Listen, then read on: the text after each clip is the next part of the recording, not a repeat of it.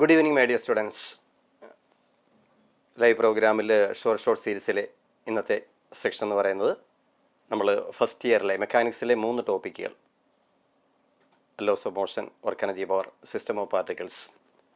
നമുക്ക് വളരെ സിമ്പിളായ കുറച്ച് ക്വസ്റ്റ്യൻസിലൂടെ അതിൽ എമർജൻസിയായ കുറച്ച് കോൺസെപ്റ്റുകൾ ഒന്ന് റീകളക്ട് ചെയ്യാൻ ഈ 2 മണിക്കൂർ നമുക്ക് വിനിയോഗിക്കാം. ഒരുപാട് വളരെ ഫാസ്റ്റായിട്ട് ഉത്തരം കണ്ടുപിടിക്കുക എന്നതിലുപരിയായിട്ട് ഒരു മത്സരം ഒഴിവാക്കിക്കൊണ്ട് പോളിങ്ങും അതിൻ്റെ കേസുകളും തൽക്കാലം നിങ്ങൾക്ക് വർക്കൗട്ട് ചെയ്യുന്നതിന് കുഴപ്പമില്ല, ആൻസർ എത്തിച്ചേരാം. ബട്ട് സ്റ്റിൽ ഞാൻ വലിയ ക്വസ്റ്റ്യൻസ് ഒന്നും എടുത്തിട്ടില്ല. വളരെ ചെറിയ ക്വസ്റ്റ്യൻസ് എടുക്കുമ്പോൾ പിള്ളേർ കെയർ ചെയ്യേണ്ട ചില പോയിന്റുകൾ നമ്മളിവിടെ ഒന്ന് ഡിസ്കസ് ചെയ്യുന്നു. ചിലപ്പം ഒരുപക്ഷെ സ്റ്റെപ്പുകളില്ലാതെ ഉത്തരം കിട്ടുന്ന, ആൻസർ കിട്ടുന്ന എല്ലാ സിറ്റുവേഷൻ ഉണ്ടാവും. അതാ ചിലപ്പോൾ നമുക്ക് അബദ്ധം പറ്റാവുന്ന, നമ്മൾ ഡീവിയേറ്റ് ചെയ്ത് പോകാവുന്ന ചില ഐഡിയ അവിടെ ഉണ്ടാവും. അപ്പോൾ അങ്ങനെയുള്ള പോയിന്റുകൾ ആ 3 ടോപ്പിക്കിൽ നിന്ന് ഒന്ന് റീകളക്ട് ചെയ്യുന്നു, ഒരു റിവിഷൻ നടത്തുന്നു. പിന്നെ ഒഴിവാക്കാൻ പാടില്ലാത്ത ചില എമർജൻസി ഏരിയ ഏതൊക്കെയാണ് ചൂണ്ടിക്കാണിക്കുന്നു. ആ ഒരു കാര്യത്തിന് വേണ്ടി നമുക്ക് അത്യാവശ്യം ഈ ലൈവ് സെക്ഷൻ യൂസ് ചെയ്യാവുന്നതാണ്. എല്ലാവർക്കും പ്രോഗ്രാമിലേക്ക് ഹാർദവമായ സ്വാഗതം.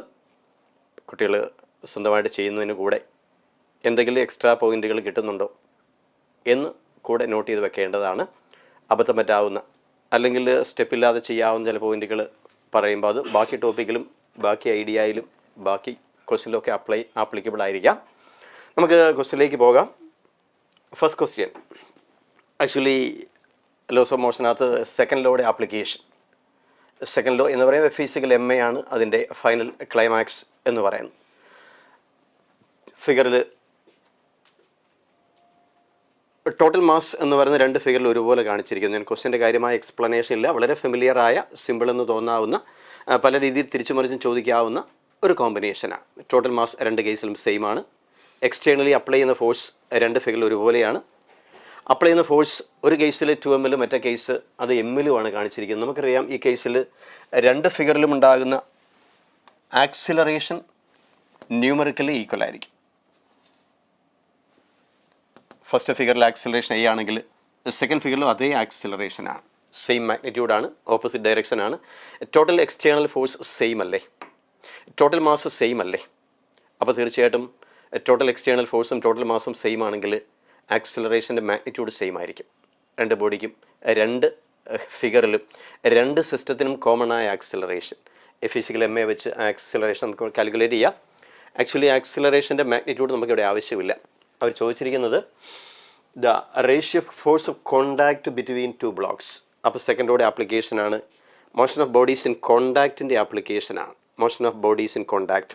അപ്പോൾ ഈ ഫിഗറിൽ 2M ഉം M ഉം തമ്മിൽ എത്ര നോർമൽ ഫോഴ്സ് ഉണ്ടെന്ന് ചോദിച്ചാൽ അത് കണ്ടുപിടിക്കാൻ if it is some N1 ആണെങ്കിൽ, ഞാൻ ഫിഗറിൽ അത് മാർക്ക് ചെയ്യുന്ന പോലും ഇല്ല, N1 കണ്ടുപിടിക്കാൻ M×A എന്നെടുത്താൽ മതി. M×A ഐ മീൻ ഫ്രണ്ടിലെ മാസ് ഇൻറ്റു ആക്സിലറേഷൻ. സെക്കൻഡ് ഫിഗറിൽ അതൊരു N2 ആണെങ്കിൽ അത് കണ്ടുപിടിക്കാൻ N2 is equal to 2M×A എന്നെടുത്താൽ മതി. ഫ്രണ്ടിലെ മാസ് സെക്കൻഡ് ഫിഗറിൽ ഫ്രണ്ടിലെ മാസ് 2M അല്ലേ, ഫസ്റ്റ് ഫിഗറിൽ ഫ്രണ്ടിലെ മാസ് M അല്ലേ, A കോമൺ അല്ലേ. തീർച്ചയായിട്ടും N1 N2 ഈക്വൽ അല്ല എന്ന് ക്ലിയർ. ആവശ്യപ്പെട്ടത് ratio between normal contact force N1/N2 is the required result. Calculate ചെയ്യാനില്ല, MA ക്യാൻസലായി പോകും. ആൻസർ ഈസ് സിംപ്ലി 1/2 ഓർ 1:2 എന്നെടുക്കാം. Second choice. ഫസ്റ്റ് കേസിൽ M×A ആണ്, സെക്കൻഡ് കേസിൽ 2M×A ആണ്. ക്വസ്റ്റ്യൻ പേപ്പറിലൊക്കെ ഇത് മറ്റ് പല രീതിയിൽ പ്രാക്ടിക്കൽ ടച്ചുള്ള എക്സാമ്പിളായിട്ട് ചോദിക്കാറുണ്ട്. 2 ബോഡികൾക്കിടയിൽ ഒരു ഇൻസെക്റ്റ്, ഒരു ബഗ് വെച്ചിരിക്കുന്നു. അതിൽ സർവൈവിങ് ചാൻസ് കൂടുതൽ എവിടെയാണ് എന്നൊക്കെ ചോദ്യം വരാറുണ്ട്. സർവൈവിങ് ചാൻസ് കൂടുതൽ വരുന്നത് നോർമൽ കോണ്ടാക്ട് ഫോഴ്സ് മിനിമം വരുന്നിടത്താണ്. ഫ്രണ്ടിലെ മാസ് മിനിമം വന്നാൽ അതിൻ്റെ മീനിങ് N കുറവാണെന്നാണ്. ഇവിടെ ഫ്രണ്ടിലെ മാസ് M അല്ലേ, അവിടെ ഫ്രണ്ടിലെ മാസ് 2M അല്ലേ, കോമൺ ആക്സിലറേഷൻ അല്ലേ, ടോട്ടൽ ഫോഴ്സ് സെയിം അല്ലേ, ടോട്ടൽ മാസ് സെയിം അല്ലേ, ആക്സിലറേഷൻ സെയിം അല്ലേ. പക്ഷേ എന്ത് ഡിഫറൻറ്റാണ്? കോണ്ടാക്ട് ഫോഴ്സ് ഡിഫറൻറ്റാണ്. കാണുമ്പോൾ ടോട്ടൽ ഫോഴ്സ് സെയിം അല്ലേ, ടോട്ടൽ മാസ് സെയിം അല്ലേ, ആക്സിലറേഷൻ സെയിം അല്ലേ. അതുകൊണ്ട് force between the M1 and M2 same ആണെന്ന് തോന്നാം. 1:1 എന്നൊരു ഓപ്ഷൻ കിടപ്പുണ്ട്. ഡൗട്ട് തോന്നാവുന്ന, പല രീതിയിൽ ചോദ്യം വരാവുന്ന കേസ് സെക്കൻഡ് ഓർഡർ ആപ്ലിക്കേഷനാണ്. ആക്സിലറേഷൻ്റെ കാൽക്കുലേഷൻ നമുക്ക് ആവശ്യമില്ല, കോമൺ A ആണെന്നുള്ള കാര്യം അറിയണം. പിന്നെ കോണ്ടാക്ട് ഫോഴ്സ് എടുക്കുമ്പോൾ ഫ്രണ്ടിലെ മാസ് ഇൻറ്റു ആക്സിലറേഷൻ, അതാണ് ഫ്രണ്ടിലെ മാസ് ഇൻറ്റു ആക്സിലറേഷൻ വരുമ്പോൾ ഫസ്റ്റ് കേസിൽ M×A, സെക്കൻഡ് കേസിൽ 2m/a എന്നാണ്. ബോഡികളുടെ നമ്പർ കൂടി ക്വസ്റ്റ്യൻ വരാറുണ്ട്. പ്രാക്ടിക്കൽ ടെസ്റ്റിലെ ആപ്ലിക്കേഷൻ ചോദിക്കാറുണ്ട്. മോഷൻ ഓഫ് ബോഡീസ് ഇൻ കോണ്ടാക്റ്റിൻ്റെ ആപ്ലിക്കേഷനാണ്. അതുപോലെ സെക്കൻഡ് ലോയുടെ ആപ്ലിക്കേഷനാണ്. ഫിസിക്കൽ MA എന്ന ഇക്വേഷൻ്റെ ആപ്ലിക്കേഷനാണ്. എന്ന് കാണാൻ ഫ്രണ്ടിലെ മാസ് ഇൻറ്റു എ യൂസ് ചെയ്യാമെന്ന് പറയുന്ന കോൺസെപ്റ്റ്. 3 ബോഡി വന്നാലും 4 ബോഡി വന്നാലും ആർക്കിടയിലെ എന്നാണ് വേണ്ടത്? ആ സർഫസിൻ്റെ ഫ്രണ്ടിലെ മാസ് ഇൻറ്റു കോമൺ ആക്സിലറേഷൻ വെച്ചാൽ ആ 2 ബോഡികൾക്കിടയിലുള്ള നോർമൽ കോണ്ടാക്ട് ഫോഴ്സിൻ്റെ മാഗ്നിറ്റ്യൂഡ് ലൊക്കേറ്റ് ചെയ്യാവുന്നതാണ്. ഇത്രയും ഐഡിയ നമ്മൾ ആ കൂടെ റീകളക്ട് ചെയ്യുന്നു. ശരിയായവരും തെറ്റിയവരും അബദ്ധം പറ്റിയവരും ഉണ്ടാകും. ബട്ട് ആ ഐഡിയ വെച്ചുകൊണ്ട് മറ്റു ചെറിയ മോഡിഫിക്കേഷൻ വരുന്ന ക്വസ്റ്റ്യൻ വരുമ്പോൾ തെറ്റാതെ നോക്കുക. ഓക്കെ, നമുക്ക് സെക്കൻഡ് വണ്ണിലേക്ക് പോകാം. A uniform thick rope of length 5 meter is kept in frictionless surface and a force of 5 Newton is applied on one of its end. Find the tension in the rope at 1 meter from this end. Horizontal ആയ ഒരു frictionless സർഫസിൽ ഒരു തിക്ക് rope എന്നാണ് പറഞ്ഞിരിക്കുന്നത്. Can be taken as a body like this. And a horizontal force is applied at one of its ends.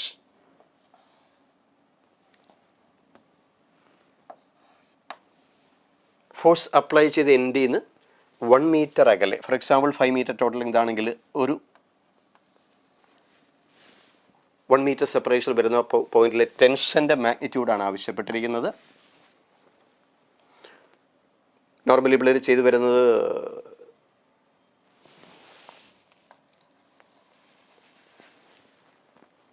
Mass per unit length എടുത്ത് ഈ ബൈക്കിലെ പോർഷൻ്റെ mass കണ്ടുപിടിച്ച്, ബൈക്കിലെ പോർഷൻ്റെ length x ആണെങ്കിൽ മാസ് പെർ യൂണിറ്റ് ലെങ്ത് എടുത്ത് ബൈക്കിലെ പോർഷൻ്റെ mass കണ്ടുപിടിച്ച് ആ മാസിനെ acceleration കൊണ്ട് multiply ചെയ്യണം.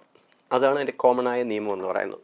ഇപ്പം T ആണ് വേണ്ടതെങ്കിൽ, ടെൻഷൻ അറ്റ് ദിസ് പോയിൻ്റ് ആണ് വേണ്ടതെങ്കിൽ ബൈക്കിലെ മാസ് നമുക്കറിയില്ല. ബൈക്കിലെ മാസ് എടുക്കണമെങ്കിൽ ക്യാപിറ്റൽ M മാസുള്ള റോപ്പാണെങ്കിൽ M/L mass per unit length into length of the element x into acceleration F/M എന്ന് കിട്ടും. x ലെങ്ത് ഉള്ള ബൈക്കിലെ മാസ്, അത് mass per unit length into length of that elements, mass per unit length into length of that elements into acceleration. അതാണ് mass of that element into acceleration. Acceleration total force by total മാസ്സാണ്. ഇത് cancel ആയി പോകും. ഞാൻ question ഇടാൻ കാരണം മെയിലിൽ ഈ ക്വസ്റ്റ്യൻ വന്നാൽ നമ്മളിങ്ങനെ മാസ് പെർ യൂണിറ്റ് ലെങ്ത് എടുത്ത് ബൈക്കിലെ എലമെൻറ്റിൻ്റെ മാസ് കണ്ടുപിടിച്ച് എയുടെ ഫോമിൽ F/M എഴുതി ഇൻറ്റു ചെയ്യേണ്ട ആവശ്യമില്ല. അതിൽ ഫൈനലൈസ് ചെയ്യുമ്പോൾ ക്ലൈമാക്സിൽ അതിൻ്റെ പ്രത്യേകതയുണ്ട്. T = F/L × x എന്ന് മാത്രം എടുത്താൽ മതി. F/L force per unit length into length of the elements will give force on that elements. അതാണ് force per unit length into length of the elements. ഉണ്ടോ? അപ്പം ഈ പോയിന്റിലെ ഫോഴ്സാണ് വേണ്ടതെങ്കിൽ ഫോഴ്സ് പെർ യൂണിറ്റ് ലെങ്ത് എടുക്കുന്നു, ഈ ലെങ്ത് കൊണ്ട് ഇൻറ്റു ചെയ്യുന്നു. Total force is given 5 Newton. Total length is given 5 meter. So force per unit length 5/5. അത് ക്യാൻസൽ ആയി പോകും. x 1 meter from this ends. This length is 1 meter. Total length is 4 meter. So x is equal to 4. Total length is 5 meter. So remaining length is 4 meter. So 5/5 into 4. 4 Newton is the right answer. ഞാൻ പറഞ്ഞത് normally tension ചോദിക്കുമ്പോൾ ബൈക്കിലെ mass into acceleration ആണ് എടുക്കുന്നത്. ബൈക്കിലെ mass കാണാൻ mass per unit length into length of the element എടുക്കാം. പക്ഷേ mass per unit length എടുത്ത് length of the എലമെൻറ്റോട് into ചെയ്ത് പിന്നെ എ വെച്ച് മൾട്ടിപ്ലൈ ചെയ്യുന്നതിന് പകരം F/M എടുത്ത് ആ ഒരു മോഡിഫിക്കേഷൻ ഒഴിവാക്കാം. എന്താണ് സ്റ്റെപ്പിൻ്റെ ക്ലൈമാക്സ് എന്ന് പറയുന്നത്? Force per unit length into length of the element എന്നേ വരുള്ളൂ. ഏത് പോയിന്റിൽ ടെൻഷൻ വേണം അതിൻ്റെ ബൈക്കിലെ ലെങ്ത് കൊണ്ട് force per unit length into ചെയ്താൽ മതി. ഇവിടെ F 5 ആണ്, L 5 ആണ്, എക്സിൻ്റെ വാല്യൂ 4 മീറ്റർ ആണ്. So answer is simply. Final ആൻസറിന് സിഗ്നിഫിക്കൻസ് ഇല്ല. അതിലേക്ക് നമ്മൾ കടന്നു പോകുന്ന ആ സ്റ്റെപ്പ് എത്രമാത്രം സിമ്പിളാക്കാം എന്നുള്ളതാണ് കുട്ടികൾ മനസ്സിലാക്കേണ്ടത്. 1 സെക്കൻഡ് 2 സെക്കൻഡ് എന്ന് പറയുന്നത് നമുക്ക് മിച്ചം വന്നാൽ അടുത്ത പ്രോബ്ലത്തിൽ അത് യൂസ് ചെയ്യാവുന്നതാണ്. അപ്പം mass per unit length calculate ചെയ്യാതെ ആൻസറിലേക്ക് പോകാൻ കഴിയുമെങ്കിൽ അത് കുറച്ചുകൂടെ ഈസി ആകുന്നു എന്നാണ്. നെക്സ്റ്റ് വൺ, കുട്ടികൾ കോമൺ ആയിട്ട് ചോദിക്കാറ് ഡൗട്ട് വരാറുള്ളൊരു സിറ്റുവേഷൻ. ഇത് 2 ഇൻക്ലൈൻഡ് പ്ലെയിനാണ്. രണ്ടിനും 2 സ്ലോപ്പ് കാണിച്ചിരിക്കുന്നു. ഒരു കേസിൽ 60 ഡിഗ്രിയാണ്, മറ്റേ കേസിൽ 30 ഡിഗ്രിയാണ്. 2 ബ്ലോക്കുകൾ 2 സർഫസിന് മുകളിൽ വെക്കുന്നു. ഫസ്റ്റ് ബ്ലോക്ക് ഒരു A1 എന്ന വാല്യൂവിൽ ഇങ്ങനെ ആക്സിലറേറ്റ് ചെയ്യുന്നു. സെക്കൻഡ് ബ്ലോക്ക് A2 എന്ന മറ്റൊരു വാല്യൂവിൽ ആക്സിലറേറ്റ് ചെയ്യുന്നു. ഫസ്റ്റ് ബ്ലോക്കിൻ്റെ A1 എടുത്താൽ സെക്കൻഡ് ബ്ലോക്കിൻ്റെ A2 എടുത്താൽ നമുക്കറിയാം അത് G sin theta അല്ലേ. So A1 is very simple. A1 is equal to G sin 60 എന്നാണ് വരിക. ആൻഡ് A2 is equal to G sin 30. Acceleration of a body along a smooth inclined plane is given by the equation G sin theta always, where theta is the angle of inclination. Question adalla. Two blocks A and B are placed on the two planes. What is the relative vertical acceleration? പിള്ളേർ തെറ്റിദ്ധരിക്കാറുണ്ട്. Relative vertical acceleration G അല്ലേ, അപ്പോൾ പിന്നെ relative acceleration G minus G അല്ലേ, 0 അല്ലേ? 0 എന്നൊരു option കിടപ്പുണ്ട്. Actually ഈ ബോഡിയുടെ ആക്ച്വൽ ആക്സിലറേഷൻ തന്നെ ജിയേക്കാളും കുറവാണ്. Why? It is moving along a surface. സർഫസിലൂടെ പോകുന്ന ബോഡിക്ക് അങ്ങനെ ഫ്രീലി ഫാളിങ് ബോഡിയല്ല. So A1 is less than G, A2 is also less than G. A1ൻ്റെ വെർട്ടിക്കൽ കമ്പോണൻസ്, A1ൻ്റെ വെർട്ടിക്കൽ കമ്പോണൻസ്, ഇത് A2ൻ്റെ വെർട്ടിക്കൽ കമ്പോണൻ്റ് ആണ്. ഉണ്ടോ? A1ൻ്റെ വെർട്ടിക്കൽ കമ്പോണൻ്റ് എന്ന് പറഞ്ഞാൽ അത് A1 ഈ ആംഗിൾ 30 ഡിഗ്രിയാണ്. ഇത് A1 cos 30 ആണ്. A2ൻ്റെ വെർട്ടിക്കൽ കമ്പോണൻ്റ് എന്ന് പറഞ്ഞാൽ ഇതാണ്, അത് A2 cos 60 ആണ്. ഈ ആംഗിൾ 60 ആണ്. അപ്പോൾ A2ൻ്റെ വെർട്ടിക്കൽ കമ്പോണൻ്റ് A2 cos 60 ആണ്. ഈ ആംഗിൾ 30 ആണ്. അപ്പോൾ A1ൻ്റെ വെർട്ടിക്കൽ കമ്പോണൻ്റ് A1 cos 30 ആണ്. അപ്പോൾ A1 cos 30 is the vertical component of first body and A2 cos 60 is the vertical acceleration of second body. And the relative vertical acceleration, same direction ആണെങ്കിൽ നമുക്കറിയാം അത് difference എടുത്താൽ പോരെ. So അവരാവശ്യപ്പെട്ടത് A1 cos 30. A1 is actually G sin 60. So G sin 60 into cos 30 minus A2 cos 60 ആണ്, അത് G sin 30 into cos 60 ആണ്. ഇതാണ് റിലേറ്റീവ് ആക്സിലറേഷൻ. ഫസ്റ്റ് ബോഡിയുടെ വെർട്ടിക്കൽ ആക്സിലറേഷൻ അത് A1 cos 30 അല്ലേ, സെക്കൻഡ് ബോഡിക്ക് A2 cos 60 അല്ലേ, അതിൻ്റെ ഡിഫറൻസ് ആണ് ആവശ്യപ്പെട്ടിരിക്കുന്നത്. And answer is very simple. sin 60 എന്ന് പറഞ്ഞാലും cos 30 എന്ന് പറഞ്ഞാലും അത് √3/2 ആണ്.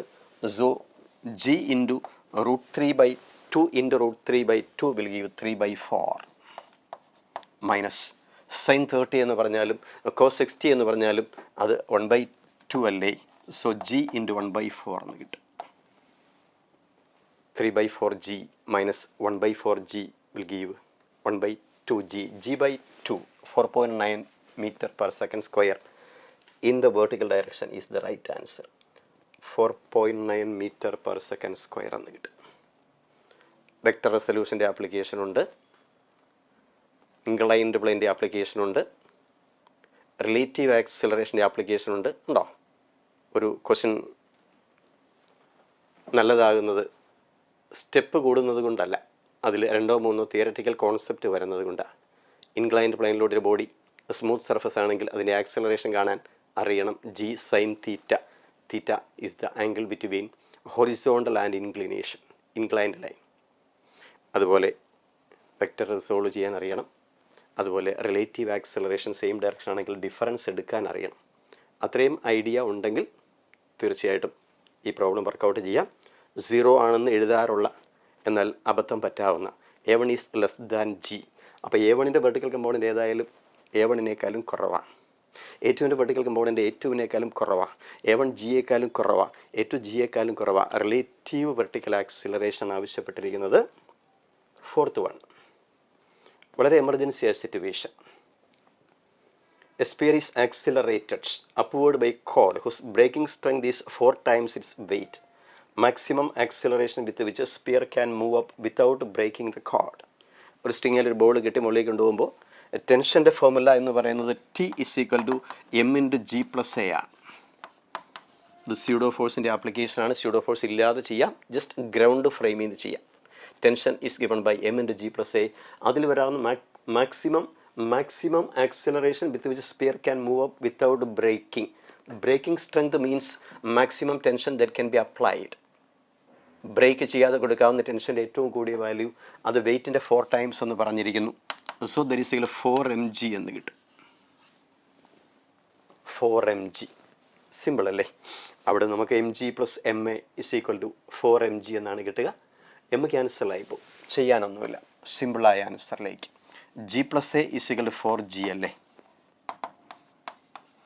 Or A is equal to 3g എന്ന് കിട്ടും. ദിസ് വൺ ഓപ്ഷനൊക്കെ എന്നോട് ചെക്ക് ചെയ്ത് വേണം കേട്ടോ. ആൻസർ നല്ല പ്രാധാന്യം. എം മാസുള്ള ബോഡി സ്ട്രിങ്ങിൻ്റെ എൻ്റെ അറ്റാച്ച് ചെയ്തിട്ട് മുകളിലേക്ക് ആക്സിലറേറ്റ് ചെയ്യിച്ചാൽ ടെൻഷൻ്റെ value M into G plus A ആണെന്ന് മറന്നു പോകരുത്. മുകളിലേക്ക് ഡീസലറേഷൻ ആണെങ്കിൽ അത് M into G minus A ആണ്. മുകളിലേക്ക് യൂണിഫോം വെലോസിറ്റി ആണെങ്കിൽ അത് എം ഇൻറ്റു ജി ആണ്. താഴേക്ക് ആക്സിലറേഷൻ ആണെങ്കിൽ M into G minus A ആണ്. താഴേക്ക് യൂണിഫോം വെലോസിറ്റി ആണെങ്കിൽ അത് എം ഇൻറ്റു ജി ആണ്. താഴേക്ക് ആക്സിലറേഷൻ ആണെങ്കിൽ M into G minus A ആണ്. ഫ്രീലി ഫാളിംഗ് ആണെങ്കിൽ ടെൻഷൻ്റെ വാല്യൂ 0 ആണ്. അതാ ടെൻഷൻ്റെ വേരിയേഷൻ. ഒരു ലിഫ്റ്റിലൊക്കെ ഒരു ബോൾ ഇങ്ങനെ സ്ട്രിങ്ങിൻ്റെ എൻ്റെ അറ്റാച്ച് ചെയ്തിട്ട് ലിഫ്റ്റ് മൂവ് ചെയ്യുന്ന സമയത്ത് ടെൻഷൻ്റെ വേരിയേഷൻ, എമർജൻസി ഏരിയ സിലബസിൽ 100% ഇൻക്ലൂഡഡ് ആണ്. NCERT കണ്ടൻറ്റ് മറന്നു പോവരുത്. അതിൻ്റെ ഒരു സാമ്പിൾ ക്വസ്റ്റ്യനാണ് പരിചയപ്പെടുത്തിയത്. 5th വൺ NCERTയിൽ സ്ട്രിക്റ്റ് ആയിട്ട് പറയുന്നു, മുൻ വർഷങ്ങളിൽ ചോദിച്ചിരിക്കുന്ന ഒരു ഡയറക്റ്റ് ക്വസ്റ്റ്യനാണ്. അതിനും നമുക്കങ്ങനെ ഒരു പല മെത്തേഡ് ചെയ്യാം. അതിൽ ഏറ്റവും ഷോർട്ട് മെത്തേഡിലേക്ക് പോകുന്നു. A ball of mass 3 kg moving with 100 m/s strikes a wall at an angle 60 degree as shown in the figure. Formula കാണാതെ പിടിച്ച് വെറുതെ 60 എന്ന് ഇട്ട് ചെയ്തേക്കരുത് കേട്ടോ. അതാ തന്നിരിക്കുന്ന ആംഗിളൊക്കെ വേരിയേഷൻ വരാം. The ball rebounds the same speed and remains in contact for 0.2 seconds. The force exerted, second ലോയാണ്. Force, rate of change of momentum, change in momentum by time taken for it. ഈ change in momentum എടുക്കുമ്പോൾ ഇതിൻ്റെ initial momentum actually that is along this line. Final momentum can be along this line. There is no change in magnitude if initial momentum is mv, final momentum is also mv, and the total angle between these two momenta, initial momentum final momentum തമ്മിലുള്ള angle that is actually 120 degree. Force ആണ് വേണ്ടതെങ്കിൽ F is equal to change in momentum delta P divided by delta T എന്നാണ് വരിക. Delta P കാണാൻ നേരത്തെ പിള്ളേർ vector ഉണ്ട്, അത് റിസോൾവ് ചെയ്ത് ഇനിഷ്യൽ മൊമെൻറ്റത്തെ റിസോൾവ് ചെയ്ത് ഫൈനൽ മൊമെൻറ്റ് റിസോൾവ് ചെയ്ത് അതിൻ്റെ വെർട്ടിക്കൽ ഹൊറിസോണ്ടൽ വേറെ എടുത്ത് സബ്ട്രാക്ട് ചെയ്തൊക്കെ സമയം കളയാറുണ്ട്. And actually there is a short cut to calculate delta P. Delta P കാണാൻ വെക്റ്റർ സബ്ട്രാക്ഷൻ ഷോർട്ട് കട്ടാണ്. ഒരേ മാഗ്നിറ്റ്യൂഡ് ആണെങ്കിൽ ഡയറക്റ്റ് ഫോർമുലയാണ് 2 × mv × സൈൻ തീറ്റ ബൈ 2 എന്നെടുത്താൽ മതി. Sine theta by 2. Theta is angle between initial momentum and final momentum. ആരെ തമ്മിലാണ് minus ചെയ്യേണ്ടത്? അതിൻ്റെ ആ ആംഗിളിൻ്റെ ഹാഫ് എടുക്കണം. അതാ അവർ നമ്മൾ ആംഗിളിൻ്റെ ഹാഫ് എടുക്കണം. സൈൻ തീറ്റ ബൈ 2 എന്നാണ്. നമുക്ക് മാസ് അറിയാം, വെലോസിറ്റി അറിയാം. Sine theta by 2 theta totally 120 degree അല്ലേ. സൈൻ 60 √3/2 ആണ്. ചെയ്യേണ്ട ആവശ്യമില്ല. √3 കൂടി ഒരു option we can take it. ഞാൻ ചേഞ്ച് ഇൻ മൊമെൻറ്റം എടുക്കുമ്പോൾ റിസോൾവ് ചെയ്യാതെ എടുക്കുമ്പോൾ തീറ്റയുടെ വാല്യൂ 120 ആണ്, അതിൻ്റെ ഹാഫ് 60 ആണ്. സൈൻ 60 √3/2 ആണ്. മാസ് അറിയാം, വെലോസിറ്റി അറിയാം, ടൈം ഓഫ് കോണ്ടാക്ട് അറിയാം. മാസിനും വെലോസിറ്റിക്കും ടൈം ഓഫ് കോണ്ടാക്റ്റിനും സബ്സ്റ്റിറ്റ്യൂട്ട് ചെയ്താൽ ആൻസർ കിട്ടും. സൈൻ 60 √3/2 ഒളി answer in terms of √3 is first one. ഞാൻ കാൽക്കുലേറ്റ് ചെയ്തില്ല. എന്താണ് ചേഞ്ച് ഇൻ മൊമെൻറ്റം? അത് ഇമ്പൾസ് ആണെന്ന് അറിയണം. അത് final momentum minus initial momentum ആണെന്ന് അറിയണം. അത് തീർച്ചയായിട്ടും നമ്മൾ എടുക്കുമ്പോൾ റിസോൾവ് ചെയ്തിട്ട് എടുക്കാം, തെറ്റൊന്നുമില്ല. ടു ലെങ്തി, അതിൻ്റെ ആവശ്യമില്ല. 2 mv സൈൻ തീറ്റ ബൈ 2 ഒരേ വാല്യുള്ള വെക്ടേഴ്സ് സബ്ട്രാക്ട് ചെയ്യുമ്പോൾ അതിന് ഡയറക്റ്റ് ഫോർമുലയുണ്ട്. പിന്നെ ഇവിടെ ആൻസർ എടുക്കാൻ നേരത്തെ മാസും വെലോസിറ്റിയും തീറ്റയും ഒക്കെ കറക്റ്റ് അറിയാമെങ്കിൽ നമുക്കതിൻ്റെ ആവശ്യമില്ല. തീർച്ചയായിട്ടും √3യുടെ ഫാക്ടറിൽ വരുന്ന ഒരൊറ്റ ആൻസറേ ഉള്ളൂ. അത് ആൻസറാക്കി എടുക്കാം എന്ന് ഗസ് അടിച്ചതാണ് കേട്ടോ. ഇവിടെ കറക്ഷൻ വരാം. തരുന്ന ആംഗിളൊക്കെ നോക്കിയെടുക്കണം. വെക്ടേഴ്സിൻ്റെ ആംഗിൾ അതെടുക്കുന്ന മെത്തേഡ്, ചേഞ്ച് ഇൻ മൊമെൻറ്റം അതിൻ്റെ idea, vector subtraction short cut, impulse എന്ന് പറയുന്ന ക്വാണ്ടിറ്റി ആണെങ്കിൽ അത് ഡെൽറ്റ പി മാത്രമാണ്. എക്സാമിന് ഇമ്പൾസ് മാത്രം ചോദിക്കാം. അപ്പോൾ ചേഞ്ച് ഇൻ മൊമെൻറ്റം മാത്രം എടുത്താൽ മതി. ഒരു ചെറിയ ക്വസ്റ്റ്യൻ അല്ല, ഒരു നല്ല ക്വസ്റ്റ്യൻ. അതാ 3-4 തിയററ്റിക്കൽ കോൺസെപ്റ്റ് അടങ്ങുന്ന ഒരു ക്വസ്റ്റ്യനാണിത്. എന്നാൽ വളരെ സിമ്പിളാണ്. വിതിൻ സെക്കൻഡ്സ് 10 സെക്കൻഡ് മതി ആൻസർ ചെയ്യാൻ. √3യുടെ കോൺസെപ്റ്റ് വെച്ച് ആൻസർ എടുക്കാൻ അത് മതി. ബട്ട് സ്റ്റിൽ നമ്മൾ സൈൻ 120/2 സൈൻ 60 എടുക്കണം എന്ന കാര്യം മറന്നു പോവല്ലേ. 6th one again based on impulse or change in momentum. കൊളീഷൻ്റെ ആപ്ലിക്കേഷൻ പോലെ വരും അല്ലേ. The area of a T curve is A where F is a force on one mass due to the other. if one of the colliding bodies of mass capital M is at rest initially, its speed just after collision. Capital മാസുള്ള ഒരു body initially റെസ്റ്റിലായിരുന്നു, മറ്റൊരു body ചെന്ന് അതിനെ collide ചെയ്യുന്നു. Collide ചെയ്യുമ്പം തീർച്ചയായിട്ടും change in momentum, first ബോഡിക്ക് ഉണ്ടാകുന്ന ചേഞ്ച് ഇൻ മൊമെൻറ്റും സെക്കൻഡ് ബോഡിക്ക് ഉണ്ടാകുന്ന ചേഞ്ച് ഇൻ മൊമെൻറ്റും ഈക്വൽ ആയിരിക്കും. Why? Total change in momentum 0 ആവണ്ടേ? ഫസ്റ്റ് ബോഡിക്ക് ഉണ്ടാകുന്ന ലോസ് ഇൻ മൊമെൻറ്റം സെക്കൻഡ് ബോഡിക്ക് ഉണ്ടാകുന്ന ഗെയിൻ ഇൻ മൊമെൻറ്റത്തിനോട് ഈക്വൽ ആയിരിക്കും, റൈറ്റ്? അപ്പോൾ അതായത് സെക്കൻഡ് ബോഡി ക്യാപിറ്റൽ മാസുള്ള ബോഡി ഇനിഷ്യലി റെസ്റ്റിലായിരുന്നെങ്കിൽ അതിനുണ്ടാകുന്ന change in momentum delta P എന്ന് പറയുന്നത് അത് ക്യാപിറ്റൽ എം വിയോട് ഈക്വൽ ആയിരിക്കും. Since it is initially at rest, its gain in momentum is m into v. V is the velocity of the body after collision, just after collision. നമുക്കവിടെ mass തന്നിട്ടില്ല, എമ്മിൻ്റെ ടേമിലാണ് answer. വെലോസിറ്റിയാണ് വേണ്ടത്, change in momentum അറിയില്ല. Area of F T curve is A ഉണ്ടോ? If a graph is given between force and time interval, F T കർവിൻ്റെ area എന്ന് പറയുന്നത് നമുക്കറിയാം. ഫോഴ്സ് ടൈം ഗ്രാഫിൻ്റെ ഏരിയ ഇമ്പൾസാണ്, അത് ചേഞ്ച് ഇൻ മൊമെൻറ്റമാണ്, അതായത് എം ഇൻറ്റു വി ആണ്. So M into V is given as capital A. Answer is very simple. V is equal to capital A divided by M. It's all. ചെയ്യാനേ ഇല്ല, simple answer. Question കാണുമ്പോൾ വായിക്കുമ്പം പെട്ടെന്ന് clarity കിട്ടാത്തൊരു case. Second body capital M mass, initially അത് റെസ്റ്റിലായിരുന്നു, അതിന് capital V velocity കിട്ടിയെന്നിരിക്കട്ടെ, അതായത് അതിൻ്റെ ചേഞ്ച് ഇൻ മൊമെൻറ്റം എന്ന് പറയുന്നത് capital M into capital V ആണ്. അത് ഇമ്പൾസ് അല്ലേ? ഇമ്പൾസ് എന്ന് പറഞ്ഞാൽ ചേഞ്ച് ഇൻ മൊമെൻറ്റം അല്ലേ? അത് area under F T graph അല്ലേ? Area under F T graph A എന്ന് തന്നിട്ടില്ലേ? അപ്പോൾ ഇമ്പൾസ് തന്നിട്ടില്ലേ? അപ്പോൾ ചേഞ്ച് ഇൻ മൊമെൻറ്റം തന്നിട്ടില്ലേ? അപ്പോൾ എം ഇൻറ്റു വി തന്നിട്ടില്ലേ? അപ്പോൾ അറിയത്തില്ലാത്ത V is equal A by M എന്നെടുക്കാം. എത്രയോ സിമ്പിളായ ഒരു ക്വസ്റ്റ്യൻ, കാൽക്കുലേഷനേ ഇല്ല. ക്വസ്റ്റ്യൻ വായിക്കുമ്പോൾ മീനിങ് ഫുള്ളായിട്ട് വായിച്ചാൽ 2-3 സെക്കൻഡിൽ ആൻസറാണ്.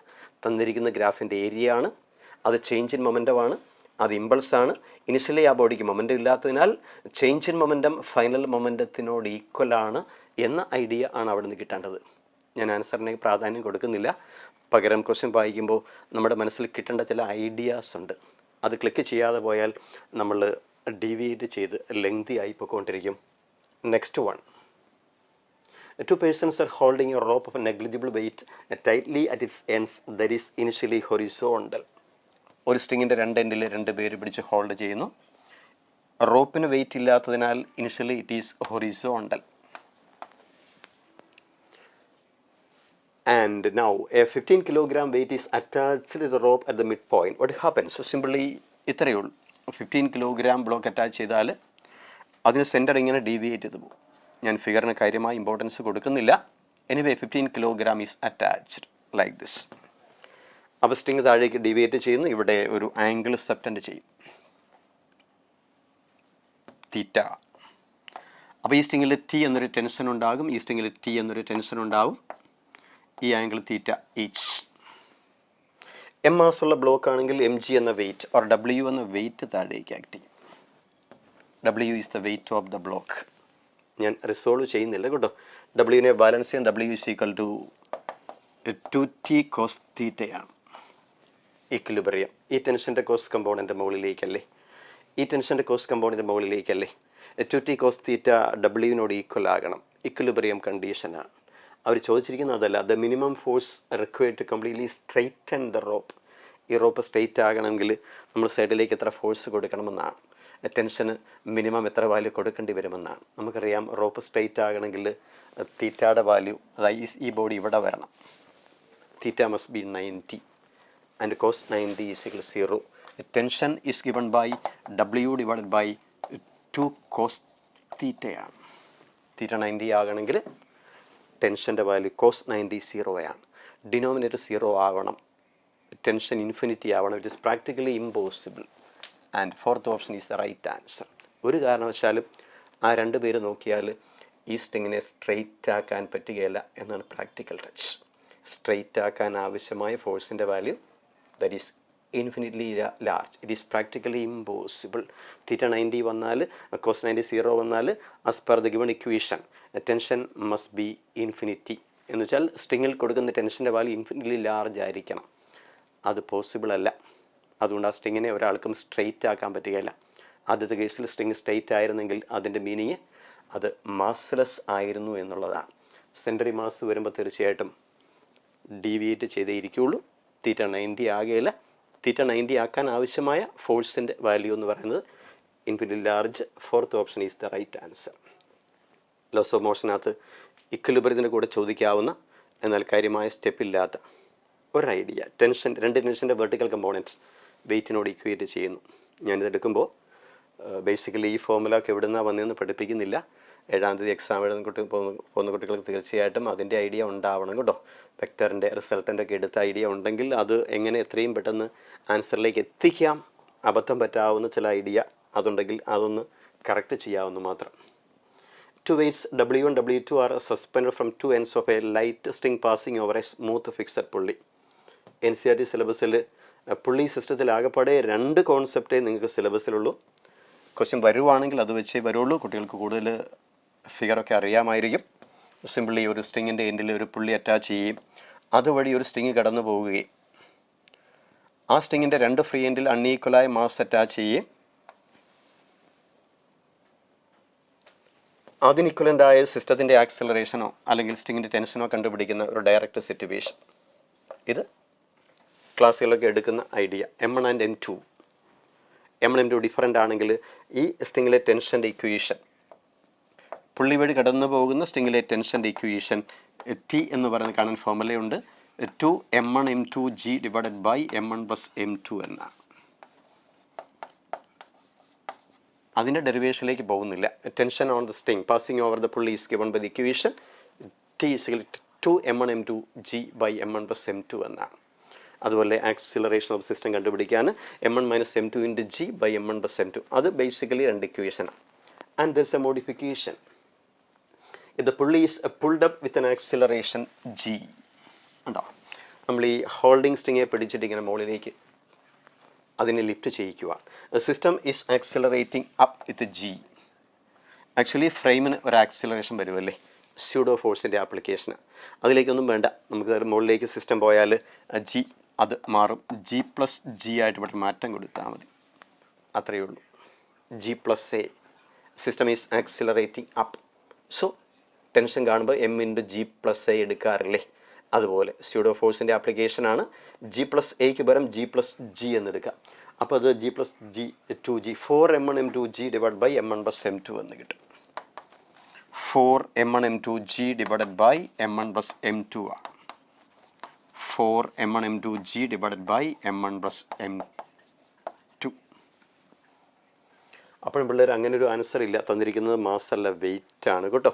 M1 എന്ന് പറഞ്ഞാൽ അത് W1 ഡിവൈഡഡ് ബൈ G ആണ്.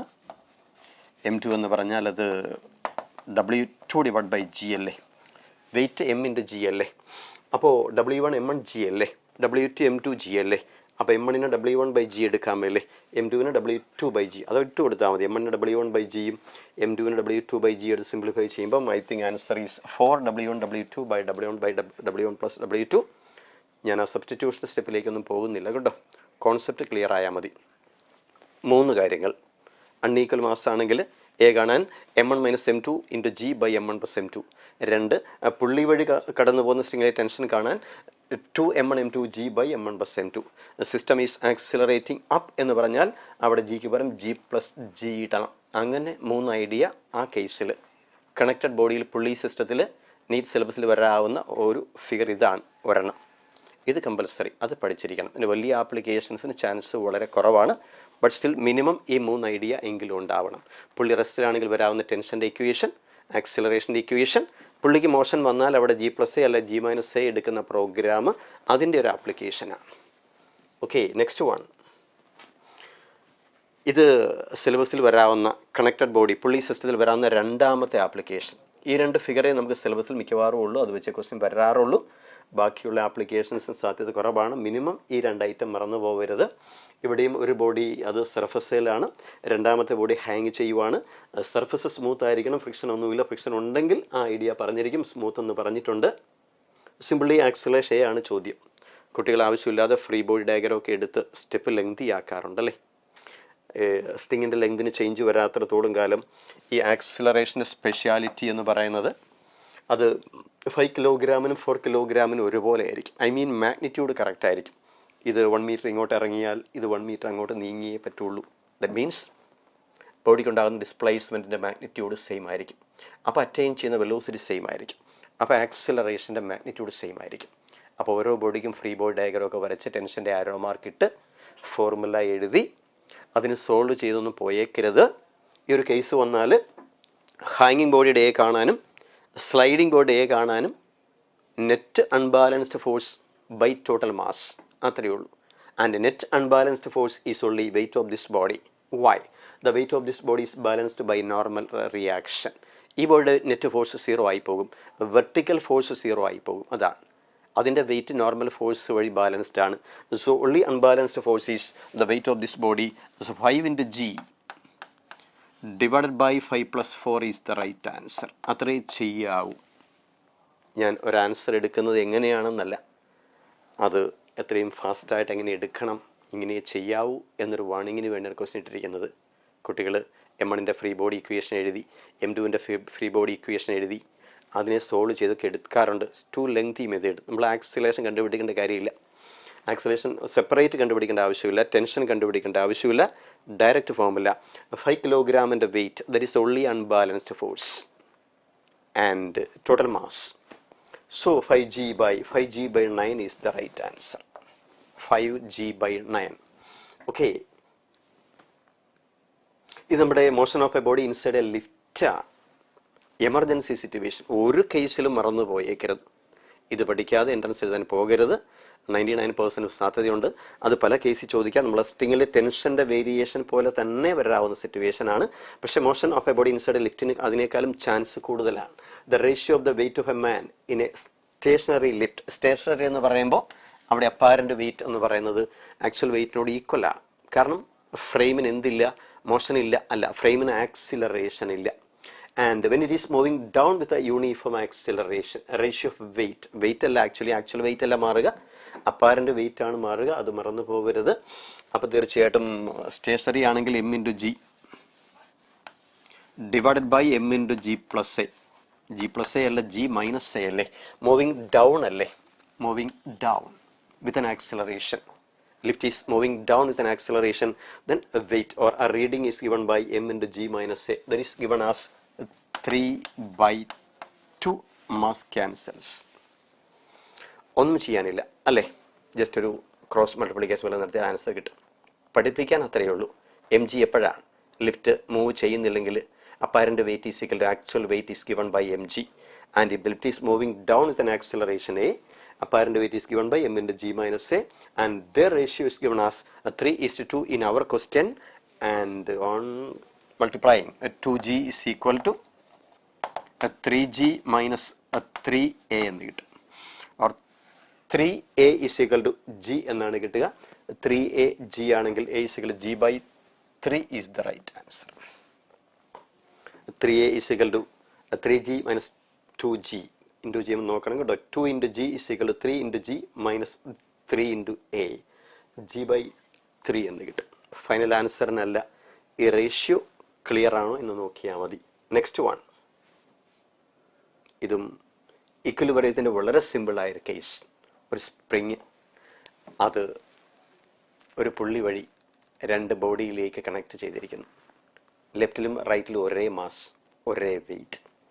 റീഡിങ് ഓഫ് ദ ബാലൻസ്, അതാണ് ചോദ്യം. റീഡിങ് എന്ന് പറയുമ്പോൾ ആക്ച്വലി സ്പ്രിങ് ബാലൻസിലെ റീഡിങ് എന്ന് പറയുന്നത് സ്പ്രിങ്ങിൻ്റെ എലോങ്ങേഷൻ മൂലം ഉണ്ടാകുന്നതാണ്. അപ്പോൾ ശരിക്കും പറഞ്ഞാൽ സ്പ്രിങ്ങിലെ ഫോഴ്സ് തന്നെയാണ്. അത് ചെയ്യാനില്ല. Answer is 10 Newton. Without calculation we can take the answer. Why? Reading ആണ് ചോദ്യം. റീഡിങ് എന്ന് പറഞ്ഞാൽ അതിൽ എക്സേർട്ട് ചെയ്യുന്ന ഫോഴ്സാണ്. അതിന് നമ്മൾ ഈ ബോഡിയുടെ ഫ്രീ ബോഡി ഡയഗ്രം എടുത്താൽ പോരെ. ആ ബോഡിയിൽ രണ്ട് ഫോഴ്സേ ഉള്ളൂ. ഒന്ന് അതിൻ്റെ വെയിറ്റ്, രണ്ട് സ്പ്രിങ് ഫോഴ്സ്. അവർ ഈക്വൽ ആയിരിക്കണം. Why? This body is in equilibrium. അപ്പുറത്തും ഒരു വെയിറ്റ്, ഇപ്പുറത്തും ഒരു വെയിറ്റ് ഈക്വൽ ആണെങ്കിൽ തീർച്ചയായിട്ടും നെറ്റ് ഫോഴ്സ് 0 ഒരു ബോഡി ആക്സിലറേറ്റ് ചെയ്യേല. നെറ്റ് ഫോഴ്സ് 0 ആണെങ്കിൽ ആക്സിലറേഷൻ ഇല്ല. അപ്പോൾ അതിലെ നെറ്റ് ഫോഴ്സ് 0 ആകണമെങ്കിൽ ഇതിൻ്റെ വെയിറ്റായ 1 into Gയും റീഡിങ്ങും സെയിം ആയിരിക്കണം.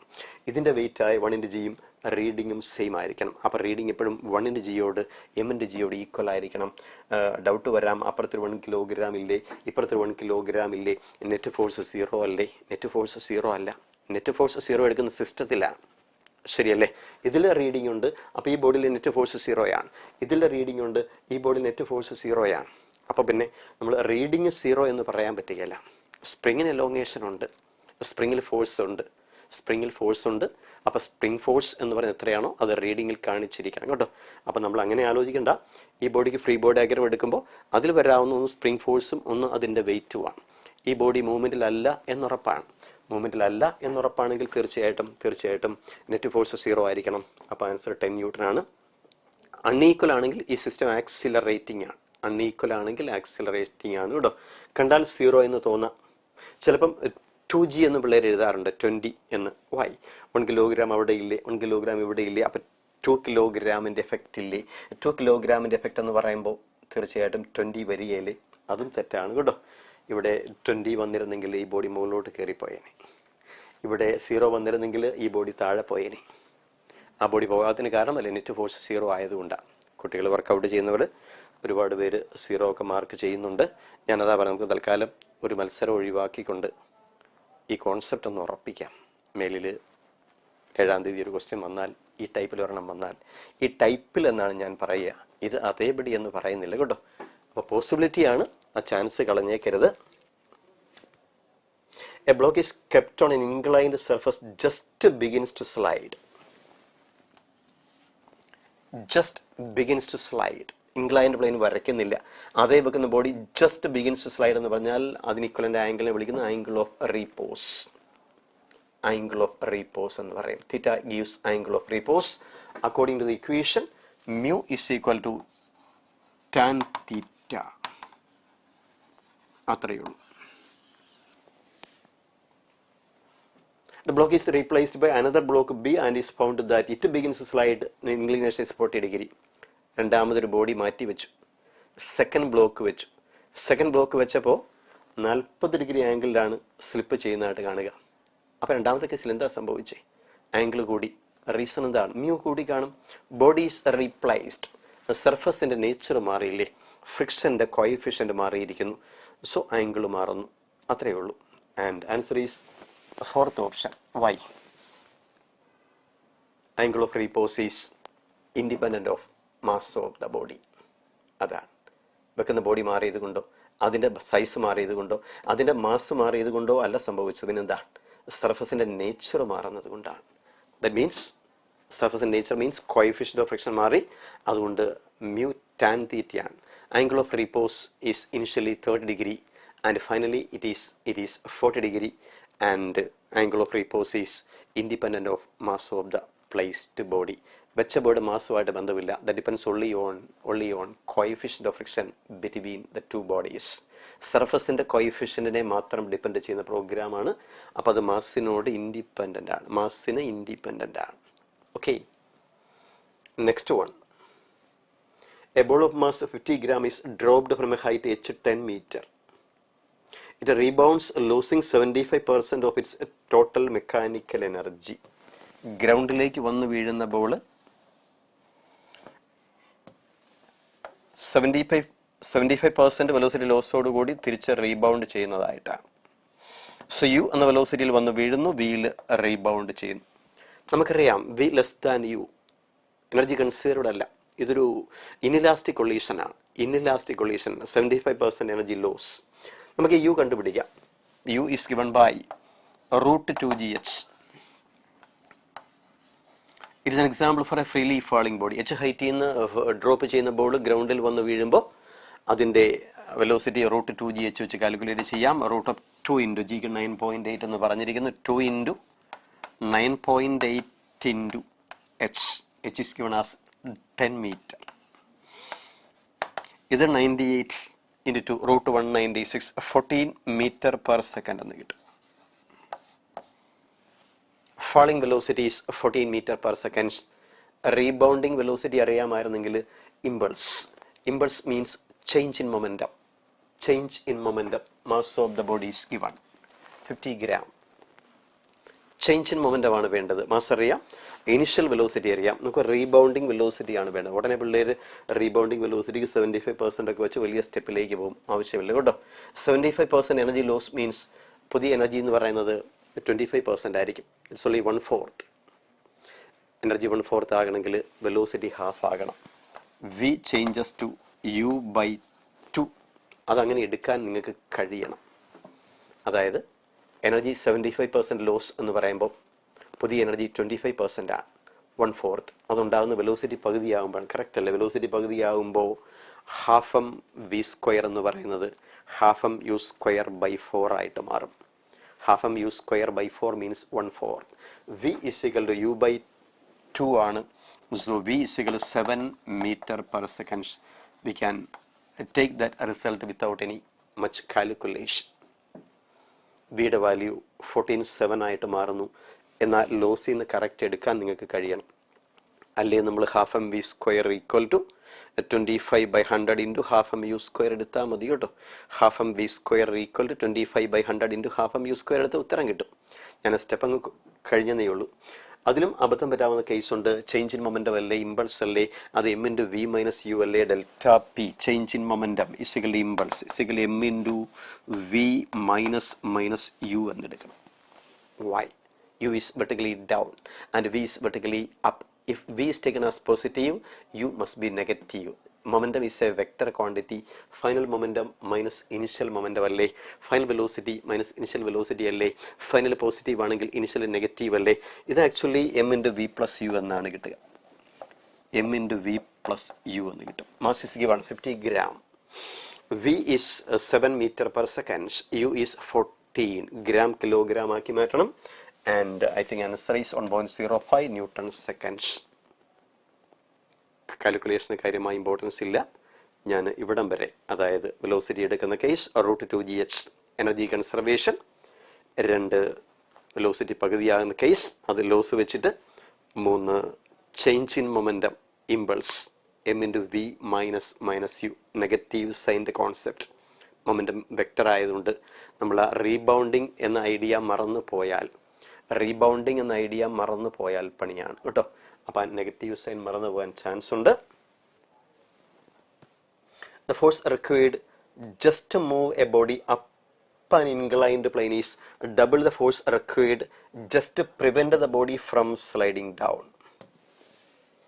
ഒരു റഫ് ഗ്രൗണ്ടിൽ റഫ് ഇൻക്ലൈൻഡ് ബോഡി വെച്ചാൽ ആ ബോഡി ജസ്റ്റ് മൂവ് ചെയ്യിക്കാൻ, മുകളിലേക്ക് മൂവ് ചെയ്യിക്കാൻ ആവശ്യമായ ഫോഴ്സ് എന്ന് പറയുന്നത് mg sin തീറ്റയുടെയും ഫ്രിക്ഷൻ്റെയും കൂടെ സമ്മാണ്. mg sin theta is acting down. മുകളിലേക്ക് സ്ലിപ്പിംഗ് ടെൻഡൻസി കാണിക്കുമ്പോൾ ഫ്രിക്ഷനും താഴേക്കാം. അപ്പോൾ തീർച്ചയായിട്ടും ആ F1 എന്ന് പറയുന്ന F1 = mg sin theta plus mu mg cos തീറ്റ എന്ന് കിട്ടും. മുകളിലേക്ക് സ്ലിപ്പ് ചെയ്യിക്കാൻ ആവശ്യമായ minimum force F and the force required just to prevent the body from sliding down. അതിനാവശ്യമായ ഫോഴ്സ് എന്ന് പറയുന്നത് സ്ലൈഡ് ചെയ്യാതിരിക്കാൻ, താഴേക്ക് പോരാതിരിക്കാൻ ആവശ്യമായ ഫോഴ്സ് എന്ന് പറയുമ്പോൾ താഴേക്ക് പോരുന്ന mg sin തീറ്റ കൊണ്ടാണ്. mu mg cos തീറ്റ മുകളിലേക്കുണ്ട്. ആ ഡിഫറൻസ് mg sin തീറ്റ ലീഡ് ചെയ്യുന്നത് കൊണ്ടാണ് താഴേക്ക് പോരുക. അപ്പോൾ ഡിഫറൻസ് എത്രയാണോ അത്രയും ഫോഴ്സാണ് അപ്ലൈ ചെയ്യേണ്ടത്. അപ്പം സ്ലൈഡിങ് പ്രിവെൻറ്റ് ചെയ്യാൻ വേണ്ടി കൊടുക്കേണ്ട ഫോഴ്സ് എന്ന് പറയുന്നത് mg sin theta minus mu mg cos തീറ്റയാണ്. ഈ 2 ഐഡിയ അവിടെ അറിയണം. ഇൻക്ലൈൻഡ് റഫ് സർഫസിൽ ബോഡി വെച്ചാൽ മുകളിലേക്ക് സ്ലിപ്പ് ചെയ്യിക്കാൻ ആവശ്യമായ മിനിമം ഫോഴ്സ് എന്ന് പറയുന്നത് mg sin theta plus mu mg cos തീറ്റയാണ്. സ്ലിപ്പിംഗ് പ്രിവെൻറ്റ് ചെയ്യാൻ ആവശ്യമായ മിനിമം ഫോഴ്സ് എന്ന് പറയുന്നത് mg sin theta minus mu mg cos തീറ്റയാണ്. ഒരു കേസിൽ ഫോഴ്സുകൾ സം ചെയ്യണം, മറ്റേ കേസിൽ അതിൻ്റെ ഡിഫറൻസ് എടുക്കേണ്ടത്. And there is a connection. The force required just to move a body up an inclined plane is double the force required to just to prevent the body from sliding down. Means F1 is equal to 2F2 as per the given question.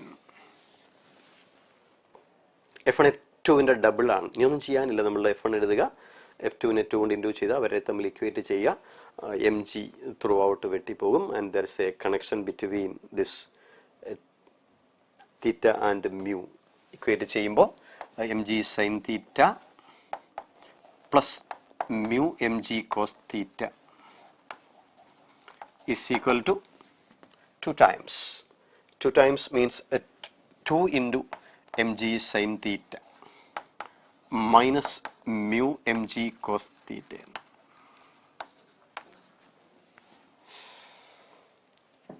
അത് 2 കൊണ്ട് into ചെയ്യുക, M G through out ക്യാൻസലാക്കി കളയുക കേട്ടോ. ഞാനത് simplify ചെയ്യുമ്പോൾ ഈ 2 mg sine തീറ്റ ഇങ്ങോട്ട് വരും.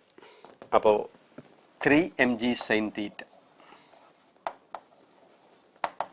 is equal to 3 mg sine theta. 2 mg sine theta ലെഫ്റ്റിലേക്കല്ല, ഈ 2 mg സൈൻ തീറ്റ നമുക്ക് റൈറ്റിലേക്ക് എടുക്കാം. അപ്പോൾ 3 mg sine theta is equal to mu mg 2 mu mg cos theta ഇങ്ങോട്ട് വരുമ്പോൾ അത് പോസിറ്റീവ് സൈൻ കാണിക്കും. ഇവിടെ 2 mu mg cos തീറ്റ ഉണ്ട്. 2 times mg sin theta plus mu mg cos theta is equal to 2 times mg sin theta minus mu mg cos തീറ്റയാണ്. അപ്പോൾ നമ്മൾ mg sin തീറ്റ അങ്ങോട്ട് എടുക്കുന്നു. അപ്പോൾ 2 mg cos തീറ്റ മൈനസ് mg sin തീറ്റ അല്ലേ വരിക. അപ്പോൾ mg sin തീറ്റ വരും. mg sin theta is equal to 3 mu mg cos തീറ്റ എന്ന് കിട്ടും. 3 mu mg cos theta.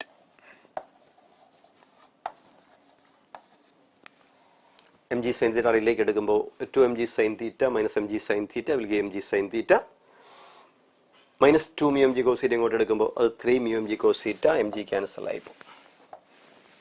sin theta by cos theta tan theta equal 3 mu or theta is equal tan ബേസ് 3 mu എന്ന് കിട്ടും. Answer കാണാതെ പഠിക്കാതെ 2 ടൈംസിന് ഇക്വലൻ്റ് ആയ ഒരു ആൻസർ എന്നേ ഉള്ളൂ കേട്ടോ. ഈ രണ്ട് ഇക്വേഷൻ ഫ്രെയിം ചെയ്യുന്ന മെത്തേഡ് അറിയണം. മുകളിലേക്ക് സ്ലിപ്പ് ചെയ്യിക്കാൻ ആവശ്യമായ മിനിമം ഫോഴ്സ്, താഴേക്ക് സ്ലിപ്പ് ചെയ്യാതിരിക്കാൻ ആവശ്യമായ minimum force. And here there is a connection between them.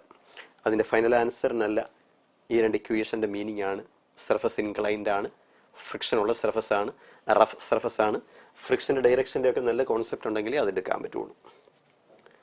Next one, A block of mass 2 kilogram rest on A rough inclined plane making an angle 30 degree with the horizontal. The coefficient of static friction between the block and the plain is 0.7 frictional force. ഇതും inclined പ്ലെയിൻ്റെ ആപ്ലിക്കേഷനാണ്. ആവശ്യമില്ലാതെ ഫ്രിക്ഷൻ്റെ formula ഒക്കെ എടുത്ത് time waste ആക്കാൻ chance ഉള്ള ഒരു question ആണ്. mg sin തീറ്റയാണ് താഴേക്ക് ആക്ട് ചെയ്യുക. 3 പോസിബിലിറ്റി അല്ലേ. തീറ്റ ആംഗിൾ ഓഫ് റീപോസിനേക്കാളും കുറവാണെങ്കിൽ ആ ബോഡി റെസ്റ്റിലായിരിക്കും. തീറ്റ ആംഗിൾ ഓഫ് റീപോസിന് ഈക്വൽ ആണെങ്കിൽ just begins to slide. Theta angle of റീപോസിനേക്കാളും കൂടുതലാണെങ്കിൽ ആ ബോഡി തീർച്ചയായിട്ടും സ്ലിപ്പ് ചെയ്ത് പോരും. ഓക്കെ, ഇവിടെ mu tan theta angle of repose കണ്ടുപിടിക്കുന്ന mu equal to tan theta വെച്ചിട്ടാണ്. മ്യൂ ടാൻ തീറ്റ കണക്ഷനാണ്. ഇവിടെ മ്യൂ അറിയാം, തീറ്റ 30 ആണ്. തീറ്റ 30, ടാൻ 30 എന്ന് പറയുന്നത് 1/√3 ആണ്. 1/√3, that is actually less than 0.7. that means mu greater than tan theta ആണ്. mu greater than tan theta ആണെങ്കിൽ അതിൻ്റെ മീനിങ് തീറ്റ റീപോസിനേക്കാളും കുറവാണെന്നാണ്. Body remains at rest. Slip ചെയ്യാൻ ആവശ്യമായ ആംഗിൾ ഇല്ല എന്നാണ് മനസ്സിലാക്കേണ്ടത്. mu greater than tan theta. Theta is not sufficient to slide the body. That means the body is at rest. റെസ്റ്റിലായ ബോഡിയിൽ ഫ്രിക്ഷൻ എന്ന് പറയുന്നത് അത് 0 ആകണമെന്നില്ല, ആകാം. മ്യൂ ഇൻറ്റു എൻ അല്ല, അല്ലേ? കൈനറ്റിക് ഫ്രിക്ഷൻ അല്ല, ലിമിറ്റിംഗ് ഫ്രിക്ഷൻ അല്ല. അത് തീർച്ചയായിട്ടും അത് സ്റ്റാറ്റിക് ഫ്രിക്ഷൻ ആണ്. അത് mg sin തീറ്റയുടെ ഈക്വലാണ്. കാൽക്കുലേറ്റ് ചെയ്യേണ്ട ആവശ്യമേ ഇല്ല. m 2 kilogram അല്ലേ, ബ്ലോക്ക് ഓഫ് മാസ് 2 kilogram, തീറ്റ 30 അല്ലേ, സൈൻ 30 1/2 അല്ലേ, mg sin തീറ്റ 9.8 ന്യൂട്ടൺ. ചെയ്യാനില്ല. Mu greater than tan theta. Mu is 0.7. tan theta is 1/√3. 1/√3 is less than 0.7. So mu greater than tan theta. Angle of reposeനേക്കാളും കുറഞ്ഞ angle ആണ് 30. So ആ angle എന്തിന് sufficient അല്ല, അത് slip ചെയ്യാൻ സഫീഷ്യൻ്റ് അല്ല. അതുകൊണ്ടാണ് വെറുതെ നമ്മൾ ആവശ്യമില്ലാതെ മ്യൂ mg കോസ് തീറ്റയൊക്കെ എഴുതി തെറ്റിക്കരുത്. Body is still at rest and friction is static equal to mg sin theta. Friction mg sin തീറ്റയുടെ ഈക്വൽ ആയതുകൊണ്ടാണല്ലോ ബോഡി സ്ലിപ്പ് ചെയ്യാതെ പോകുന്നത്. A body projected up a rough inclined plane from the bottom with some velocity. travels up the incline and returns back. Time of ascent, time of descent is always greater than time of ascent. Rough ഗ്രൗണ്ടിലോട്ട് body അങ്ങോട്ട് കയറി പോവുമല്ലേ. എന്താ പ്രത്യേക? Time of descent, time of ascent. Time of ascent കാണാൻ time of ascent എന്ന് പറഞ്ഞാൽ time of ascent is equal to displacement by average വെലോസിറ്റിയാണ്. ആവറേജ് വെലോസിറ്റി 0 + v/2 എന്നെടുക്കാം. Total displacement by total time taken will give average velocity. So time of ascent is equal to total displacement by average velocity. Final velocity 0 ആണ്, initial v ആണ്. So 0 + v/2 എന്ന് കിട്ടും. Body തിരിച്ചു പോരുമ്പോൾ എന്താ പ്രത്യേകത എന്ന് ചോദിച്ചാൽ അവിടെ ഫൈനൽ വെലോസിറ്റി ഇനിഷ്യലിനേക്കാളും കുറവായിരിക്കും. നമ്മൾ പ്രൊജക്റ്റ് ചെയ്യുന്ന വെലോസിറ്റി ഒരു കാരണവശാലും തിരിച്ചു വരുമ്പോൾ ഉണ്ടാവില്ല സർഫസ് റഫ് ആണെങ്കിൽ. കാരണം ഫ്രിക്ഷൻ വർക്ക് ചെയ്യും, വെലോസിറ്റി കുറയും. സെക്കൻഡ് കേസിൽ ആവറേജ് വെലോസിറ്റി കുറവാണ്. ആവറേജ് വെലോസിറ്റി കുറവാണെങ്കിൽ അതിൻ്റെ മീനിങ് എക്സിന് മാറ്റം വരികയില്ലല്ലോ. ഡിസ്പ്ലേസ്മെൻറ്റ് രണ്ട് കേസിലും സെയിം അല്ലേ. സോ നോട്ട് ചെയ്യേണ്ട പോയിന്റ് എന്താ? During the downward motion average velocity decreases. So time of descend greater than time of assent. Total displacement രണ്ട് കേസിലും സെയിം അല്ലേ. ആവറേജ് വെലോസിറ്റി സെക്കൻഡ് കേസിൽ കുറവല്ലേ. അപ്പോൾ ടൈം ഓഫ് ഡിസെൻഡ് കൂടുതലല്ലേ. ടൈം ഓഫ് ഡിസെൻഡ് കൂടുതലാണ്. Time of descend greater than time of ascent. Third option is the right answer. ഇതൊന്നും calculate ചെയ്യാനോ സിംപ്ലിഫിക്കേഷനോ ഉള്ളതല്ല. ടൈം ഓഫ് അസെൻറ്റ് കാണാൻ ഡിസ്പ്ലേസ്മെൻറ്റ് ബൈ ആവറേജ് വെലോസിറ്റി എടുക്കാം. ആവറേജ് എടുക്കുമ്പം v പ്രൊജക്ഷൻ്റെ വെലോസിറ്റിയും 0 ഫൈനൽ വെലോസിറ്റിയാണ്. 0 + v/2 എന്നാണ് വരിക. തിരിച്ചു പോരുമ്പോൾ തീർച്ചയായിട്ടും മുകളിൽ നിന്ന് പോരും വെലോസിറ്റി 0 ആണ്, താഴെയുള്ള വെലോസിറ്റി v-യേക്കാളും കുറവായിരിക്കും. എനർജി ലോസ് ഉറപ്പല്ലേ. അപ്പോൾ average velocity is less in the second case, means time of descend is greater than time of ascent. ഇക്വേഷൻ്റെ ഔട്ട്ലൈൻ മാത്രം മതിയാവും. Next one. A body is released from the top of a tower. The ratio of work done by force of gravity in the first, second and third seconds. Galileo's law of odd numbers. പഠിച്ചു. Freely falling body. Displacement in the first, second, third seconds. 1:3:5 എന്ന ratio ഇല്ല. ചോദ്യം work done ആണ്. Work done by gravity. Work done by constant force. Work done by constant force is the product of force and displacements. Only force acting on the body is mg. Only force acting on the body is mg. So W1 is 2, W1 is 2, W2 is 2, W3 is equal to എന്താണ്? x1 is 2, x1 is 2, x2 is 2, x3 എന്നെടുത്താൽ മതി. mg x1 is 2, mg x2 is 2, mg x3യുടെ ആവശ്യമില്ലല്ലോ. mg constant അല്ലേ, അത് cancel ആവേല്ലേ. So answer is simply x1 is 2, x2 is 2, x3 എന്ന് കിട്ടും. And there is answer is 1:3:5. ഏറ്റവും സിമ്പിളായ question.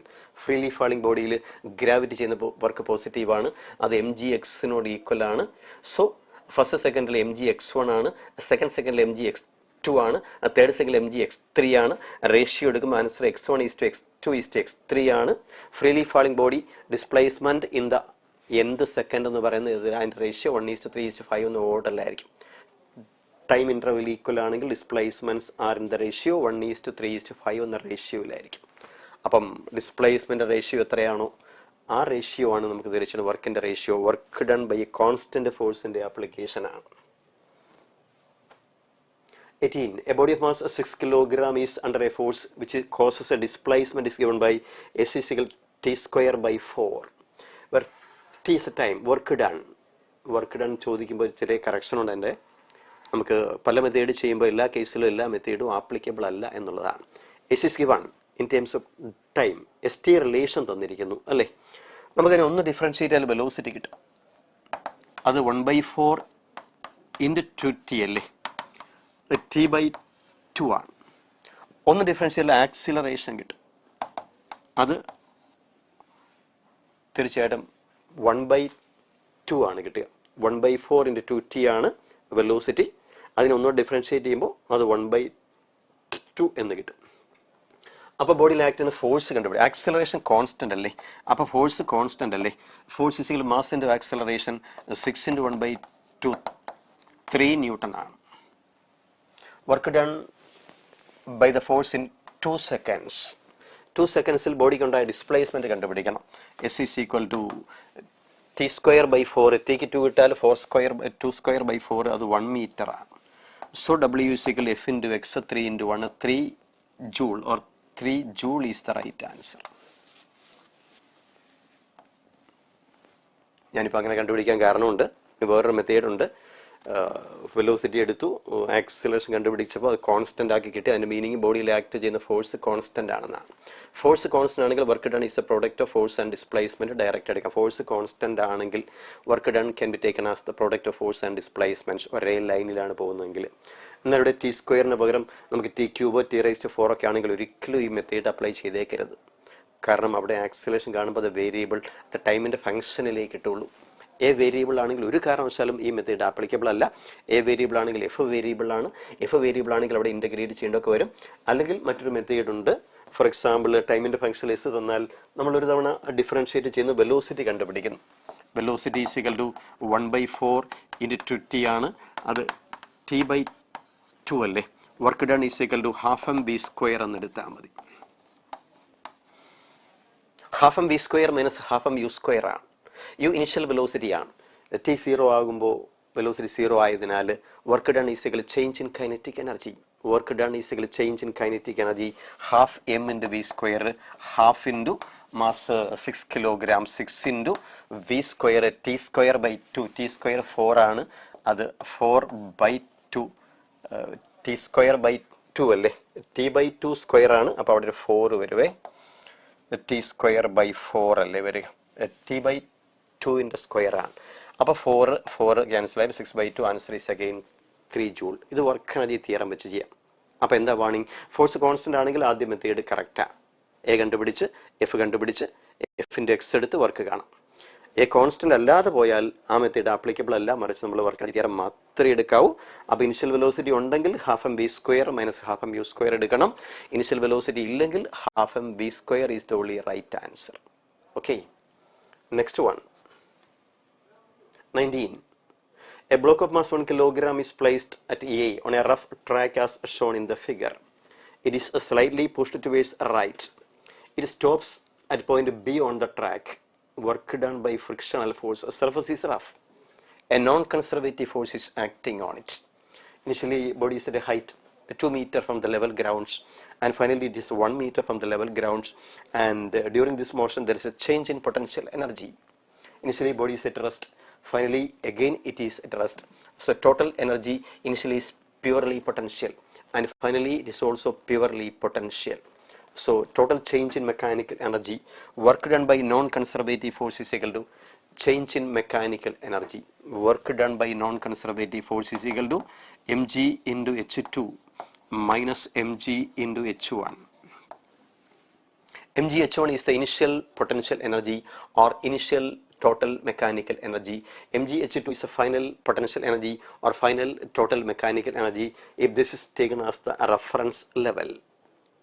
So final potential energy minus initial potential energy will give a change in potential energy work done by non-conservative force. mg into h2 minus h1 അത് workout ചെയ്യാനേ ഇല്ല. mg common അല്ലേ. mg into 1 minus 2 എന്ന് കിട്ടും. minus mg is the right answer. Mass of the body is 1 kilogram.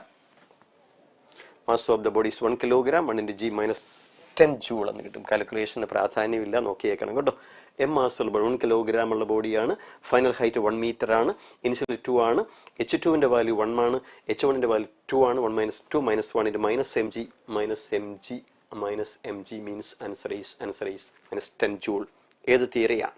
Work done by non conservative force is equal to change in mechanical energy. That means final mechanical minus initial mechanical. Here final mechanical is only potential mg h2. Initial mechanical is also only potential mg h1, and their difference is equal to work done by non-conservative force. Starting from rest, a 5 kilogram object is acted upon by only one force as indicated in the figure. Find the total work done. Work done area which കാണാം എന്ന് പഠിച്ചിട്ടുണ്ടാവും അല്ലേ? Graph ഫുള്ളായിട്ട് observe ചെയ്യാതെ നമ്മൾ അബദ്ധം വെച്ചാൽ area എങ്ങാനും കണ്ടാൽ നമുക്കറിയാം, ഏരിയ കണ്ടാൽ ഒരു ആൻസർ അതിവിടെ ഇല്ല. ആക്ച്വലി ഇത് ഫോഴ്സും ടൈമും തമ്മിലുള്ള ഗ്രാഫാണ്. FT ഗ്രാഫ് എന്ന് പറയും. FT graph. അതിൻ്റെ ഏരിയ എന്ന് പറയുന്നത് എന്താ? അത് impulse, change in momentum. A body starting from rest means it's initial momentum is 0. So ഈ ഗ്രാഫിൻ്റെ ഏരിയ എന്ന് പറയുന്നത് ഫൈനൽ മൊമെൻറ്റം ഓഫ് ദ ബോഡിയോട് ഈക്വലാണ്. ഏരിയ എടുക്കുമ്പോൾ പോസിറ്റീവ് ഏരിയ എന്നിട്ട് 20 × 40 വരും, നെഗറ്റീവ് ഏരിയ അത് -10 വരും. സോ ടോട്ടൽ ഏരിയ എന്ന് പറയുമ്പം ഏരിയ ഇസ് ഈക്വൽ ടു 40 - 10 30 ആണ് കിട്ടുക. അതപ്പോൾ change in momentum m into വിയോട് ഈക്വലാണ്. Why? Area under FT graph physical impulse is equal to change in momentum. Initially the body is at rest, so final momentum is m into v. m മാസുള്ള body അല്ലേ, m 5 kilogram അല്ലേ, m 5 ആണെങ്കിൽ velocity is given by 30/5 6 meter per second ആണ് body attain ചെയ്ത velocity എന്ന് കിട്ടും. And total work done, total work done by all forces ആണ്. Work done is equal to half mv². Answer is very simple, half into m 5 into v square 36 into 5 എന്ന് പറഞ്ഞാൽ 180/2. Answer is 90 joule. Correction വരാവുന്ന ഒരു case എന്താ, graph കാണുമ്പോൾ area എടുക്കും, area എടുത്താൽ 30 എന്നാണ് കിട്ടുക. ഓപ്ഷനിൽ കാണും 30 ഉണ്ടെങ്കിൽ അറിയാതെ മാർക്ക് ചെയ്തു പോകും. വർക്ക് ഡൺ കാണാൻ ഏരിയ എടുക്കാം, തന്നിരിക്കുന്ന എഫക്ട്സ് ഗ്രാഫ് ആണെങ്കിൽ എടുക്കാം. ബട്ട് തന്നിരിക്കുന്ന FT ഗ്രാഫാണ്. FT ഗ്രാഫിൻ്റെ ഏരിയ എന്തല്ല, വർക്കല്ല, അത് മൊമെൻറ്റത്തിൻ്റെ ചേഞ്ച്, അതായത് ഇമ്പൾസ് ആണ്. ഇനിഷ്യൽ മൊമെൻറ്റം 0 ആണെങ്കിൽ അത് ഫൈനൽ മൊമെൻറ്റത്തിനോട് ഈക്വൽ ആണ്. ഫൈനൽ മൊമെൻറ്റത്തിനോട് ഈക്വൽ ആണെങ്കിൽ ഫൈനൽ വെലോസിറ്റി v ആണെങ്കിൽ അവിടുന്ന് v കണ്ടുപിടിക്കാം. v കണ്ടുപിടിച്ചാൽ half mv². Again work energy theorem. Work done by all forces is equal to change in kinetic energy. Okay, next 21. A particle is released from a height h. At a certain height, its kinetic energy is 2 times its potential energy. Body is falling from a height. Initial velocity can be taken as 0. And when it is a height small h, total height is capital H. This can be taken as h minus h. U is 0. Capital H height in the body release ചെയ്യുന്നു. Ground in the small h height വരുമ്പോൾ എന്താ പ്രത്യേകത, at A certain height it's kinetic energies 2 times it potential energy എന്നാണ്. ഈ പോയിന്റിലെ potential energy നമുക്ക് എല്ലാവർക്കും അറിയാം, അത് mgh ആണ്. ഗ്രൗണ്ടിൽ നിന്ന് ബോഡിയിലേക്കുള്ള ഹൈറ്റ് mgh, സ്മോൾ h ഞാൻ ഗസ് ചെയ്ത mgh, ശരിയല്ലേ? ആ സമയത്ത് കൈനറ്റിക് പൊട്ടൻഷ്യലിന്റെ ഡബിൾ ആണെന്നല്ലേ, അപ്പോൾ അത് കൈനറ്റിക് 2 mgh ഈക്വൽ ആയിരിക്കും. അത് രണ്ടോടെ ആഡ് ചെയ്താൽ mgh ഈക്വൽ ആയിരിക്കും. ഉണ്ടോ? എനർജി കൺസർവേഷൻ്റെ ബെസ്റ്റ് എക്സാമ്പിളാണ്. തന്നിരിക്കുന്ന സെൻറ്റൻസിനെ നമുക്ക് അങ്ങനെ ഇക്വേഷനിലേക്ക് മാറ്റാൻ കഴിയണം. ഇത് പൊട്ടൻഷ്യൽ, അതിൻ്റെ ഡബിൾ കൈനറ്റിക്, അത് രണ്ടുകൂടെ ആഡ് ചെയ്യുമ്പോൾ total mg into capital H. Initially it is falling from a height capital H. So 3 mgh is equal to mgh എന്ന് കിട്ടും. 3 mgh is equal to mg into capital H. mg cancels. Small h is equal to capital H by 3. Small h capital h by 3 വരുന്ന 1, 2, 3 option ഉണ്ട്. അതുകൊണ്ട് answer ആയില്ല. ക്വസ്റ്റിനകത്ത് height and speed at the instant. Height കിട്ടി, h by 3 ആണ്. ആ സമയത്ത് velocity വേണം, v. It is actually freely falling body. Answer is very simple. v is equal to root of 2g into h minus h. h minus h is a displacement. Root 2g into h minus h. അതാണ് small h h by 3 ഇടാൻ മേലെ.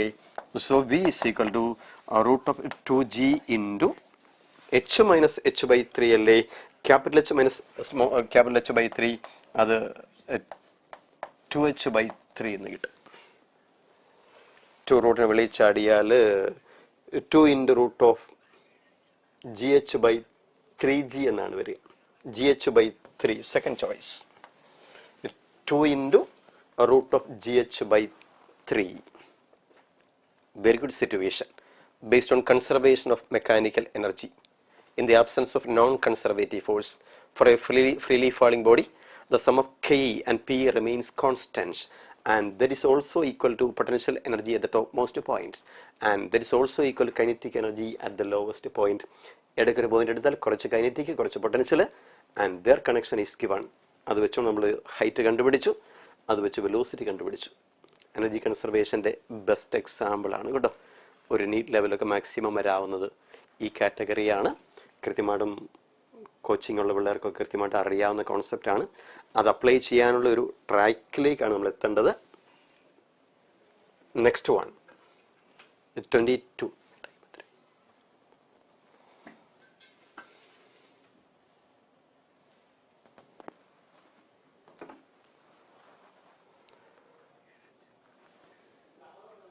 A block of mass 8 kilogram accelerates uniformly from rest to velocity 4 meter per second in 40 seconds.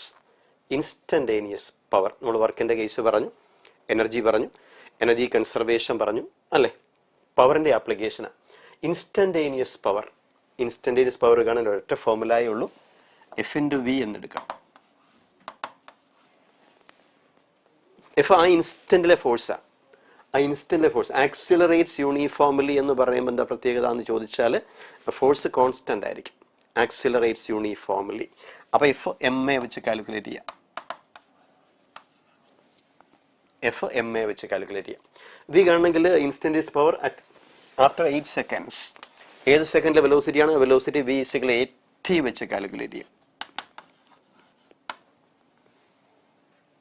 ഒന്നുമില്ല, F M A വെച്ച് calculate ചെയ്യണം. V 80 വെച്ച് calculate. ആദ്യം a കണ്ടുപിടിക്കണം. A കണ്ടുപിടിക്കണമെങ്കിൽ starts from rest with velocity uniformly from rest to velocity 4 metre per second 40 seconds എന്നല്ലേ. അപ്പോൾ 40 സെക്കൻഡിൽ 4 മീറ്റർ പെർ സെക്കൻഡ് വെലോസിറ്റി റെസ്റ്റിൽ നിന്ന് അറ്റൈൻ ചെയ്യുന്നു എന്ന് പറയുമ്പോൾ എയുടെ വാല്യൂ കറക്റ്റായിട്ടും 4/40 ആണ്. Change in velocity by time taken. അപ്പോൾ എ 1/10 ആണ്. 1/10. അപ്പോൾ V is equal to mass 8 kilogram 8 into V is equal 80 അല്ലേ. വി ഇസിക്കൽ 80 ആണ്. വി ഇസിക്കൽ ടു 4/10 ആണ്. 4/40 ഇൻറ്റു ടൈം 8. ആക്സിലറേഷൻ 4/40 ആണ്. വെലോസിറ്റി എന്ന് പറയുന്നത് 4/40 ഇൻറ്റു 8 ആണ്. ഇനിയൊന്നുമില്ല, power is equal F into v എന്നെടുക്കാം. എഫ് എം എ ആണ്. എം വീണ്ടും വരും 8 ഇൻറ്റു എക്ക് പകരം 4/40 ഇൻറ്റു വിക്ക് പകരം 4/40 ഇൻറ്റു 8. കാൽക്കുലേഷൻ ഇത് ലെങ്തി ആയിപ്പോയി, അത്രയൊന്നും ആവശ്യമില്ല കേട്ടോ. അത് ചെയ്യുമ്പോൾ 4 ക്യാൻസൽ ആയി പോകും. 8 × 0.64 ഈസ് ദ റൈറ്റ് ആൻസർ. ചെയ്യേണ്ട ആവശ്യമില്ല. 4 × 4 16, 4 × 4 16 പോയി. 8 × 8 64 കൂട്ടി ഓപ്ഷനേ വരുള്ളൂ. And only one answer is 0.64. ഇതിൽ 2 ടൈം ഉണ്ട്. ഈ 40 സെക്കൻഡ്സ് എന്ന് പറയുന്നത് ആക്സിലറേഷൻ കണ്ടുപിടിക്കാൻ വേണ്ടിയുള്ളതാണ്. ഈ 8 സെക്കൻഡ്സ് എന്ന് പറയുന്നത് നമുക്ക് ഏത് ഇൻസ്റ്റൻറ്റിലെ പവറാണോ ആ ഇൻസ്റ്റൻറ്റിലെ വെലോസിറ്റി കണ്ടുപിടിക്കാനുള്ളതാണ്.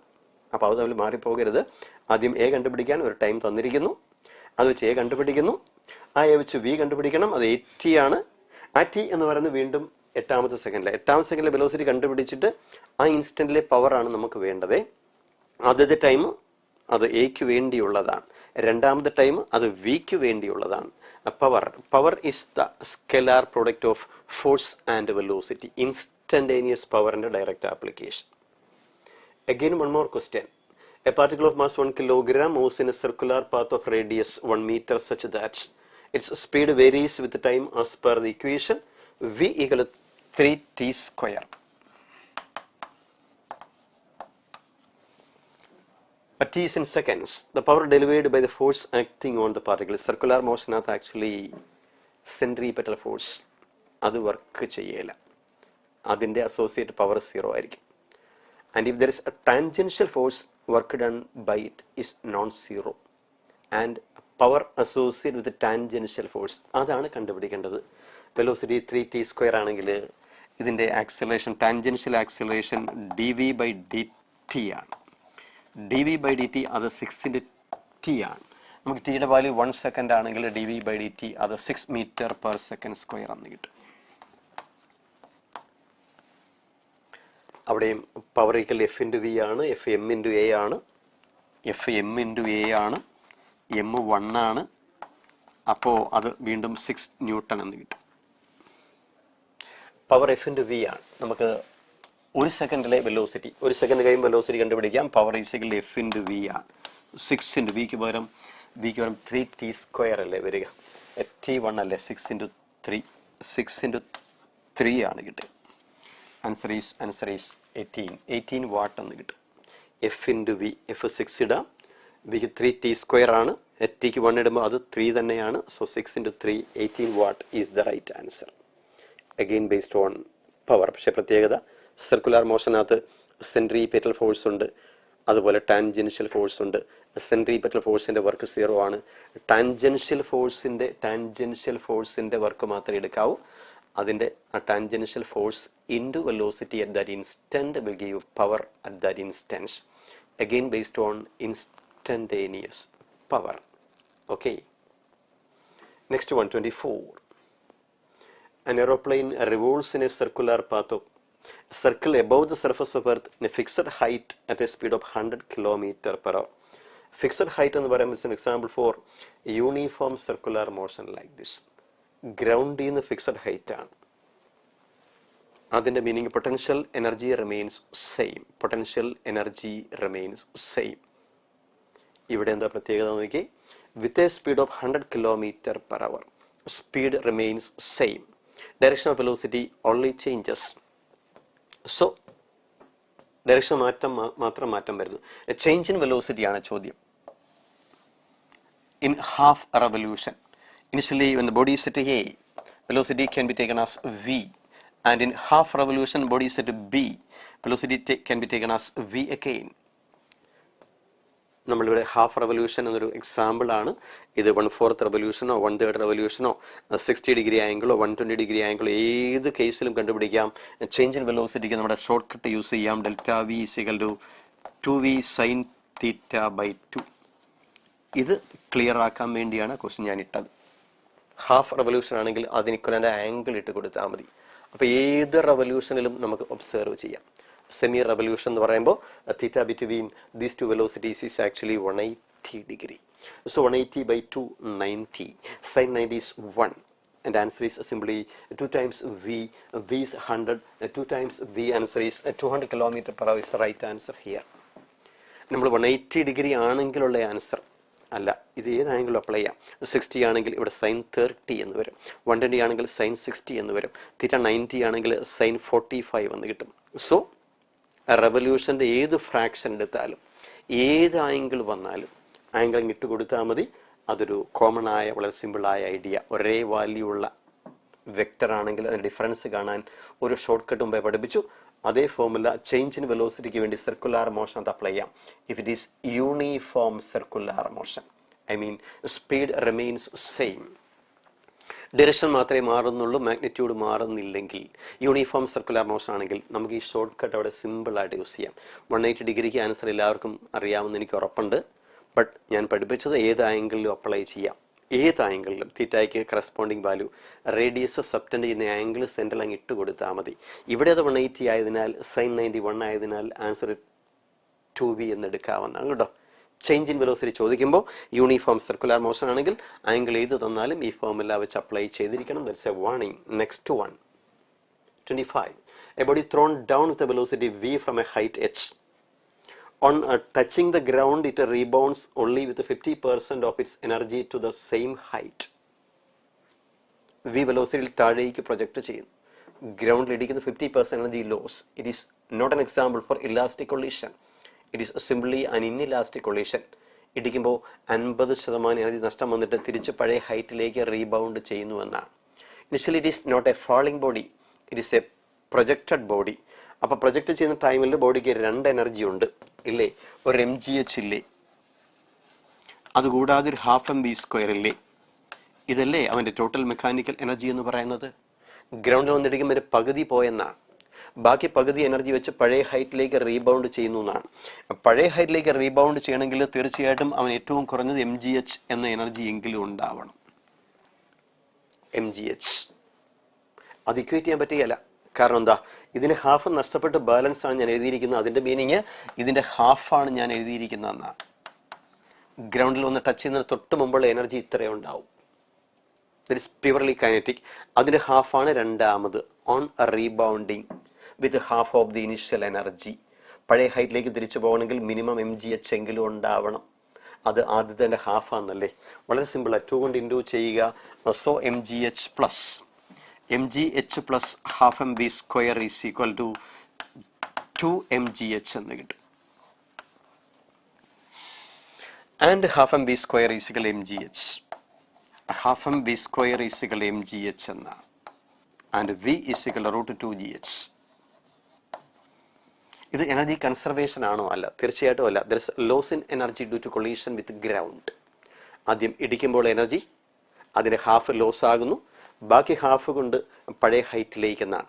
അപ്പോൾ initial energy into half is equal to final energy എന്നാണ് ഇക്വേറ്റ് ചെയ്തിരിക്കുന്നത്. അല്ലാതെ എനർജി കൺസേർവ്ഡ് ആണ് എന്നല്ല. എനർജി കൺസേർവ്ഡ് ആണ് എന്നല്ല. ആ മീനിങ് ക്ലിയർ ആവണം. 26. Again based on circular motion. A simple pendulum oscillating vertical plane. When it passes through the mean position, the tension in the string is 3 times its weight. Oscillating body ആണെങ്കിൽ മീൻ പോയിന്റിലെ ടെൻഷൻ്റെ formula നമ്മൾ അറിഞ്ഞിരിക്കണം. T is equal to mv²/L plus mg എന്നാണ്. ഞാൻ figure വരയ്ക്കുന്നില്ല. ഒരു circular പാത്തിലൂടെ ഒരു pendulum oscillate ചെയ്യുമ്പോൾ മീൻ പോയിന്റിലെ ടെൻഷൻ്റെ ഫോർമുല എപ്പോഴും mv²/L plus mg ആണ്. L സ്ട്രിങ്ങിൻ്റെ ലെങ്ത് അല്ലെങ്കിൽ സർക്കിളിൻ്റെ റേഡിയസ് ആണ്. അത് വെയിറ്റിൻ്റെ 3 times. Tension in the string is 3 times its weight. So mv²/L is equal to 2mg എന്ന് കിട്ടും. Or mv² is equal to 2mgl എന്ന് കിട്ടും. Or half mv² is equal to mgl എന്ന് കിട്ടും. Half mv² is equal to mgl എന്നാണ് കിട്ടുക. I mean half mv² എന്ന് പറഞ്ഞാൽ താഴത്തെ കൈനറ്റിക് ആണ്. അത് mgl പൊട്ടൻഷ്യലിനോട് ഇക്വേറ്റ് ചെയ്യുന്ന ഇക്വേഷനാണ് mgl. എൽ ഹൈറ്റിൽ ബോഡി പോകുമെന്നാണ് മനസ്സിലാക്കേണ്ടത്. എൽ ഹൈറ്റ് ഹാഫ് mv² താഴെ അത് mgl-നോട് ഇക്വേറ്റ് ചെയ്യാം. എൽ ഹൈറ്റ് വരെ പോകാൻ ആവശ്യമായ എനർജി ഉണ്ടെന്നാണ്. ഐ മീൻ ഇനിഷ്യലി സ്ട്രിങ് ഇങ്ങനെ ആയിരുന്നെങ്കിൽ ഫൈനലി അതിൻ്റെ ലൊക്കേഷൻ ഇങ്ങനെ ആകുമെന്നാണ്. സോ ദിസ് ആംഗിൾ, ചോദ്യം അതല്ലേ? നോക്കിക്കേ, it's a maximum angular displacement of the pendulum on the string with respect to the vertical. വെർട്ടിക്കലുമായിട്ട് പെൻഡുലം ഉണ്ടാക്കുന്ന ആംഗിൾ എത്രയെന്നാണ് ചോദ്യം. ഇവിടെ ബോബിന് കൈനറ്റിക് എനർജിയാണ്, ഇത് പൊട്ടൻഷ്യലായിട്ട് മാറും. ഹാഫ് mv² എനർജി അത് mgl-നോട് ഈക്വൽ ആണ്. അപ്പോൾ താഴെ നമ്മളിങ്ങനെ ഓസിലേറ്റ് ചെയ്യുന്ന ബോഡി പരമാവധി എൽ ഹൈറ്റ് വരെ പോകുമെന്നാണ് അതിൻ്റെ മീനിങ്. ഹാഫ് mv² അത് mgl-നോട് ഈക്വൽ ആണ്. അപ്പോൾ ബോഡിക്ക് കിട്ടാവുന്ന ഏറ്റവും കൂടിയ പൊട്ടൻഷ്യൽ എനർജി mgl ആണ്. അപ്പോൾ എൽ ഹൈറ്റ് വരെ പോകാം. ഇവിടെ പോകുമ്പോൾ വെലോസിറ്റി 0 ആകും. ഐ മീൻ വെർട്ടിക്കലായ സ്ട്രിങ് ഹൊറിസോണ്ടൽ ആകുമെന്നാണ്. വെർട്ടിക്കലായ സ്ട്രിങ് ഹൊറിസോണ്ടൽ ആകും. വെർട്ടിക്കലുമായിട്ട് സ്ട്രിങ് മേക്ക് ചെയ്യുന്ന ആംഗിൾ മാക്സിമം വരാവുന്ന 90 ഡിഗ്രി വരെയാണ്.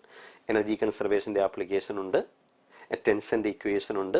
നോർമലി ചോദിക്കുന്നത് ഹൊറിസോണ്ടലിൽ നിന്ന് റിലീസ് ചെയ്താൽ താഴെ വരുമ്പോഴുള്ള വെലോസിറ്റി എത്രയാണെന്നാണ് ചോദിക്കുക. ഇവിടെ താഴത്തെ ടെൻഷൻ തന്നിട്ട് മുകളിലേക്ക് മാക്സിമം എത്ര ആംഗിൾ പോകും എന്നാണ് ചോദിക്കുക. ആ ക്വസ്റ്റിൻ്റെ ഒരു റിവേഴ്സ് ഓർഡർ മനസ്സിലാക്കണം. ഈ ഫോർമുല വെർട്ടിക്കൽ സർക്കിളിൻ്റെ ബേസിക് ഇക്വേഷൻ്റെ ആപ്ലിക്കേഷനാണ്. അതിൽ നിന്ന് ഫോം ചെയ്തൊരു കൺസർവേഷനാണ് കിട്ടിയിരിക്കുന്നത്. താഴത്തെ എനർജി ഹാഫ് mv² ആണ്. അത് mgl-നോട് ഈക്വൽ ആണെന്ന് പറഞ്ഞാൽ അതിൻ്റെ മീനിങ് മാക്സിമം എൽ ഹൈറ്റ് വരെ ബോഡി മൂവ് ചെയ്യുമെന്നാണ്. A particle of mass m begins to slide down a smooth sphere from the top.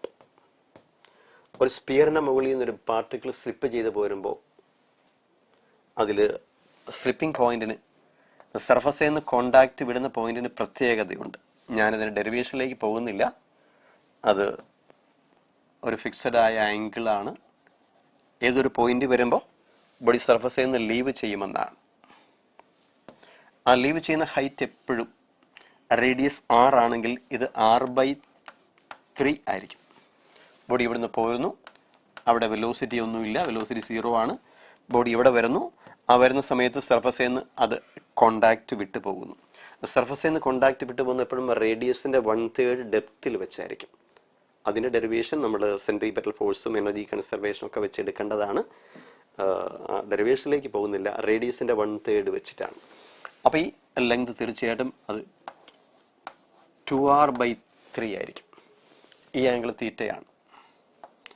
ഇത് റേഡിയസ് ആയ r ആണ്. ഓക്കെ, ചോദ്യം എന്താണ്? What is A tangential acceleration? ഇതാണ് ബോഡിയുടെ ആക്ച്വൽ ആക്സിലറേഷൻ g. അതിൻ്റെ ഒരു കമ്പോണൻ്റാണ് ഇത് g sin theta. g sin theta is the tangential acceleration. ബോഡിയുടെ ടാൻജൻഷ്യൽ ആക്സിലറേഷൻ g sin തീറ്റയാണ്. g sin തീറ്റ എത്രയെന്നാണ് ചോദ്യം. ആ ട്രയാങ്കിളിൽ നിന്ന് കോസ് തീറ്റ എന്ന് പറഞ്ഞാൽ അത് cos theta is equal to 2r/3/r ആണ്. അത് cos θ 2/3 എന്ന് കിട്ടും. ആംഗിൾ ഫിക്സഡ് ആണ് കേട്ടോ. cos θ = 2/3. cos θ 2/3 ആണെങ്കിൽ sin θ ഡയറക്റ്റ് എടുക്കാം. cos θ 2/3 ആണെങ്കിൽ 2/3 അഡ്ജസന്റ് സൈഡ് ബൈ ഹൈപ്പോട്ടന്യൂസ് ആണ്. ഇത് √5/3 ആയിരിക്കും. cos θ 2/3 ആണെങ്കിൽ ഒരു ട്രയാങ്കിൾ വരച്ചാൽ മതി. ആ ട്രയാങ്കിളിനകത്ത് cos θ ഫോം ചെയ്യിക്കാം കേട്ടോ. അങ്ങനെ ഡൗട്ട് വല്ലതും തോന്നിയാൽ ഒരു ട്രയാങ്കിൾ ഇങ്ങനെ വരയ്ക്കുക. ഈ ആംഗിൾ θ എന്ന് എടുക്കുക. cos θ 2/3 ആണെങ്കിൽ ഇത് 2, ഇത് 3, ഇത് √5 ആയിരിക്കും. അപ്പോൾ sin θ = √5/3 ആണ്. നമുക്ക് g sin θ ആണ് വേണ്ടത്. g sin θ g × √5/3 √5g/3 is the right answer. 3-4 point ഉണ്ട്. എന്താണ്? സർഫസിലൂടെ സ്ലൈഡ് ചെയ്യുന്ന ബോഡി കോണ്ടാക്ട് വിട്ട് പോകുന്ന റേഡിയസിന്റെ 1/3 വെച്ചിട്ടായിരിക്കും. ആ സമയത്ത് സെന്ററിൽ നിന്നുള്ള ഹൈറ്റ് 2r/3 ആയിരിക്കും. സെറ്റിന്റെ ആംഗിൾ കൊസൈൻ ഫംഗ്ഷൻ എപ്പോഴും 2/3 ആയിരിക്കും. ആ സമയത്ത് tangential acceleration g sin θ equal ആയിരിക്കും. അതാ ഈ ഒരു സ്റ്റെപ്പ് നമ്മൾ ഓർത്തിരിക്കണം. അല്ലെങ്കിൽ അത് കൺസർവേഷൻ വെച്ച് എടുക്കണമെങ്കിൽ ഇറ്റ് വിൽ ടേക്ക് ടൈം. അതിന് സമയം കൂടുതൽ എടുക്കും. ലീവ് ചെയ്യുന്ന പോയിന്റ് എപ്പോഴും റേഡിയസിന്റെ 1/3 ആയിരിക്കും എന്ന ഐഡിയ അതാണ്. അത് വെച്ചുകൊണ്ട് നമ്മൾ sin θ കണ്ടുപിടിച്ച ടാൻജൻഷ്യൽ ആക്സിലറേഷൻ ആണ്. ടാൻജൻഷ്യൽ ആക്സിലറേഷൻ g sin θ എന്നാണ് കിട്ടുക. It's A very good situation. 28. A shell of mass m moving with a velocity u suddenly breaks into 2 pieces. The part having mass m/4 remains stationary. m മാസുള്ള shell അല്ലേ? അപ്പോൾ initial moment m × u അല്ലേ? Breaks into 2 pieces. The part having mass m/4 remains stationary. m/4 momentum ഇല്ല. ബാക്കിയുള്ള mass 3m/4 ആയിരിക്കും. അപ്പോൾ 3m/4 velocity ഉണ്ടാകും. Take it as v and these two are to be equal. Why? ഇത് momentum just before explosion.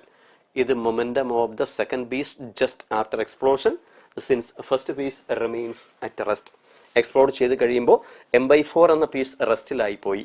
അപ്പോൾ തീർച്ചയായും 3m/4 momentum initial മൊമെന്റത്തിനോട് equal ആയിരിക്കണം.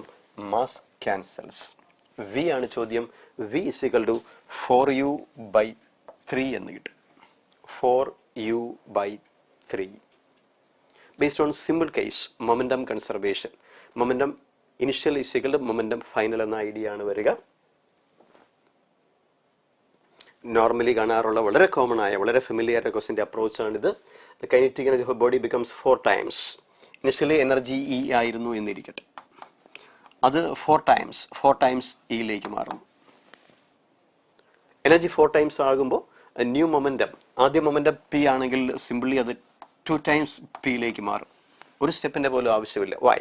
Momentum എനർജിയുടെ റൂട്ടിന് പ്രപ്പോസലാണ്. Based on the basic familiar formula, E = p²/2m. Energy മൊമെന്റത്തിന് സ്ക്വയറിന് പ്രപ്പോസലാണ്. അപ്പോൾ മൊമെന്റം എനർജിയുടെ റൂട്ടിന് പ്രപ്പോസലാണ്. അപ്പോൾ എനർജി 4 times ആകുമ്പോൾ മൊമെന്റം ഡബിൾ ആകുമെന്നാണ്. ഒരു ക്വാണ്ടിറ്റി ഡബിൾ ആകുമെന്ന് പറയുമ്പോൾ ചേഞ്ച് ഈസ് ആക്ച്വലി 100%. അതൊക്കെ നമ്മൾ സ്റ്റെപ്പില്ലാതെ എഴുതിയിരിക്കണം. ഒരു ഫിസിക്കൽ ക്വാണ്ടിറ്റി ഇനിഷ്യലിൻ്റെ ഡബിൾ ആയെന്ന് പറഞ്ഞാൽ അതിന് മീനിങ് 100% ചേഞ്ച് എന്നാണ്. ക്വസ്റ്റ്യൻ വേറെ രീതിയിലൊക്കെ ചോദിക്കാറുണ്ട്. അത് മറ്റൊരു മോഡലിൽ കാണിച്ചാണ്. E changes to 4e means P changes to P. That means momentum doubles. Momentum doubles means 100% change. The percentage change in a direct application വളരെ കോമൺ ആയിട്ട് ചോദിക്കാവുന്ന ഒരു സിറ്റുവേഷൻ മാത്രമാണ്. അതിൽ ഒരുപാട് ആപ്ലിക്കേഷൻസ് ഇല്ല. In a head-on elastic collision of two bodies of equal masses, the two bodies of equal masses collide elastically, then they will exchange their velocities. ശരിയല്ലേ? They will exchange their velocities. Velocities are exchanged. Velocity മാറുക എന്ന് പറഞ്ഞാൽ speeds are exchange. Correct അല്ലേ? Equal mass അല്ലേ? അപ്പോൾ പിന്നെ momentum are interchanged. എല്ലാം കറക്റ്റാണ്. ചോദ്യം ഇറ്റ് ഈസ് നോട്ട് പോസിബിൾ എന്നാണ്. It's a right answer. Why? Faster body speeds up and slower body slows down. തെറ്റല്ലേ? മൊമെന്റം ചേഞ്ച് ചെയ്യുക എന്ന് പറഞ്ഞാൽ വെലോസിറ്റി ചേഞ്ച് അല്ലേ? അപ്പം വലിയ വെലോസിറ്റി ചെറിയ ബോഡിയിലേക്കും ചെറിയ വെലോസിറ്റി വലിയ ബോഡിയിലേക്കല്ലേ പോവുള്ളൂ. ഫാസ്റ്റർ ബോഡി സ്ലോ ആകും, സ്ലോവർ ബോഡി ഫാസ്റ്റ് ആകും. ഒരിക്കലും റിവേഴ്സ് പ്രോഗ്രാം നടക്കുന്നതല്ല കേട്ടോ. വെലോസിറ്റി ഒരിക്കലും കൂടുന്നതല്ല. ഫാസ്റ്റർ ബോഡി സ്ലോ ആകും. കാരണം സെക്കൻഡ് ബോഡിയുടെ M1ന്റെ വെലോസിറ്റി M2വിലോട്ട്, M2ന്റെ M1ലേക്ക് പെട്ടെന്ന് വിച്ച് ഈസ് ഇമ്പോസിബിൾ എന്ന് ചോദിക്കുമ്പോൾ ഓപ്ഷൻ നോക്കിയെടുക്കാവുള്ളൂ. ഇലാസ്റ്റിക് കൊളീഷൻ്റെ സ്പെഷ്യൽ കേസിൻ്റെ ആപ്ലിക്കേഷനാണ്. ഇലാസ്റ്റിക് കൊളീഷൻ്റെ സ്പെഷ്യൽ കേസിൻ്റെ ആപ്ലിക്കേഷനാണ് 31. Two solid rubber balls A and B having masses 200 and 400 gram respectively are moving in opposite directions with a velocity of A is equal to 0.3. After collision, the two balls comes to rest. രണ്ട് ബോളും റെസ്റ്റിലാകുന്നു. Finally momentum 0 ആകുന്നു. അപ്പോൾ initial momentum 0 ആയിരിക്കണം. Initially first ബോഡിക്ക് velocity ഉണ്ട് 0.3. 200 ഗ്രാമുള്ള body 0.3യിൽ പോകുന്നു. 400 ഗ്രാമിൻ്റെ initial വെലോസിറ്റിയാണ് question. ശരിയല്ലേ? ഒന്നും ആലോചിക്കാനില്ല. 200 ഗ്രാമിൻ്റെ മൊമെൻറ്റം 400 ഗ്രാമിൻ്റെ മൊമെൻറ്റത്തിനോട് ന്യൂമറിക്കലി ഈക്വൽ ആയിരിക്കണം. അങ്ങനെ ഈക്വൽ ആകണമെങ്കിൽ അതിൻ്റെ മാസ് ഡബിൾ അല്ലേ? അപ്പോൾ വെലോസിറ്റി ഹാഫ് ആയിരിക്കണം. So answer is half of this value with a negative sign. We can take the answer directly. -0.15 is the right answer. ആ കോൺസെപ്റ്റ് പിടികിട്ടിയില്ലേ? രണ്ടാമത്തെ ബോഡിക്കും ഒന്നാമത്തെ ബോഡിക്കും മൊമെൻറ്റം ന്യൂമറിക്കലി ഈക്വൽ ആയിരിക്കണം. രണ്ടാമത്തെ ബോഡിക്ക് ഒന്നാമത്തെ ബോഡിക്കും മൊമെൻറ്റം ഈക്വൽ ആകണമെങ്കിൽ രണ്ടാമത്തെ ബോഡിക്ക് മാസ് ഡബിൾ ആയതിനാൽ അതിൻ്റെ വെലോസിറ്റി ഫസ്റ്റ് ബോഡിയുടെ വെലോസിറ്റി ഹാഫ് ആയിരിക്കണം with a negative sign since they are moving in opposite direction. ഉണ്ടോ? അത് ഹാഫ് ആയിരിക്കണം. ഹാഫ് എടുത്താൽ പോരെ? ടോട്ടൽ മൊമെൻറ്റ് ഫൈനലി 0 അല്ലേ? ഇനിഷ്യൽ മൊമെൻറ്റ് ഇനിഷ്യലി 0 ആവണ്ടേ? ഫസ്റ്റ് ബോഡിക്കും സെക്കൻഡ് ബോഡിക്കും മൊമെൻറ്റം ന്യൂമറിക്കലി ഈക്വൽ ആവണ്ടേ? അപ്പം മാസ് ഡബിൾ ഉള്ള ബോഡിക്ക് വെലോസിറ്റി ഹാഫ് ആയേ പറ്റൂ. No doubts. A body of mass M1 collide head on elastically with a stationary ball of mass M2 head on elastically. Velocity of M1 before and after collision are -v and -v/3. First ബോഡിക്ക് final velocity കാണാൻ formula ഉണ്ട്.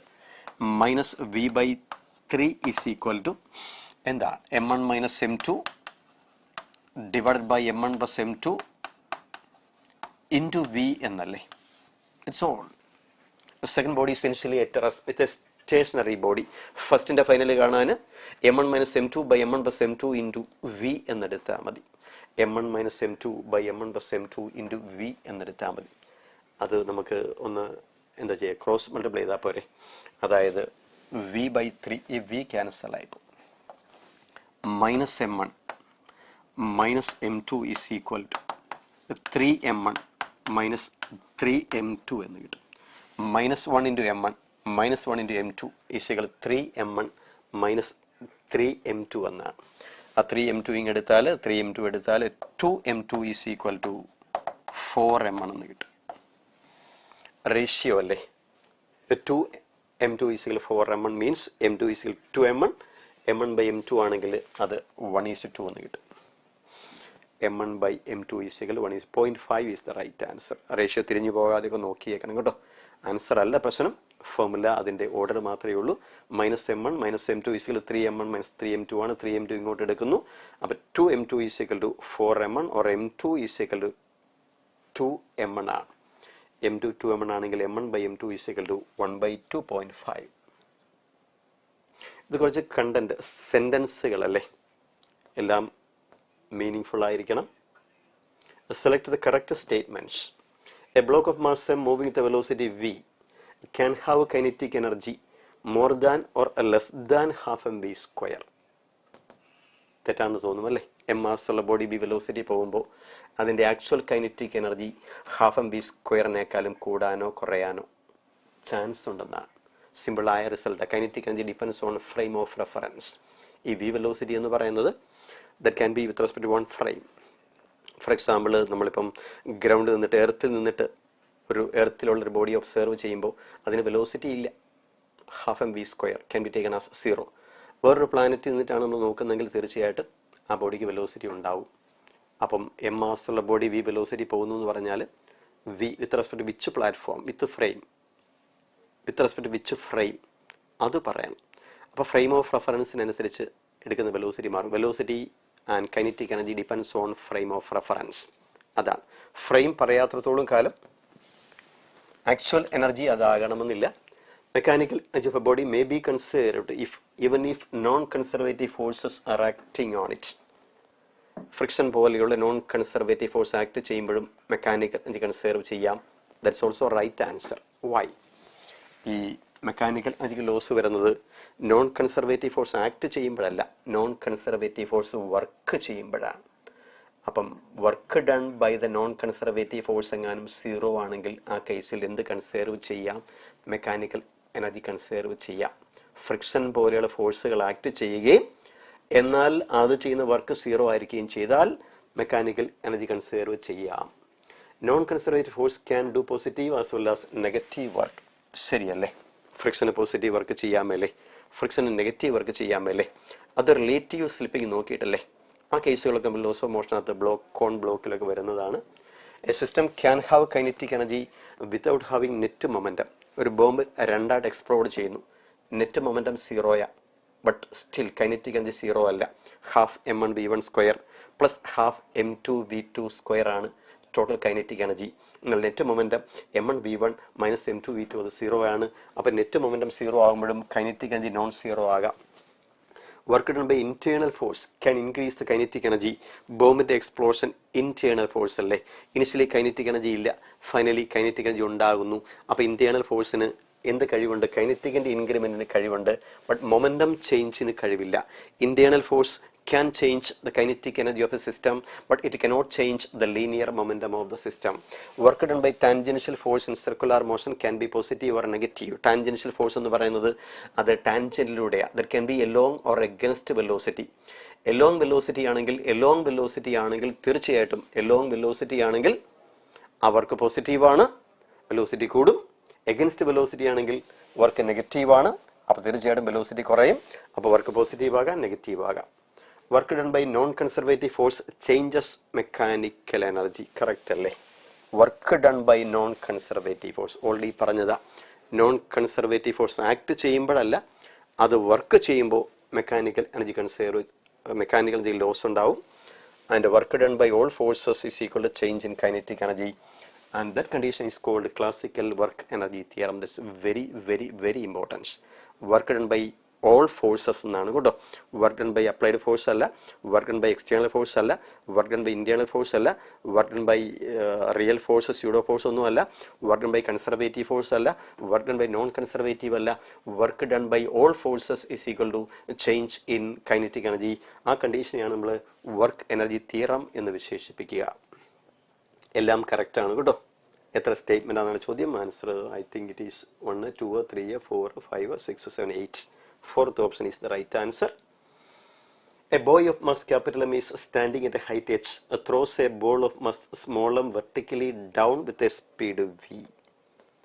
H height ഉള്ള building. A boy throws a ball vertically down with a momentum small m into small v.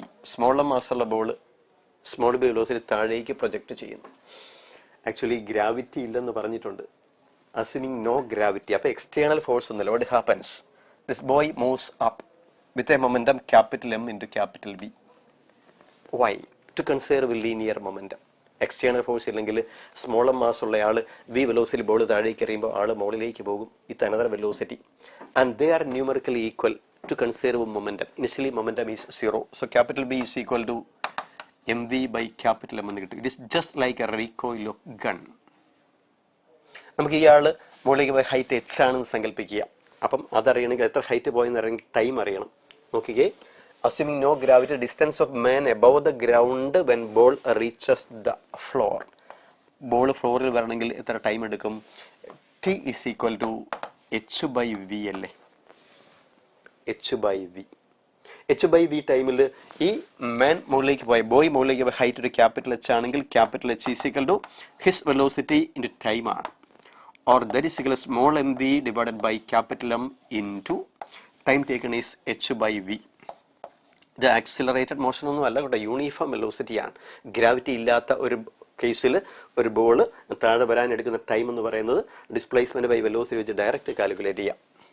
Capital h is equal to mh divided by m എന്ന് കിട്ടും. അങ്ങനെ ഒരു answer ഇല്ല, ചോദ്യം അതല്ല. The distance of man from the ground ആണ് question. ഇത് ഇവിടുന്ന് ആൾ മുകളിലേക്ക് പോയതാണ് MH/m എന്ന് പറയുന്നത്. ഓൾറെഡി ഒരു സ്മോൾ h നമ്മുടെ കിടപ്പുണ്ട്. അപ്പോൾ തീർച്ചയായിട്ടും ടോട്ടൽ ഹൈറ്റ് എന്ന് പറയുന്നത് ടോട്ടൽ ഹൈറ്റ് കാണണമെങ്കിൽ MH/mൻ്റെ കൂടെ MH/M കൂടെ ഒരു h കൂടെ ആഡ് ചെയ്യണം. MH/M എന്ന് പറയുന്നത് മേൻ മുകളിലേക്ക് പോയത്. ഗ്രൗണ്ടിൽ നിന്നുള്ള ഡിസ്റ്റൻസ് എടുക്കൽ ഒരു h കൂടെ ആഡ് h കോമൺ വരും. h×1+m/m ആണ് വരിക. h×1+m/m or m+m/m into h എന്ന് കിട്ടും. h കോമൺ ആയിട്ട് എടുക്കാം. പോയിട്ട് 1+m/M ആണ്. അത് m+M divided by M. Fourth option is the right answer. A block of mass 1 kilogram slides down a curved track. There is one quadrant of the circle of a radius 1 meter. Its speed at the bottom is 2 meter per second. Work done by friction. Already ചെയ്ത കാറ്റഗറിയാണ്. Circular പാത്തിലൂടെ body പോകുന്നാലും പാത്തിൻ്റെ ഷേപ്പിനെ depend ചെയ്യുന്നില്ല. Work done by ഗ്രാവിറ്റിയാണ്. പക്ഷേ ഇവിടെ ഫ്രിക്ഷൻ ഉണ്ട്. സോ താഴത്തെ കൈനറ്റിക് ½ mv², മുകളിലത്തെ പൊട്ടൻഷ്യൽ mgh ആണെങ്കിൽ ½ mv² - mgh equal to work done by non-conservative force. Work done by non-conservative force is equal to change in mechanical energy, means final mechanical energy minus initial mechanical energy is equal to work done by frictional force. And what is h? H means this height. That is equal to the radius of the circular path. So ½ mv² minus mgr is equal to w എന്ന് കിട്ടും. ½ mv². എല്ലാം ഉണ്ട്. v ഉണ്ട്, m ഉണ്ട്, റേഡിയസിൻ്റെ value ഉണ്ട് കേട്ടോ. അത് calculate ചെയ്യാവുന്നതേ ഉള്ളൂ. ½ ഇൻറ്റു മാസ് 1 അല്ലേ, 1 ഇൻറ്റു v² 4 കിട്ടും, മൈനസ് 1 ഇൻറ്റു 10 ഇൻറ്റു 1 എന്നാണ് വരിക. 4/2 2 minus 10 minus 8 joule. Already ചെയ്ത കോൺസെപ്റ്റ് ആണ്. Work done by non conservative force is equal to change in mechanical energy. Final mechanical minus initial mechanical will give work done. Friction ഇല്ലായിരുന്നെങ്കിൽ ½ mv² mgh numerically equal ആകും. എന്ന് പറഞ്ഞാൽ അവിടെ ഫ്രിക്ഷൻ്റെ work ഇല്ല എന്നാണ്. A woman pushes a trunk on a railway platform which has a rough surface. She applies a force 100 Newton over a distance 10 meter. And then she gets progressively tired. And her applied force reduces linearly with the distance to 50 Newton. We can draw a graph, the variation of force with the displacements. The graph can be actually like this.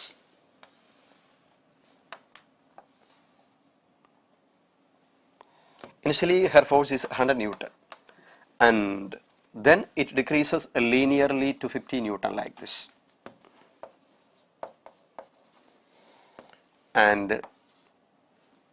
this distance can be taken as 10 meter and this is 20 meter. Fx graph ആണ്.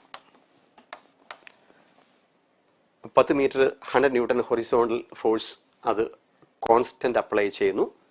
പിന്നീട് അത് gradually linear decrease ഉണ്ടാക്കുന്നു. Next 20ൽ and total distance by which trunk has been moved is 20 meter. Calculate work done. Simply area. Work done by the woman അല്ലേ. Area and എഫക്സ് graph എടുത്താൽ മതി കേട്ടോ. Area എടുക്കുമ്പോൾ ഇതൊരു ടോട്ടൽ ഏരിയ വരും, ഇവിടെ ഒരു ഏരിയ വരും, റൈറ്റ് ആംഗിൾ വരും. കാൽക്കുലേറ്റ് ചെയ്യുന്നില്ല. Answer is 1750. ഇതിനകത്ത് കോൺസ്റ്റന്റ് ഫോഴ്സും ഉണ്ട്, വേരിയബിൾ ഫോഴ്സും ഉണ്ട്. ഫോഴ്സ് കോൺസ്റ്റന്റ് ആണെങ്കിലും വേരിയബിൾ ആണെങ്കിലും ഗ്രാഫിൻ്റെ ഷേപ്പ് പെർഫെക്റ്റ് ആണെങ്കിൽ work done can be taken as area under എഫക്സ് graph. Work done ഉണ്ടോ റെഗുലർ ഷേപ്പുള്ള ഗ്രാഫ് ആണെങ്കിൽ ആ ഫോഴ്സിൻ്റെ വേരിയേഷൻ കോൺസ്റ്റന്റ് ഫോഴ്സും ഉണ്ട്, വേരിയബിൾ ഫോഴ്സും ഉണ്ട്. കോൺസ്റ്റന്റ് ഫോഴ്സും ഉണ്ട്, വേരിയബിൾ ഫോഴ്സും ഉണ്ട്. അപ്പോൾ വർക്ക് ഡൺ എന്ന് പറയുന്നത് ഏരിയ അണ്ടർ എഫക്സ് ഗ്രാഫ് അതിൻ്റെ ആപ്ലിക്കേഷനാണ്. Okay, next one. All particles of a body are situated at a distance r from the origin. Distance of the center of mass. വളരെ സിമ്പിൾ ആണ്, പക്ഷേ വായിക്കുമ്പോൾ ഒരു കൺഫ്യൂഷൻ ഫീൽ ചെയ്യാം അല്ലേ.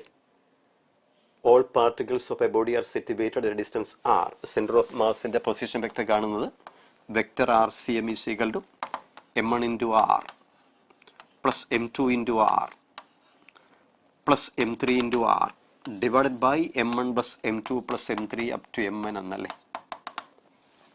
ഞാൻ കോമൺ ആയിട്ട് എല്ലാവർക്കും r എടുക്കാൻ കാരണം r സെയിം ഡിസ്റ്റൻസ് എന്ന് പറഞ്ഞിട്ടുണ്ട്. സെയിം ഡിസ്റ്റൻസ് എന്നേ ഉള്ളൂ അല്ലേ. Distance situated distance R from the origin. ഇത് നമ്മൾ vector R m1 into vector R plus m2 into vector R plus m3 into vector R ആണ്. ഇവിടെ m1 പ്ലസ് m2 ആറ് കോമൺ വരും. നമുക്കങ്ങനെ വെറുതെ ആഡ് ചെയ്യത്തൊന്നുമില്ല. വൈ ആറ് ഡയറക്ഷൻ മാറിക്കൊണ്ടിരിക്കും. വെക്റ്റർ അഡീഷൻ ആണ്. ഫോർ എക്സാമ്പിൾ ഒരു സർക്കുലർ റിംഗ് ഒക്കെ എടുക്കുവാണെങ്കിൽ take this as origin. All particles of the body are situated r from the origin. Correct അല്ലേ? എല്ലാവരും ഒറിജിനിൽ നിന്ന് r അകലെയാണ്. Then distance of the center of mass from the origin. Center of mass ഇവിടെയല്ലേ? ഒറിജിനും ഇവിടെയല്ലേ? അപ്പോൾ ഒറിജിനിൽ നിന്ന് സെൻറ്റർ ഓഫ് മാസിലെ ഡിസ്റ്റൻസ് എത്രയാണ്? 0 അല്ലാതെ 6 അല്ല. 0 ആണ്, 6 അല്ല. ഒറിജിനിൽ നിന്ന് centre of മാസിലേക്ക്.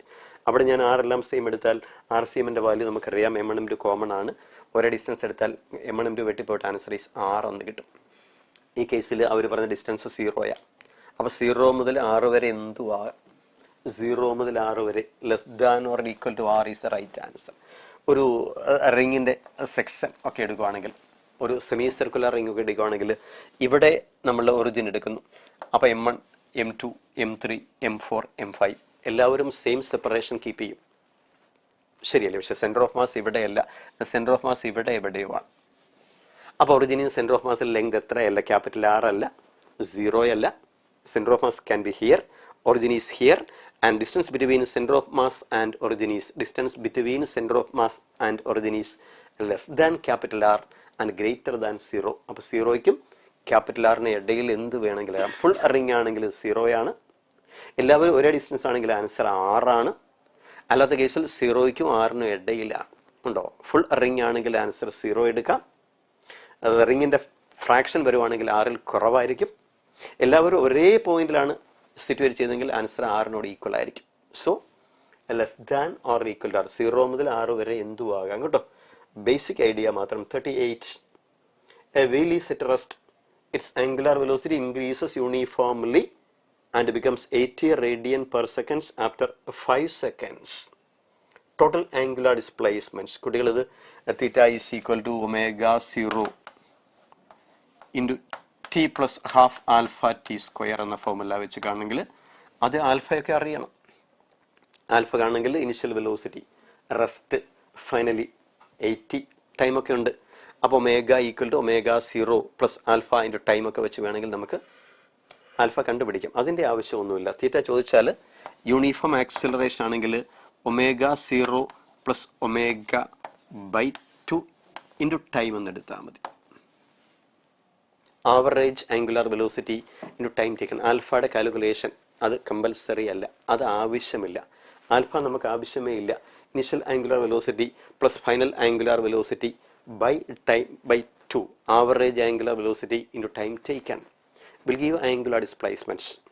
Total displacement by total time taken will give average velocity എന്ന് പഠിച്ചിട്ടില്ലേ?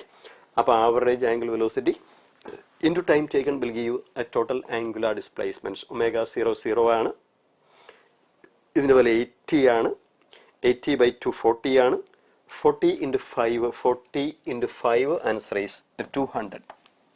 40 into 5 ഞാൻ സ്റ്റെപ്പ് എഴുതിയ പോലും ഇല്ല. ഇത് 0 ആണ്, ഇത് 80 ആണ്. 80 by 2 40 ആണ്. 40 into 5 ആൻസർ ഈസ് 200 റേഡിയൻ എന്ന് കിട്ടും.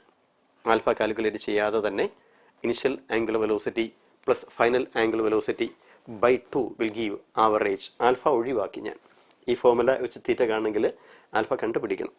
അപ്പോൾ ആൽഫ കണ്ടുപിടിക്കുന്ന ടൈമിൽ തന്നെ നമുക്ക് ഡയറക്റ്റ് തീറ്റ പോരും കേട്ടോ. യൂണിഫോംലി ആക്സിലറേറ്റഡ് ആണെങ്കിൽ അതാണ് പ്രത്യേകത. ഓക്കെ, യൂണിഫോം ആക്സിലറേഷൻ ആണെങ്കിൽ അങ്ങനെ എടുക്കാം. 39. A circular plate of uniform thickness has a diameter 56 cm. A circular part of diameter 42 cm is removed from one of its edge. ഒരു ഡിസ്കിൽ നിന്ന് ചെറിയൊരു ഡിസ്ക് ഇങ്ങനെ കട്ട് ചെയ്യുന്ന കേസ് വെച്ച് പ്രോബ്ലം ഇഷ്ടം പോലെ ചെയ്തിട്ട് കാണും. ഞാനത് ഇപ്പോൾ ഇട്ടിരിക്കുന്നത് അതിൽ നമ്മൾ m1 r1 plus m2 r2 by m1 plus m2 ഒക്കെ എടുത്ത് മാസിനെ ഏരിയയുടെ ടൈമിലേക്കൊക്കെ മാറ്റി ചെയ്യാറുണ്ട് കുട്ടികൾ അല്ലേ? ഏരിയ ഒക്കെ എടുത്തിട്ട് ആ ഏരിയ എടുത്തിട്ട് ചെയ്യാം. m1 r1 = m2 r2 വെച്ചിട്ട് ചെയ്യാം. ആ ഒരു സ്റ്റെപ്പൊക്കെ ഇങ്ങനെ വിടുക. ഒരു ഡിസ്കിൻ്റെ കേസാണ്, എഡ്ജിൽ നിന്നാണ് കട്ട് ചെയ്യുന്നതെങ്കിൽ ഇനിഷ്യലി സെൻറ്റർ ഓഫ് മാസ് ഇവിടെയാണ്. റൈറ്റിൽ നിന്ന് കട്ട് ചെയ്യുമ്പോൾ സെൻറ്റർ ഓഫ് മാസ് ഇങ്ങോട്ട് മാറും. And here is a shift some X. എക്സാമിന് എക്സ് ചോദിച്ചാൽ ഒരു കാരണവശാലും ഡിസ്കിൻ്റെ കേസ് ആണെങ്കിൽ 99% ഡിസ്കേ ചോദിക്കാറുള്ളൂ. എഡ്ജിൽ നിന്നാണ് കട്ട് ചെയ്യുന്നതെങ്കിൽ X is given by R square by R plus R എന്ന് എടുത്താൽ മതി. R square by R plus R. Small R is a radius of the removed disc and capital R is a radius of the initial disc. Cut ചെയ്തതിന് മുമ്പുള്ള വലിയ ഡിസ്കിൻ്റെ radius capital R എന്നും cut ചെയ്തതിൻ്റെ small ആറും ആണെങ്കിൽ shift of the centre of mass is simply given by that result. അതിൻ്റെ direction എടുക്കാൻ ബുദ്ധിമുട്ടില്ല. റൈറ്റിൽ നിന്ന് കട്ട് ചെയ്താൽ ലെഫ്റ്റിലേക്കായിരിക്കും, ടോപ്പിൽ നിന്നാണെങ്കിൽ താഴേക്കായിരിക്കും, ലെഫ്റ്റിൽ നിന്ന് കട്ട് ചെയ്താൽ റൈറ്റിലേക്കായിരിക്കും. അപ്പോൾ R square by R plus R എടുക്കുമ്പോൾ നമ്മുടെ കേസിൽ ഡയമീറ്റർ 42 ആണ്, ഇത് 56 ആണ്. അപ്പോൾ 21 × 21 ഡിവൈഡഡ് ബൈ 56 28 പ്ലസ് 28 എന്ന് കിട്ടും. ശരിയല്ലേ? R square by R plus R ആണ്. 21 × 21 ഡിവൈഡ് ബൈ 28 പ്ലസ് 21 ആണ് വരെ. 21 × 21 ഡിവൈഡ് ബൈ 28 പ്ലസ് 21. 28 പ്ലസ് 21 49 ആണ് കേട്ടോ. 49. അപ്പോൾ 21 × 21 ഡിവൈഡ് ബൈ 49 എന്ന് കിട്ടും. 49. 21 49 ക്യാൻസൽ ആയി കളയാം. 7 കൊണ്ട് ഇൻറ്റു ചെയ്യാം. ഇത് 7 വരും, ഇത് 3 വരും. ശരിയല്ലേ? 7 3 × 3 9 സെൻറ്റിമീറ്റർ എന്ന് കിട്ടും. ഇനി ഈ ഫോർമുല ഒന്ന് തരാൻ വേണ്ടിയാണ് പ്രോബ്ലം എടുത്തത്. M1R1 = M2R2 വെച്ച് ചെയ്യാം, ഏരിയ വെച്ച് ചെയ്യാം. അതൊക്കെ അതിൻ്റെ ഒറിജിനൽ മെത്തേഡാണ്. ഡിസ്കിൻ്റെ എഡ്ജിൽ നിന്നാണ് കട്ട് ചെയ്യുന്നതെങ്കിൽ shift can be taken using the equation R square by R plus R. A solid sphere and a hollow sphere of same mass have same moment of inertia about their respective diameters. Simple അല്ലേ? Same mass, same moment of inertia. 2/5 m into r1 square is equal to 2/3 m into r2 square ആണ്. 2/5 2m cancel ആയി പോകും. r1/r2. ചോദ്യം അതല്ലേ? Ratio of there radii ആണ് ചോദ്യം. Answer is r1 square by 5 is equal to r2 square divided by 3 എന്നാണ് വരിക.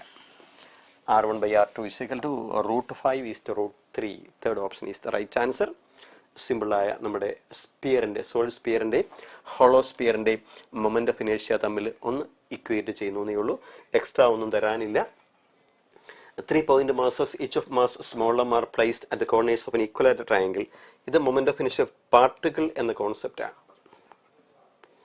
3 particles. Here is an M1, another M2, another M3. മൂന്ന് പേർക്ക് ഒരേ മാസ് അല്ലേ? Moment of inertia of a particle is the product of the mass of the particle and square of the perpendicular distance from the axis. അതാണ് product of the mass and square of the distance. Axis നോക്കി എടുക്കണം, അല്ലാതെ വെറുതെ നമ്മൾ ചെയ്തേക്കരുത്. The moment of inertia system about an axis passing through one side of the triangle. ഇതാണ് question. One side, ഏത് സൈഡും എടുക്കാം.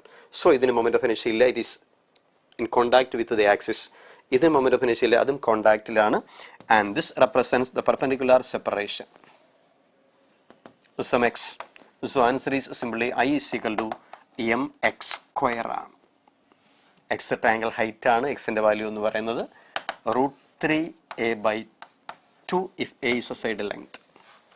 ആക്സിസ് ഇതിലേ വരാം, ഇങ്ങനെ വരാം, ഈ സൈഡിൽ കൂടെ വരാം, ഇങ്ങനെ പെർപെൻഡിക്കുലറായിട്ട് വരാം, ഏത് മാസത്തിലൂടെ വേണമെങ്കിലും ആക്സിസ് വരാം. ഒരേ ഒരു sentence, product of the mass and square of the perpendicular distance from the axis എന്നാണ്. So answer is I think it is 3/4 ma² എന്ന് കിട്ടും. 3 thin rods, each of mass m and length are placed along 3 axes. ഒരു rod എക്സിലാണ്, second rod വൈയിലാണ്, third one ഇസഡിലാണ്. Same mass and same length. ഒന്ന് എക്സിൽ, ഒന്ന് വൈയിൽ, ഒന്ന് ഇസഡിൽ. Axis is passing through the rod along the z axis. I ആണ് ചോദ്യം. ഈ റോഡിന്റെ എൻഡിലൂടെയാണ്, ml²/3 ആണ്. ഈ റോഡിന്റെ എൻഡിലൂടെയാണ്, ml²/3 ആണ്. എൻഡിലൂടെ ലെങ്തിന് പെർപെൻഡിക്കുലർ ആണ്. ഈ റോഡിലൂടെയാണ്, അതിന്റെ 0 ആണ്. So answer is very simple. ml²/3 × 2 എന്നെടുത്താൽ പോരെ. ഒന്നാമത്തെ റോഡിന് ml²/3 എൻഡിലൂടെ ലെങ്തിന് പെർപെൻഡിക്കുലർ അല്ലേ? രണ്ടാമത്തെ റോഡിൻ്റെ ml²/3 ലെങ്തിന് പെർപെൻഡിക്കുലർ എൻഡിലൂടെയല്ലേ? മൂന്നാമത്തെ റോഡിലൂടെയല്ലേ? റോഡിലൂടെ ആണെങ്കിൽ ആൻസർ 0 അല്ലേ? റോഡിലൂടെയാണെങ്കിൽ ആൻസർ 0 ആണ്. So answer is ml²/3 into 2/3 ml². Second choice is the right answer based on moment of inertia of a rigid road. A solid homogeneous sphere slips as it rolls. Slips as it rolls. അതിൻ്റെ meaning സർഫസിൽ friction ഉണ്ട് എന്നാണ്. I mean pure rolling അല്ല എന്നുള്ളതാണ്. It's not an example for pure rolling. Rolling with slipping അല്ലേ? So impure rolling ആണ്. Impure rolling ആണെങ്കിൽ അതിൻ്റെ മീനിങ് മെക്കാനിക്കൽ എനർജി കൺസേർവ്ഡ് അല്ല, ഫ്രിക്ഷൻ വർക്ക് ചെയ്യും. ടോട്ടൽ കൈനറ്റിക് എനർജി കൺസേർവ്ഡ് അല്ല, റൊട്ടേഷൻ്റെ എനർജി കൺസേർവ്ഡ് അല്ല. ആംഗുലാർ മൊമെന്റ് കൺസർവേഷൻ അപ്ലൈ ചെയ്യണമെങ്കിൽ ആ പോയിന്റിന് അബൌട്ടായ ടോട്ടൽ ടോർക്ക് 0 ആയിരിക്കണം. ഇതാ ഇവിടെ ടാൻജൻഷ്യൽ ഫോഴ്സ് ഉണ്ടാവും. സോ സെൻറ്റർ ഓഫ് മാസിന് അബൌട്ടായിട്ട് ടോട്ടൽ ടോർക്ക് ഉണ്ടാകും, ഉറപ്പല്ലേ? കാരണം സെൻറ്റർ ഓഫ് മാസിൽ നിന്ന് ഫോഴ്സിലേക്ക് പെർപെൻഡിക്കുലർ സെപ്പറേഷൻ റേഡിയസ് ഉണ്ട്. സോ സെൻറ്റർ ഓഫ് മാസിന് അബൌട്ടായിട്ട് ടോട്ടൽ ടോർക്ക് നോൺ 0 ആണ്. So angular momentum about centre of mass is considered തെറ്റാണ്. വൈ? ആംഗുലാർ മൊമെന്റ് കൺസിഡർ ചെയ്യണമെങ്കിൽ ടോർക്കിന്റെ വാല്യൂ 0 ആയിരിക്കണം. സെൻറ്റർ ഓഫ് മാസിന് അബൌട്ടായിട്ട് ടോർക്ക് ഉണ്ട്, ബട്ട് പോയിന്റ് ഓഫ് കോണ്ടാക്ടിന് അബൌട്ടായിട്ട് ടോർക്കിന്റെ വാല്യൂ 0 ആയിരിക്കും. പോയിന്റ് ഓഫ് കോണ്ടാക്ടിന് അബൌട്ട്, കാരണം പോയിന്റ് ഓഫ് കോണ്ടാക്ട് കൂടിയാണ് tangential force. So torque about the point of contact 0 ആണെങ്കിൽ angular momentum about the point of contact 0 ആയിരിക്കും. Torque about the point of contact 0 ആണെങ്കിൽ angular momentum about the point of contact എന്ന് പറയുന്നത് considered ആയിരിക്കും കേട്ടോ. Torque 0 ആണെങ്കിൽ angular momentum considered ആയിരിക്കും എന്നാണ്. ആംഗുലാർ മൊമെന്റം 0 ആണെന്നല്ല. Based on conservation of angular momentum in the absence of external torque. ഇത് ഇംപ്യുവർ റോളിംഗിന്റെ ആപ്ലിക്കേഷൻ ആണ്. ഫ്രിക്ഷൻ വർക്ക് ചെയ്യുന്ന കേസാണ്. ഹാഫ് എം ബി സ്ക്വയറിന് ചേഞ്ച് ഉണ്ട്, ഹാഫ് ഐ ഒമേഗ സ്ക്വയറിന് ചേഞ്ച് ഉണ്ട്, ടോട്ടൽ മെക്കാനിക്കൽ എനർജിക്ക് ചേഞ്ച് ഉണ്ട്, സെൻറ്റർ ഓഫ് മാസിന് അബൌട്ടായിട്ട് ടോർക്ക് ഉണ്ട്, പക്ഷേ പോയിന്റ് ഓഫ് കോണ്ടാക്ടിന് അബൌട്ടായിട്ട് ടോർക്ക് ഇല്ല എന്നാണ്. 44. A ring is rolling without slipping. It's an example of pure rolling. Its energy of translation is E. A total energy ആണ് വേണ്ടത്. ഈ ടോട്ടൽ എനർജി കാണാൻ നമുക്ക് ഫോർമുലയുണ്ട്. Sum total energy E1 is equal to half mb square into beta എന്നെടുത്താൽ മതി. Where beta stands for the constants 1 plus k square by r square, and in the 1 plus k square by r square, in the case of ring its value is 2. ഞാനത് calculate ചെയ്യുന്നില്ല. Total എനർജിയാണ് ഇവിടെ. Total എനർജിയാണ്.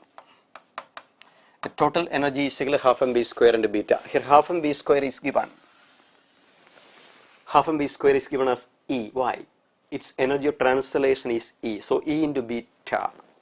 Beta is 2. So 2 times E.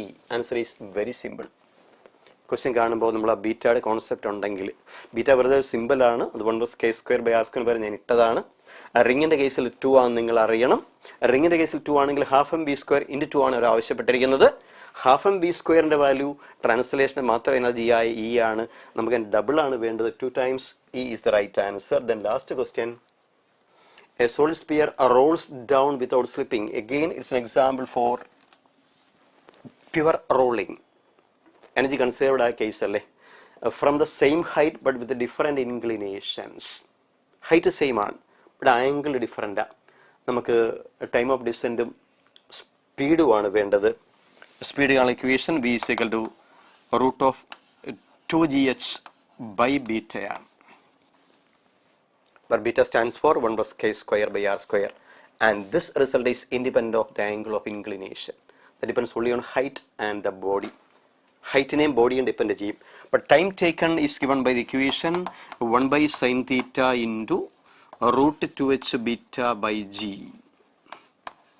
Hും ബീറ്റയും common ആണ്. ബട്ട് sin theta time taken depends on the angle, and velocity at the bottom is independent of the angle. അപ്പം തീർച്ചയായിട്ടും രണ്ട് ബോഡി ഒരേ ഹൈറ്റിൽ നിന്ന് വരുന്നതിനാൽ വെലോസിറ്റി രണ്ട് ബോഡിക്കും സെയിം ആയിരിക്കും. ബട്ട് ടൈം ഡിഫറൻ്റ് ആയിരിക്കും. Speed will be same but time of descent will be different.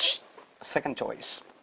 Speed is independent of angle of inclination, and time taken depends on angle of inclination according to that equation, and beta stands for 1 plus k square by r square. A solid sphere എന്ന് പറയുമ്പോൾ ബീറ്റയുടെ value 7/5 ആണ്. അത് അവിടെ ഇവിടെ ഒരുപോലെയാണ്. h രണ്ടിടത്ത് ഒരുപോലെയാണ്. അവിടെ ആംഗിൾ ഡിഫറൻ്റ് ആണെന്ന് പറയുന്നു. അപ്പോൾ തീർച്ചയായും ടൈം ഓഫ് ഡിസെൻറ്റിൻ്റെ കാര്യത്തിൽ മാറ്റം വരും. നമ്മൾ ക്വസ്റ്റ്യൻ ചെയ്തപ്പോൾ ആൻസറിന് കാര്യമായ സിഗ്നിഫിക്കൻസ് കൊടുത്തിട്ടില്ല, കാൽക്കുലേഷൻ കാര്യമായ പ്രാധാന്യം കൊടുത്തിട്ടില്ല. ഓപ്ഷനൊക്കെ എന്തെങ്കിലും അങ്ങോട്ട് മാറ്റി മാർക്കിയതെങ്കിൽ അതൊന്ന് കറക്റ്റ് ആക്കിയേക്കണം. 2 മണിക്കൂർ കൊണ്ട് പരമാവധി കോൺസെപ്റ്റുകൾ 3 ടോപ്പിക്കിൽ നിന്ന് എടുക്കുക. എത്രയും പെട്ടെന്ന് ഏറ്റവും ഷോർട്ടായ മെത്തേഡിൽ ആൻസർ എടുക്കുക. ചില മറന്നു പോകാവുന്ന അബദ്ധം പറ്റാവുന്ന ചില പോയിന്റുകൾ ഒന്ന് റീകളക്ട് ചെയ്തു എന്ന് മാത്രമേ ഉള്ളൂ. നമ്മൾ ക്ലാസ് വൈൻഡപ്പ് ചെയ്യുന്നു. നമ്മുടെ അടുത്ത ബയോളജി ക്ലാസ്സിന് വേണ്ടി ബിജിലാൽ സാർ എത്തിയിട്ടുണ്ട്. പിള്ളേരെ തുടരുക. എൻ്റെ ക്ലാസ് ഞാനിവിടെ വൈൻഡപ്പ് ചെയ്യുന്നു. Okay, thank you very much.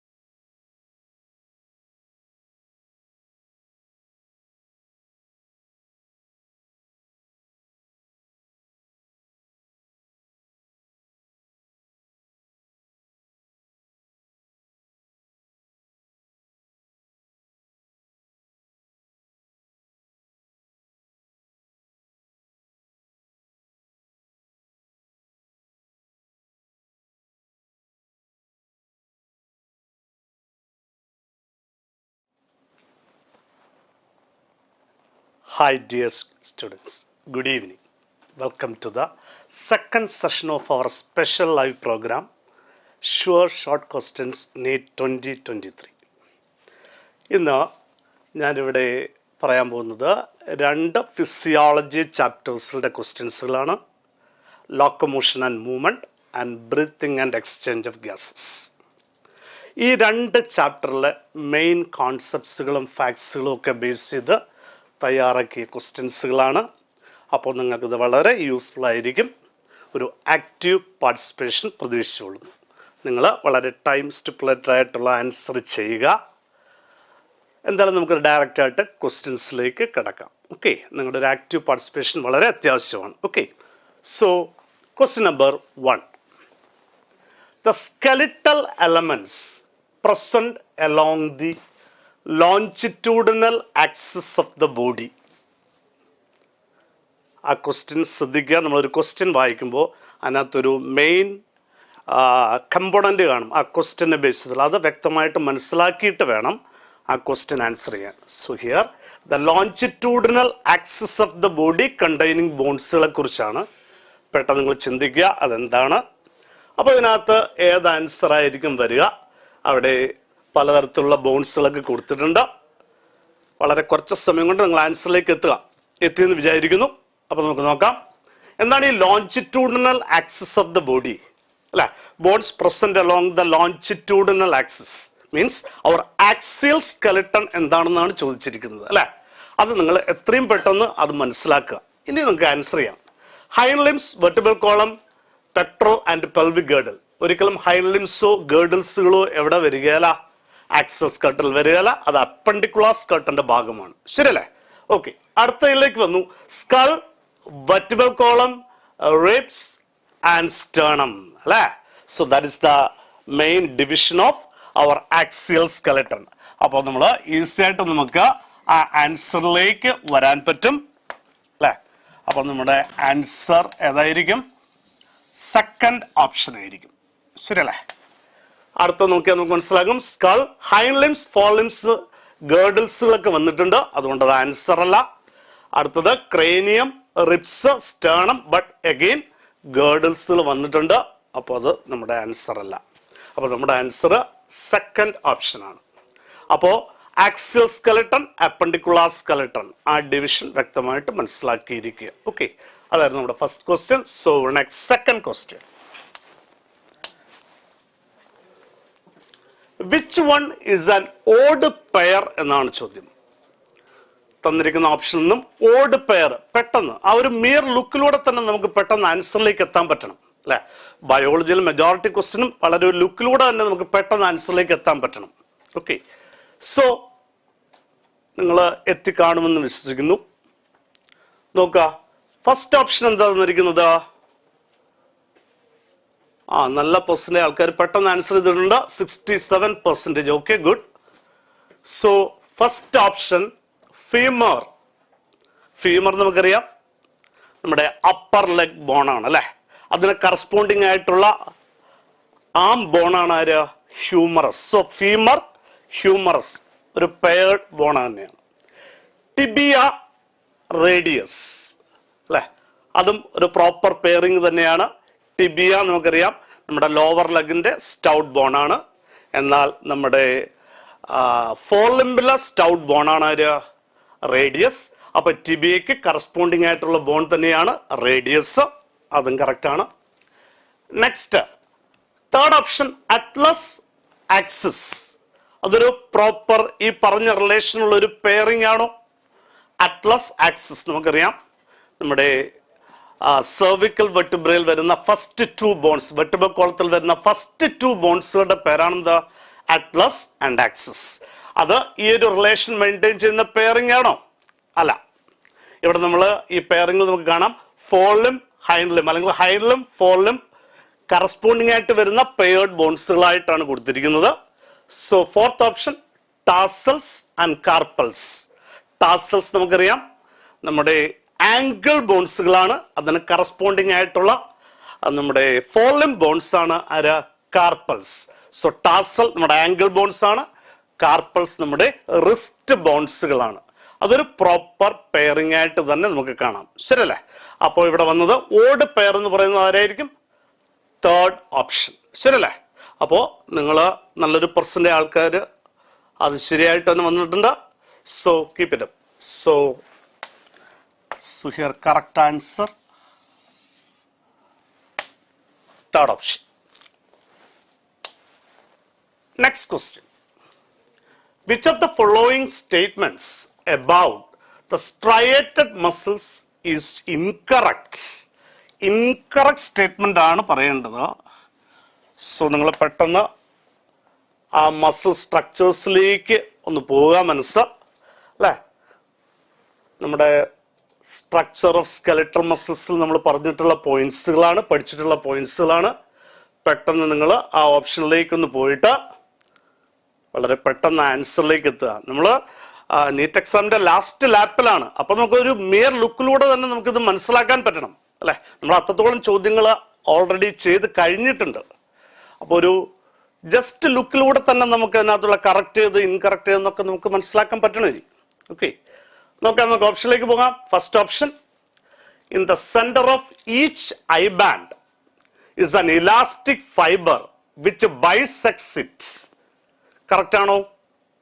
നമുക്കറിയാം ഓരോ ഐ ബാൻഡിന്റെ മിഡിൽ വരുന്ന എന്താണ്? An elastic fibrous membrane called Z line. അതിനെ കുറിച്ചാണ് പറയുന്നത്. Okay, in the centre of each I band an elastic fibre, that is ആരാ ഇലാസ്റ്റിക് ഫൈബർ എന്ന് പറയുന്നത്? സെഡ് ലൈനെ കുറിച്ചാണ് പറയുന്നത്, ശരിയല്ലേ? Which bisects it. എന്തിനാ ബൈസെക്ട് ചെയ്തിരിക്കുന്നത്? ഐ ബാൻഡിനെ ബൈസെക്ട് ചെയ്ത് കാണുന്ന മെംബ്രെയിൻ ആണ്, ശരിയല്ലേ? സോ അത് കറക്റ്റ് തന്നെയാണ്, ശരിയല്ലേ? നമുക്ക് വേണ്ടത് ഇൻകറക്റ്റ് ആണ്. Thin filaments are firmly attached to Z line. Thin filaments, actin filaments are firmly attached to that central Z line. Correct തന്നെയാണ് അല്ലേ? Next, M line is a fibrous membrane in the middle of A bands അല്ലേ? അവിടെ നമ്മൾ Z ലൈനും പഠിക്കുന്നുണ്ട്, M ലൈനും പഠിക്കുന്നുണ്ട്. Z line at the middle of I band and M line at the middle of A band. So M line is a fibrous membrane at the middle of A bands. അതും correct തന്നെയാണ്. Last option. Two filaments of protein called a troponin runs along the length of actin filament. അത് correct ആണോ? നമുക്കറിയാം F actin എന്ന് പറയുന്ന ആ structural കമ്പോണന്റിനെ around ആയിട്ട് ടു ലോങ് ഫിലമെന്റസ് പ്രോട്ടീൻ അല്ലെ പോകുന്നുണ്ട്. അതിന്റെ പേരെന്താണ്? ട്രോപ്പോണിൻ ആണോ? അല്ല, tropomyosin. Two filamentous tropomyosin runs along the length of actin filament. Troponin അല്ല. ട്രോപ്പോണിൻ എന്താണ്? പ്രോട്ടീൻ കോംപ്ലക്സ് ആണ്. Lies at regular intervals on tropomyosin. അപ്പോ ട്രോപ്പോമയോസിൻ ആയിരുന്നു അവിടെ വരേണ്ടിയിരുന്നത്, ട്രോപ്പോണിൻ അല്ല. ശരിയല്ലേ? അപ്പൊ ട്രോപ്പോണിൻ വന്നത് തെറ്റാണ്.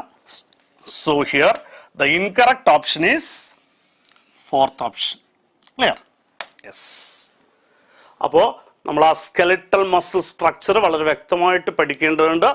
അതിനകത്ത് നമ്മൾ Z line, M line, A band, I band അല്ലെ, H സോൺ അതൊക്കെ വളരെ ക്ലിയർ ആയിട്ട് മനസ്സിലാക്കിയെങ്കിൽ മാത്രമേ നമുക്ക് അങ്ങനെയുള്ള ചോദ്യത്തിന് ആൻസർ എഴുതാൻ പറ്റുള്ളൂ അല്ലെ. അതൊക്കെ നിങ്ങൾ പഠിച്ചു കഴിഞ്ഞതാണ്. Okay, next fourth question. Which of the following movements in man are directly concerned with locomotion അല്ലെ? ലോക്കോമോഷനുമായി ബന്ധപ്പെട്ട ഏത് മൂവ്മെന്റ് ആണ് അവിടെ പറഞ്ഞിരിക്കുന്നതെന്നാണ് പറയേണ്ടത് അല്ലെ? ലോക്കോമോഷനുമായി ബന്ധപ്പെട്ട correct movement. Okay, first one, rotation of head of humerus in acetabulum. ഇത് നമ്മുടെ ലോക്കോമോഷനുമായി ബന്ധപ്പെട്ട ഒരു കാര്യമാണോ? Rotation of head of humerus. Humerus എന്ന് പറയുന്നത് നമ്മുടെ അപ്പർ ആംബോൺ ആണ് അല്ലെ? അതിന്റെ റൊട്ടേഷൻ എവിടെ? ഇൻ അസറ്റാബുലം എന്ന്. അസറ്റാബുലത്തിലാണോ ഹെഡ് ഓഫ് ഹ്യൂമറസ് റൊട്ടേറ്റ് ചെയ്യുന്നത്? അല്ല, ഹെഡ് ഓഫ് ഹ്യൂമറസ് ഇരിക്കുന്ന ക്യാവിറ്റിയുടെ പേര് നമുക്കറിയാം ഗ്ലിനോയിഡ് ക്യാവിറ്റി എന്നാണ് അല്ലെ? അസറ്റാബുലം നമ്മുടെ തൈബോണിന്റെ ആർട്ടിക്കുലേഷൻ പോയിന്റ് ആണ്. അപ്പോ മാത്രമല്ല നമ്മുടെ ലോക്കോമോഷനുമായി ബന്ധപ്പെട്ട മൂവ്മെന്റാ പറയേണ്ടത് അല്ലെ? ഇത് ജസ്റ്റ് ഒരു മൂവ്മെന്റ് മാത്രം. ആ മൂവ്മെന്റിനെ കുറിച്ചാണ് ഇവിടെ പറയുന്നത്. സോ അത് തെറ്റാണ്. Rotation of head of humerus in acetabulum not directly concerned with locomotion. ശരിയല്ലേ? അപ്പൊ അതൊരു കറക്റ്റ് ഓപ്ഷൻ അല്ല. So it's an incorrect one. Second ഓപ്ഷനോ, rotation of head of femur in glenoid cavity. Femur നമ്മുടെ ഹൈൻലിംബ് ബോൺ തന്നെയാണ് അല്ലെ, തൈ bone. പക്ഷെ അവിടെ പറഞ്ഞിരിക്കുന്നത് എന്താ? Rotation of head of femur in glenoid cavity എന്നാണ് പറഞ്ഞിരിക്കുന്നത്. ഗ്ലിനോയിഡ് ക്യാവിറ്റി ആണോ? ഇല്ല. ഫീമർ എവിടെയാ റൊട്ടേറ്റ് ചെയ്യുന്നത്, മൂവ് ചെയ്യുന്നത്? അസറ്റാബുലത്തിലാണ്. അപ്പോ അതും റോങ് ആണ്.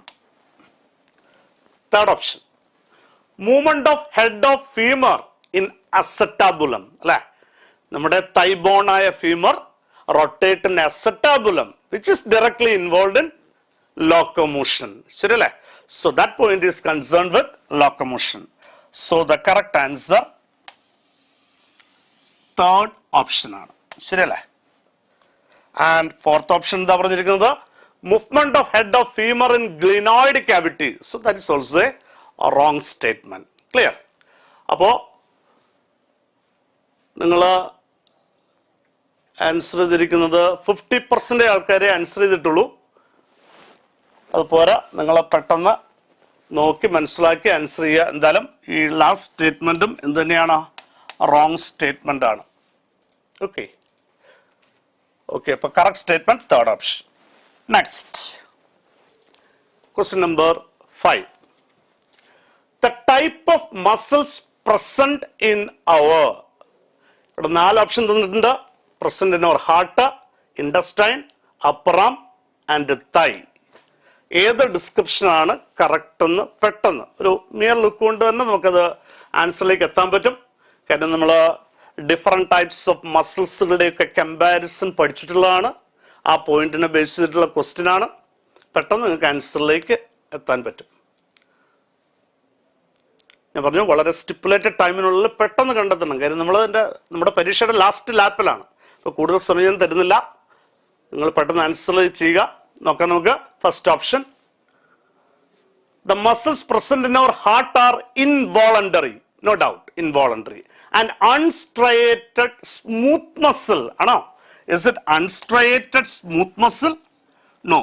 So it's the wrong one. And second option, the muscles in our intestine are involuntary, correct? Striated and fusiform. Is it striated? No. They are non-striated. So അതുകൊണ്ടതും തെറ്റാണ്. Fusiform ആണ് അല്ലെ, അതിന്റെ ഫൈബേഴ്സുകൾ fusiform type ആണ്. അതൊക്കെ correct ആണ്. And the third option, the muscles in our upper arm are unstriped, voluntary and spindle form. Upper arm എന്ന് പറയുന്ന muscle എന്തായിരിക്കും? അൺസ്ട്രൈപ്ഡ് ആണോ? അല്ല, ദേ ആർ സ്ട്രൈപ്ഡ് ആണ്, സ്ട്രയേറ്റഡ് ആണ്.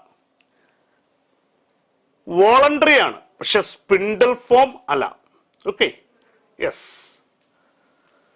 അപ്പോൾ അതും റോങ് ആണ്.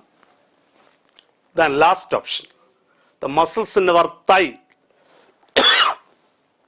R syncytial. അല്ലെ, നമ്മുടെ തൈ എന്ന് പറയുന്നത് വോളണ്ടറി മസിലാണ്, സ്ട്രയേറ്റഡ് മസിലാണ്. So it is syncytial, multi nucleated, no doubt. And striped, syncytial ആണ്, സ്ട്രൈപ്ഡ് ആണ്. ആൻഡ് വോളണ്ടറി, അതും കറക്റ്റ് ആണ്. വോളണ്ടറി മസിലാണ്, സ്ട്രൈപ്ഡ് മസിലാണ്, ആൻഡ് സിൻസീഷ്യൽ മസിലാണ്. സോ ആ ഓപ്ഷൻ കറക്റ്റ് ആണ്. So fourth option correct. നിങ്ങളൊക്കെ ആൻസർ ചെയ്ത് കാണുമെന്ന് വിശ്വസിക്കുന്നു. Okay, so next question. Question number 6. Find out the correct statement regarding the structure of skeletal muscle. Skeletal muscle structure ne kurichana parayendadu. Okay, first option. Each organized skeletal muscle in our body is made of a number of fascia. ആണോ? Each muscle is formed of numerous fascia എന്നാണോ പഠിച്ചത്? അല്ലേ? What is the muscle bundle name in each muscle? That is called fascicle. So it's wrong. Each organized skeletal muscle in our body is made of, not fascia. Fascia is the covering of fascicle. So that each muscle bundle is called fascicle. So fascia എന്നല്ല ഇവിടെ വരേണ്ടത്. എന്താ വരേണ്ടത്? Fascicle. Clear? Next. Second. A motor nerve along with the muscles connected to it constitute a motor unit. ആണോ? ഒരു motor unit എന്ന് പറയുന്ന മസിലിന്റെ functional യൂണിറ്റിന്റെ ഡെഫിനിഷൻ ആണോ അത്? ഒരു മോട്ടോർ യൂണിറ്റിൽ വരുന്നത് A motor neuron along with all the muscle fibers connected to it ആണ്. ശരിയല്ലേ? പക്ഷെ ഇവിടെ പറഞ്ഞിരിക്കുന്നത് എന്താണ്? എ മോട്ടോർ നെർവ് എന്നാണ് തന്നിരിക്കുന്നത് അല്ലെ, അലോങ് വിത്ത് മസിൽസ് എന്നാണ് തന്നിരിക്കുന്നത് അല്ലെ. So it's wrong. A motor unit means A motor neuron along with all the interconnected muscle, all the innervated muscle fibers. അല്ലെ, ആ ന്യൂറോണിന്റെ ബ്രാഞ്ചസുകൾ ഇന്നർവേറ്റ് ചെയ്തിരിക്കുന്ന മസിൽ ഫൈബേഴ്സിലും കൂടി ചേർത്ത് കളക്റ്റീവായിട്ട് പറയുന്ന പേരാണ് എന്താ? Motor unit. സോ അത് തെറ്റാണ്. And third one, myofilaments. A myofilament is formed of repeated myofibrils. Correct ആണോ? മയോഫൈബ്രൽ എന്ന് പറഞ്ഞാൽ നമുക്കറിയാം is an organized unit, organized bundles of several myofilaments എന്നാണ്. ശരിയല്ലേ? So myofilament is formed of repeated myofibrils എന്നാണോ? അല്ല, each myofibril is formed of repeated myofilaments എന്നാണ് പറയേണ്ടത്. ശരിയല്ലേ? So it's A wrong. Next, fourth option. Fascicles in a muscle are held together by a collagenous connective tissue layer. What is fascicle? Is a bundle of muscle fibers. So in a muscle, so many bundles of muscle fibers. So all those fascicles, all those muscle bundles are held together by a connective tissue layer called എന്താ പേര്? Fascia എന്നാണ് അല്ലേ. That connective tissue layer is called fascia. ഇവിടെ പറഞ്ഞ fascia അതേ കൊളാജീനസ് connective tissue ലെയറിനെ വിളിക്കുന്ന പേരാണ്. ശരിയല്ലേ? അപ്പൊ കറക്റ്റ് തന്നെയാണ്. Fascicles in a muscles are held together by a collagenous connective tissue layer. അതിന്റെ പേരാണ് എന്ത്? Fascia. Okay, so correct answer fourth option.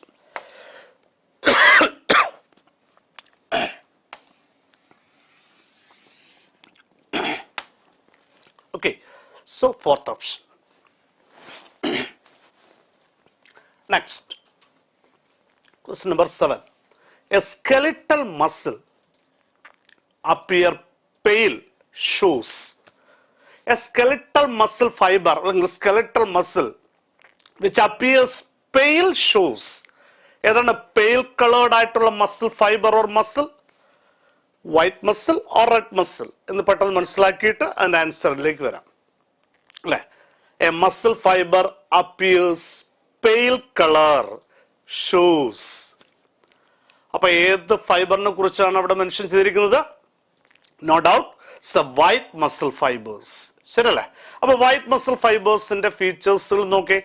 First option, high amount of sarcoplasmic reticulum and abundant mitochondria. ആണോ? White ഫൈബേഴ്സിൽ high amount of sarcoplasmic reticulum, no doubt. But is there any high amount mitochondria? No. അപ്പോൾ അത് തെറ്റാണ്. No high amount of mitochondria അവിടെ വരികയില്ല. ശരിയല്ലേ? അപ്പൊ അത് വരികയില്ല. So wrong. Few sarcoplasmic reticulum, അത് തെറ്റാണ് അല്ലെ.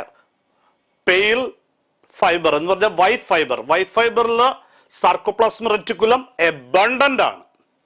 And fast contraction, contraction rate fast മസിലാണ്. There contraction rate is fast, but അത് contain abundant sarcoplasmic reticulum എന്നാണ്. ശരിയല്ലേ? സോ അപ്പൊ അതും തെറ്റാണ്. less myoglobin and high sarcoplasmic reticulum, correct അല്ലേ?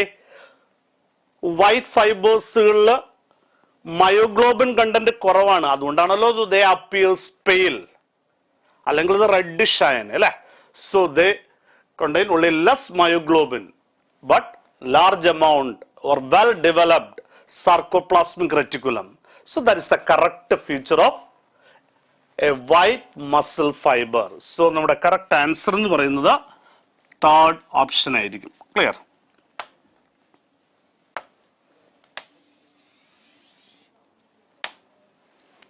Last option എന്താണ്?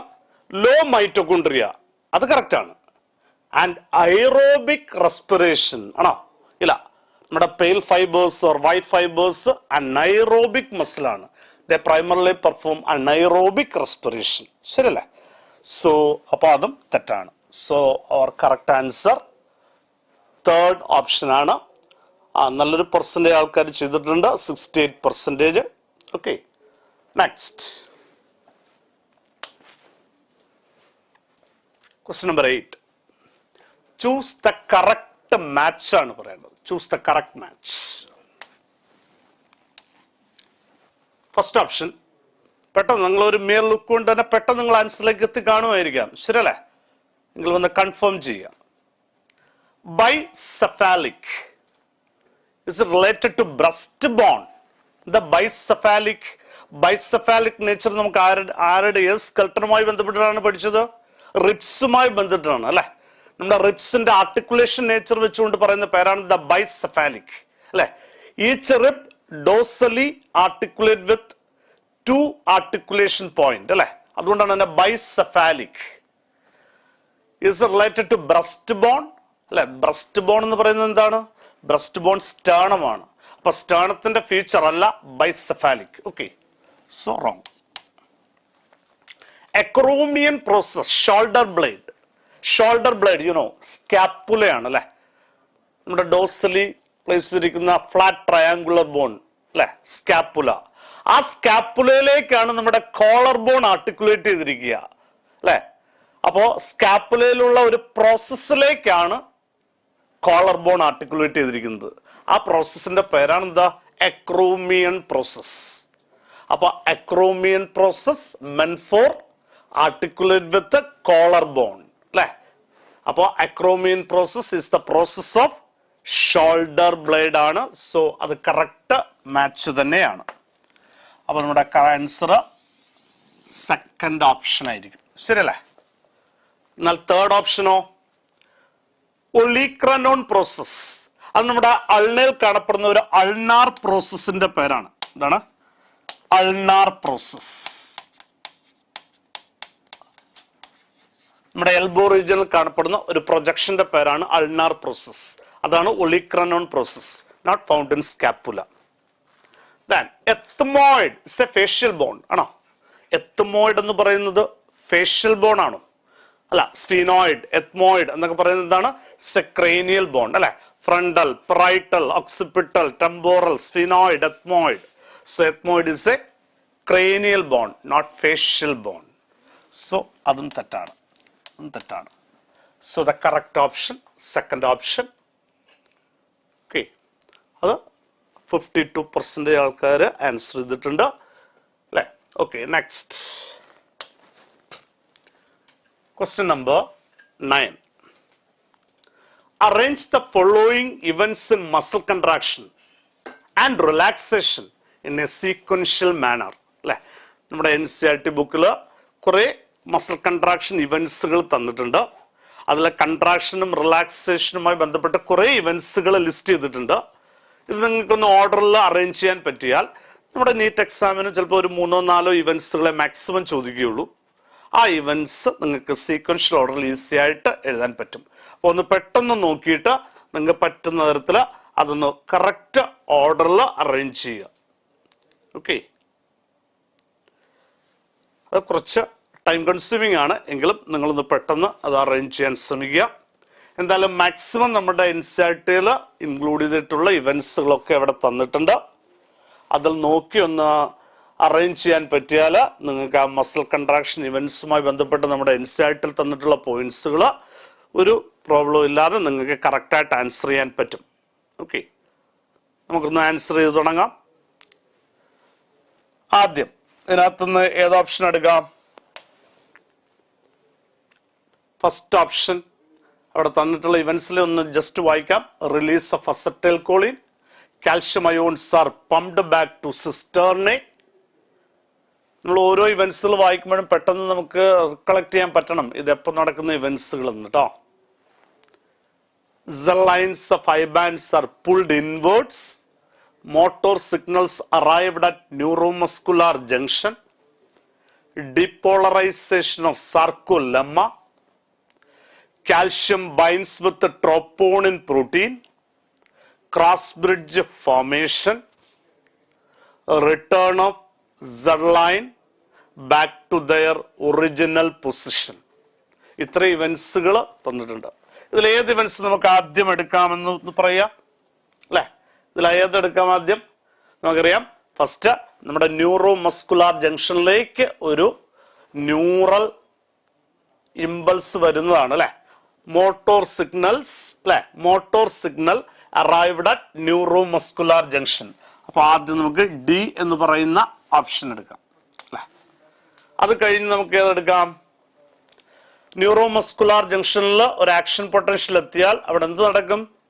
Release of neurotransmitter like acetylcholine. So release of acetylcholine തന്നിട്ടുണ്ട്. So second. ഇനി നമുക്ക് ഏത് ചൂസ് ചെയ്യാം? അസറ്റൈൽ കോളിൻ സാർക്കോലെമ്മയിലാണ് ആക്ട് ചെയ്യുന്നത്. അപ്പൊ സാർക്കോലെമ്മയിൽ എന്ത് നടക്കും? ഡീപോളറൈസേഷൻ ഉണ്ടാകും. സോ ഡീപോളറൈസേഷൻ ഓഫ് സാർക്കോലെമ്മ എന്ന് പറയുന്ന ഒരു ഇവന്റ് തന്നിട്ടുണ്ട്. So DAE. അത് കഴിഞ്ഞിട്ട് സാർക്കോലെമ്മയിൽ ഉണ്ടാകുന്ന ഡീപോളറൈസേഷൻ സെല്ലിനകത്തേക്ക് പോയിട്ട് കാൽഷ്യം റിലീസ് ഫ്രം സാർക്കോപ്ലാസ്മിക് സിസ്റ്റേർനെ അല്ലെ?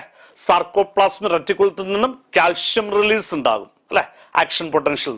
സോ അപ്പൊ അടുത്ത ഇവന്റ് നമുക്ക് ഏത് പറയാം? Calcium ion. ആ റിലീസ്ഡ് കാൽഷ്യം അയോൺ ബൈൻഡ്സ് വിത്ത് ട്രോപ്പോണിൻ പ്രോട്ടീൻ. അപ്പോൾ നെക്സ്റ്റ് ഇവന്റ് എഫ് എടുക്കാം. അത് കഴിഞ്ഞിട്ട് പ്രോപ്പോണുമായിട്ട് ബൈൻഡ് ചെയ്ത് കഴിഞ്ഞാൽ അവിടെ നമുക്കറിയാം അവിടെ myosin binding sites R exposed and ATP hydrolysis occur and ATP hydrolysis ഫലമായിട്ട് എനർജി റിലീസ് ചെയ്യും. Using that energy cross bridge formation occurs അല്ലെ. അവിടെ ക്രോസ് ബ്രിഡ്ജ് ഫോർമേഷൻ തന്നിട്ടുണ്ട്. So next one cross bridge formation. Then cross bridge ഉണ്ടായി കഴിഞ്ഞു കഴിഞ്ഞാൽ നമുക്കറിയാം myosin pulls actin filament inwards. So as a result is the line of I bands are pulled inwards. So അങ്ങനെ ഒരു event അവിടെ തന്നിട്ടുണ്ട്. So next C അല്ലേ. So അപ്പോ മസിൽ കൺട്രാക്ഷന് വേണ്ടിയുള്ള ഇവന്റ്സ് നടന്നു.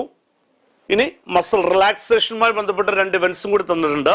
മസിൽ റിലാക്സേഷന് വേണ്ടി അവിടെ ആദ്യം നടക്കുന്നത് നമുക്കറിയാം calcium ions are pumped back to sarcoplasmic cistern എന്ന് പറയുന്ന ഒരു ഇവന്റ് തന്നിട്ടുണ്ട്. സോ ദാറ്റ് ഈസ് ബി അല്ലേ. ആൻഡ് വൺ മോർ ഇവന്റും കൂടി തന്നിട്ടുണ്ട്. ആ റിലാക്സേഷനുമായി ബന്ധപ്പെട്ട ഒരു ഇവന്റ് ആണ് return of salines back to their original position അല്ലെ.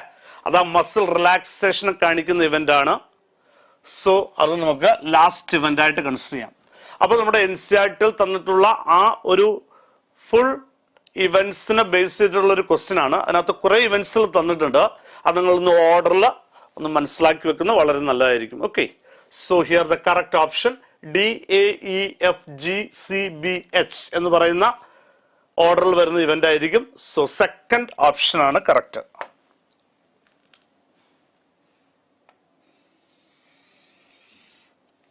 ഓക്കെ. യെസ്. Next question. പക്ഷെ ഈ ക്വസ്റ്റ്യനിൽ 71% ആൾക്കാർ അത് സമയം എടുത്തതുകൊണ്ടായിരിക്കും നിങ്ങൾ അത് ചെയ്തത്. എന്തെങ്കിലും അത് നല്ലതുപോലെ അറേഞ്ച് ചെയ്യാൻ പറ്റിയാൽ വളരെ നന്ന്. Okay. So next question. Question number 10. During muscle contraction. അപ്പൊ മസിൽ കൺട്രാക്ഷനുമായി ബന്ധപ്പെട്ട കുറച്ച് ഇവന്റ്സുകളാണ് തന്നിരിക്കുന്നത്, ചേഞ്ചസുകളാണ് തന്നിരിക്കുന്നത്. ആ ചേഞ്ചസിൽ നോക്കി ഏത് ഇവന്റ് ആണ് കറക്റ്റ് എന്ന് ഒന്ന് പെട്ടെന്ന് നോക്കി മനസ്സിലാക്കുക. Length of anisotropic band decreases. Correct ആണോ? Anisotropic band, A band region length is it decreases? No. A band എന്ത് സംഭവിക്കില്ല? No change in the length of A band. അപ്പൊ ആദ്യത്തെ ഓപ്ഷൻ തെറ്റായിട്ട് വരും. സെക്കൻഡ് ഓപ്ഷൻ നോക്കുക. Elastic fiber at the center of I band comes closer. Correct ആണോ? Elastic fiber at the center of I band. Which is that elastic fiber at the center of I band? That is the line. നമുക്കറിയാം during muscle contraction that cell line comes closer, which results in the shortening of sarcomere. ശരിയല്ലേ? അപ്പോൾ അത് correct ആണ്. Elastic fiber at the center of I band comes closer. അത് correct ആണ്. So നമ്മുടെ answer second option ആയിരിക്കും. ശരിയല്ലേ? എന്നാൽ തേർഡ് ഓപ്ഷൻ എന്താണെന്ന് നോക്കിയേ. Length of myosin occupying area decreases. എന്താ ഈ myosin occupying area? That is A band region. ശരിയല്ലേ? മയോസിൻ ഒക്കുപ്പയിങ് ഹോൾ ഏരിയയുടെ പേരാണ് A band. So that decreases. No. അപ്പൊ അതും തെറ്റാണ്. Length of myofilament decreases. അതായത് നമ്മുടെ myofilament actin and myosin. Is there any decrease in the length of myofilaments? No. Myofilament, there is no change in the length of myofilaments during contraction. Instead, one filament slide over another filament. So that's also wrong. So correct answer, second option. അതൊക്കെ 70% കൂടുതൽ ആൾക്കാർ ചെയ്തിട്ടുണ്ട്. Good. Next. Question number 11. Find out the correct statement from the following. Correct statement. Hind limbs are having 7 carpals and 5 metacarpals. No, hind limbs. Hind limbs-നകത്ത് കാർപ്പൽസുകളാണോ വരുന്നത്? അല്ല, hind ലിംസിനകത്ത് വരുന്ന angle ബോൺസുകളുടെ പേരെന്താണ്? ടാർസൽസുകൾ എന്നാണ്. അപ്പൊ 7 ടാർസൽസ് ആൻഡ് 5 മെറ്റാടാർസൽസ് എന്നാ വരേണ്ടിയിരുന്നു അല്ലെ. Wrong. Occipital and temporals are the paired bones in human skull. ആണോ? സ്കള്ളിൽ കാണപ്പെടുന്ന paired ബോൺസുകളാണോ ഇവര്? ഓക്സിപിറ്റൽ അല്ലെ, ഫ്രോണ്ടലും ഓക്സിപിറ്റലും ഒക്കെ അൺപെയർഡ് ബോൺസുകളാണ്, സിംഗിൾ ബോൺസുകളാണ് അല്ലെ. ബട്ട് ടെമ്പോറൽ അല്ലെ, പെറൈറ്റൽ ആൻഡ് ടെമ്പോറൽ എന്ത് തന്നെയാണ്? അത് പെയർഡ് ആണ്. പക്ഷെ അതിൽ ഒരെണ്ണം പെയർഡും ഒരെണ്ണം അൺപെയർഡുമാണ്. So that option is wrong. Mandible is the only skull bone not articulate with other skull bones. Correct ആണോ? മാൻഡിബിൾ ആണോ അങ്ങനെ ആരുമായിട്ട് ആർട്ടിക്കുലേറ്റ് ചെയ്യാത്ത ബോൺ? അല്ല, ഹയോയിഡ് ആണ് അല്ലെ. മറ്റുള്ള സ്കൾ ബോൺസുമായിട്ട് ബന്ധമില്ലാത്ത ഇൻഡിപെൻഡന്റ് ബോൺ എന്ന് പറയുന്ന ആരാണ്? അത് ഹയോയിഡ് ബോൺ ആണ്, not mandible. So that's also wrong. And intervertebral disc acts as shock absorber അല്ലെ. എന്താണ് intervertebral disc? That special cartilaginous disc lies between majority of vertebrae അല്ലെ, between vertebrae, which act as a shock absorber. Correct തന്നെയാണ്. So correct answer fourth option ആണ്. Okay, so അതും majority ആൾക്കാർ, ഒരു 58% ആൾക്കാർ poll ചെയ്തിട്ടുണ്ട്. Okay, next question number 12. Match the following items in column A with the column B. Column A കുറച്ച് ബോൺസുകളാണ് തന്നിരിക്കുന്നത്, column B അതിൻ്റെ നമ്പേഴ്സുകളാണ്. പെട്ടെന്ന് തന്നെ നിങ്ങൾക്ക് അത് ആൻസറിലേക്ക് എത്താൻ പറ്റും. കാരണം നിങ്ങൾ ഒരുപാട് പ്രാവശ്യമായിട്ട് പഠിച്ചിട്ടുള്ള, ഒരുപാട് പ്രാവശ്യം ചെയ്തിട്ടുള്ള ക്വസ്റ്റ്യൻസുകളാണ്. അപ്പോൾ നമുക്കത് ചെയ്ത് നോക്കാം അല്ലേ. 1 2 3 4 5. 1. Wrist bones. നമ്മുടെ റിസ്റ്റ് ബോൺസ് നമ്പർ ആണ് എഴുതേണ്ടത്. നമുക്കറിയാം ഇനീഷ്യലും how many wrist bones? 8 wrist bones അല്ലെ. നമ്മുടെ റിസ്റ്റ് ബോൺസ് എന്ന് പറയുന്നത് എന്താണ്? കാർപ്പൽസ് ആണ്. അപ്പൊ കാർപ്പൽസിന്റെ നമ്പർ എത്ര പറയാം? 8. ആംഗിൾ ബോൺ അല്ലെ, റിസ്റ്റ് ബോൺസിന് ഈക്വലന്റ് ആയിട്ടുള്ള നമ്മുടെ ഹൈൻലിം ബോൺസ് ആണ് ആര്? Ankle bones. ആംഗിൾ ബോൺസ് നമുക്കറിയാം not 8 in number, only 7 in number അല്ലെ. ഇനീഷ്യലും there is 7. സോ 8 എന്ന് പറയുന്നത് ബി ആയിരുന്നു അല്ലെ. 1B. 2 എന്താണ്? 7 ഈ ഓപ്ഷനാണ്. ദാൻ പാം ബോൺസ് അല്ലെ, നമ്മുടെ പാം റീജിയൻ ബോൺസ് എത്രയാണ്? 5 ആണ്. 5 ഏതാണ്? Option D. Then thoracic vertebrae അല്ലെ, നമ്മുടെ chest region vertebrae, thoracic vertebrae അല്ലെ. വെർട്ടിബ്രേ എത്രയാണ് നമ്മുടെ തൊറാസിക് വെർട്ടിബ്രേ? 12 വെർട്ടിബ്രേ ആണ് അല്ലെ. 12 vertebrae in our thoracic region അല്ലെ. Neck vertebrae 7, thoracic vertebrae 12. അപ്പൊ എഫ് ആണ് 12. Then phalanges. Phalanges means our finger ബോൺസുകളാണ് അല്ലെ. ഫിംഗർ ബോൺസ് നമ്പർ ഓരോ ലിംബിലും എത്ര വരും? 14 in number അല്ലെ. അപ്പൊ എ. അപ്പോൾ നമ്മുടെ correct answer in the order B E D F A. B E D F A അല്ലെ. അപ്പോ ഓപ്ഷൻ ഏതാണ്? ഫോർത്ത് ഓപ്ഷൻ ആണ് അല്ലെ.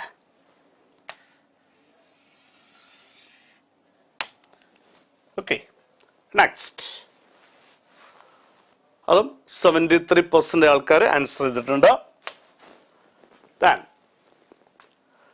choose the correct option regarding the skeletal system of a normal human being. Correct option regarding the skeletal system. നമുക്ക് കുറെ skeletal ഫീച്ചേഴ്സുകൾ തന്നിട്ടുണ്ട്, അതൊന്നും പെട്ടെന്ന് ആൻസറിലേക്ക് എത്തുക. Okay, yes. So first option, the skull is dicondylic. Correct ആണ് അല്ലെ. ഹ്യൂമൻ സ്കൾ ഈസ് ഡൈക്കോണ്ടൈലിക് ആണ്, അത് കറക്റ്റ് ആണ്. Metacarpals are 5 in number in each limb. Metacarpals ശരിയാണ് അല്ലെ. പാം ബോൺസുകളെയാണെന്ന് വിളിക്കുക metacarpals. So metacarpals are 5 in number in each. Then patella is a cup-shaped bone covering the knee dorsally. ആണോ? patella, kneecap. Is it in dorsal side? No. Covering the knee ventrally ആണ് അല്ലേ. അപ്പോൾ അത് wrong ആയിട്ടാണ് ഇവിടെ തന്നിരിക്കുന്നത് അതിൻ്റെ position. Next, scapula is a large triangular flat bone situated on the ventral side of the thorax ആണോ. സ്കാപ്പുല, ദാറ്റ് ഷോൾഡർ ബ്ലേഡ് എവിടെയാണ് കാണുന്നത്? ഡോസൽ സൈഡിലല്ലേ, നോട്ട് വെൻട്രൽ, ഡോസൽ സൈഡിലാണ് കാണുന്നത് അല്ലെ. So wrong. The pelvic girdle has 2 coxal bones. Correct അല്ലേ? Our pelvic girdle is formed of 2 coxal bone and each coxal bone in turn formed by the fusion of 3 embryonic bones, ilium, ischium and pubis. So അത് correct ആണ്. So here the correct answer A and B, A, B and C, A, B and E.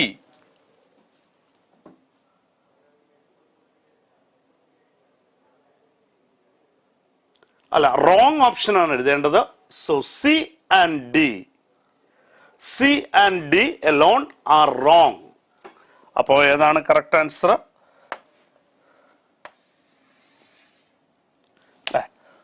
ഇവിടെ C and D alone are wrong, അതാണ് ഇവിടെ correct ആയിട്ട് വരിക. Okay, so അതും 71% ആൾക്കാർ കറക്റ്റായിട്ട് എഴുതിയിട്ടുണ്ട്. Okay, so next question. Which of the following is correctly matched? Which of the following is correctly matched? കുറച്ച് ജോയിന്റ്സുകളുടെ പേരുകളാണ്, അത് ഏതാ കറക്റ്റ്ലി മാച്ച്ഡ് എന്ന് പറയാം. ഫൈബ്രസ് ജോയിന്റ് ബിറ്റ്വീൻ ഫലഞ്ചസ് ആണോ. Fibrous joint, fibrous connective tissue കൊണ്ടുള്ള ജോയിന്റ്സുകളാണ് ഫൈബ്രസ് ജോയിന്റ്. ഫൈബ്രസ് ജോയിന്റ് നമ്മളാകെ മെയിൻലി പഠിക്കുക ക്രേനിയൽ ബോൺസിൽ തമ്മിൽ ഇന്റർകണക്ട് ചെയ്യുന്ന ജോയിന്റ്സുകളാണ്. ശരിയല്ലേ? Is it between phalanges? No. Between phalanges there is a freely movable synovial ജോയിന്റ്സുകളാണ്. So wrong. അപ്പൊ ആദ്യത്തെ ഓപ്ഷൻ തെറ്റാണ്. Second, cartilaginous joint, special cartilage interconnect 2 bones. Cartilaginous joints between vertebrae. Correct ആണ്. ശരിയല്ലേ? നമ്മുടെ ഫസ്റ്റ് ആൻഡ് സെക്കൻഡ് വെർട്ടിബ്ര ഒഴിച്ച് ബാക്കി എല്ലാ വെർട്ടിബ്രകൾക്കിടയിലും എന്തുണ്ട്? കാർട്ടിലാജിനസ് ജോയിന്റ്സുകളുണ്ട്. എന്നാൽ ഫസ്റ്റ് ആൻഡ് സെക്കൻഡ് വെർട്ടിബ്രയ്ക്കിടയിലുള്ളത് ഒരു ഫ്രീലി മൂവബിൾ ജോയിന്റ് ആണ്, പിവറ്റ് ജോയിന്റ്. എന്നാൽ സെക്കൻഡ് വെർട്ടിബ്ര തൊട്ട് അവസാനം വരെ വെർട്ടിബ്രകൾക്കിടയിൽ എന്ത് ജോയിന്റ്സ് ആ ഉള്ളത്? A partially movable joint, cartilaginous joint. Correct ആണ്. So cartilaginous joint between vertebrae, അതാണ് കറക്റ്റ് ആയിട്ടുള്ളത്. And third option, gliding joint. എവിടെയാണെന്ന് പറയാ? Sutures between the skull bones. Skull ബോൺസിൽക്കിടയിൽ വരുന്ന സ്യൂച്ചർ ജോയിന്റ് എന്ന് പറയുന്ന നമ്മുടെ ജോയിന്റ്, അത് ഫൈബ്രസ് കണക്റ്റീവ് ടിഷ്യൂ ആണ്, അതൊരു ഫൈബ്രസ് ജോയിന്റ് ആണ്. സോ അത് തെറ്റാണ്.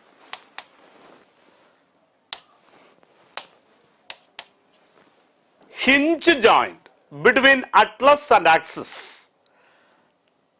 ഹിഞ്ച് ജോയിന്റ് ഒരു ഫ്രീലി മൂവബിൾ ജോയിന്റ് ആണ്, അത് അറ്റ്ലസിനും ആക്സിനും ഇടയിൽ വരുന്ന ഒരു ജോയിന്റ് അല്ല. അറ്റ്ലസിനും ആക്സിനും ഇടയിൽ വരുന്ന ജോയിന്റും ഒരു ഫ്രീലി മൂവബിൾ ജോയിന്റ് ആണ്, അതിന്റെ പേര് പിവറ്റ് ജോയിന്റ് എന്നാണ് അല്ലെ. ഹിഞ്ച് ജോയിന്റ് വേറെ നമ്മൾ പഠിക്കുന്നത് എൽബോയിലും അല്ലെ, എൽബോ റീജിയണിലും നീ റീജിയണിലും ഇന്റർഫലഞ്ചിയൽ റീജിയണിലും ഒക്കെയാണ് എന്ത് പഠിക്കുക? ഹിഞ്ച് ജോയിന്റ് പഠിക്കുക. സോ അതും തെറ്റാണ്. സോ ഡിഫറെന്റ് ജോയിന്റ്സിനെ കുറിച്ചുള്ള ചോദ്യമാണ്. അതിലും 86% ആൾക്കാർ ആൻസർ ചെയ്തിട്ടുണ്ട്. Good. So next question, question number 15. Consider the following statement about muscles. വീണ്ടും മസിൽ സ്ട്രക്ചറുമായി ബന്ധപ്പെട്ടുള്ള കാര്യങ്ങളാണ് അല്ലെ. മസിൽ സ്ട്രക്ചറുമായിട്ടുള്ള കുറെ ഡീറ്റെയിൽസ് നമ്മൾ വ്യക്തമായിട്ട് മനസ്സിലാക്കി വെക്കണം. സോ പെട്ടെന്ന് നിങ്ങൾക്ക് ആൻസറിലേക്ക് ഒന്ന് എത്താൻ പറ്റുമെങ്കിൽ വളരെ നന്നായി. First option, tropomyosin runs close to F actin throughout its length. Correct ആണ്, നമ്മൾ ഓൾറെഡി മെൻഷൻ ചെയ്ത പോയിന്റ് ആണ് അല്ലെ. 2 molecules of tropomyosin runs along the whole length of effactin. Correct ആണ്. The contraction of skeletal muscle is initiated by the binding of calcium troponin അല്ലെ. നമുക്കറിയാം ഒരു സെല്ലിനകത്ത് muscle contraction event initiate ചെയ്യുന്നത് calcium release and ബൈൻഡിങ്ങിലൂടെയാണ്. Correct ആണ്. The H zone contains only thin filaments while the I band contains only thick filaments. ആണോ? H zone അല്ലെ, A ബാൻഡിന്റെ നടുക്കുള്ള less dark zone is called H zone and that H zone contain only thick filaments. Only thin filaments ആണോ? അല്ല, only thick filaments എന്നാണ്. While the I band contain, I band, that isotropic band region, അവിടെ രണ്ടും ഉണ്ടാകും അല്ലെ, ആക്ടിനും ഉണ്ടാകും മയോസിനും ഉണ്ടാകും, thin and thick ഫിലമെന്റ്സുകൾ ഉണ്ടാകും. ഇവിടെ contains only thick എന്നാണ് പറഞ്ഞിരിക്കുന്നത്. both thick and thin filaments are there. So ആ പറഞ്ഞ രണ്ട് പോയിന്റ്സും റോങ് ആണ്. ശരിയല്ലേ? Okay. Then the Z line is located at the center of H zone. ആണോ? Z line, that elastic fibrous membrane എവിടെയാണ് കാണുന്നത്? At the center of, at the middle of I band ആണ് അല്ലെ. I ബാൻഡിന്റെ middle ആണ് the Z line, not H zone. H zoneന്റെ middle വരുന്നത് എന്താ? M line ആണ്. M line ആണ് seen at the center of H zone. So that's also wrong. അപ്പോ നമുക്ക് ആൻസർ ആയിട്ട് വരിക ഏതാണ്? A and B are true and C and D are false. A and B are true and others are false. അപ്പോൾ answer ഏതാണ്? Answer third option ആണ് അല്ലെ. A and B are true and others are false.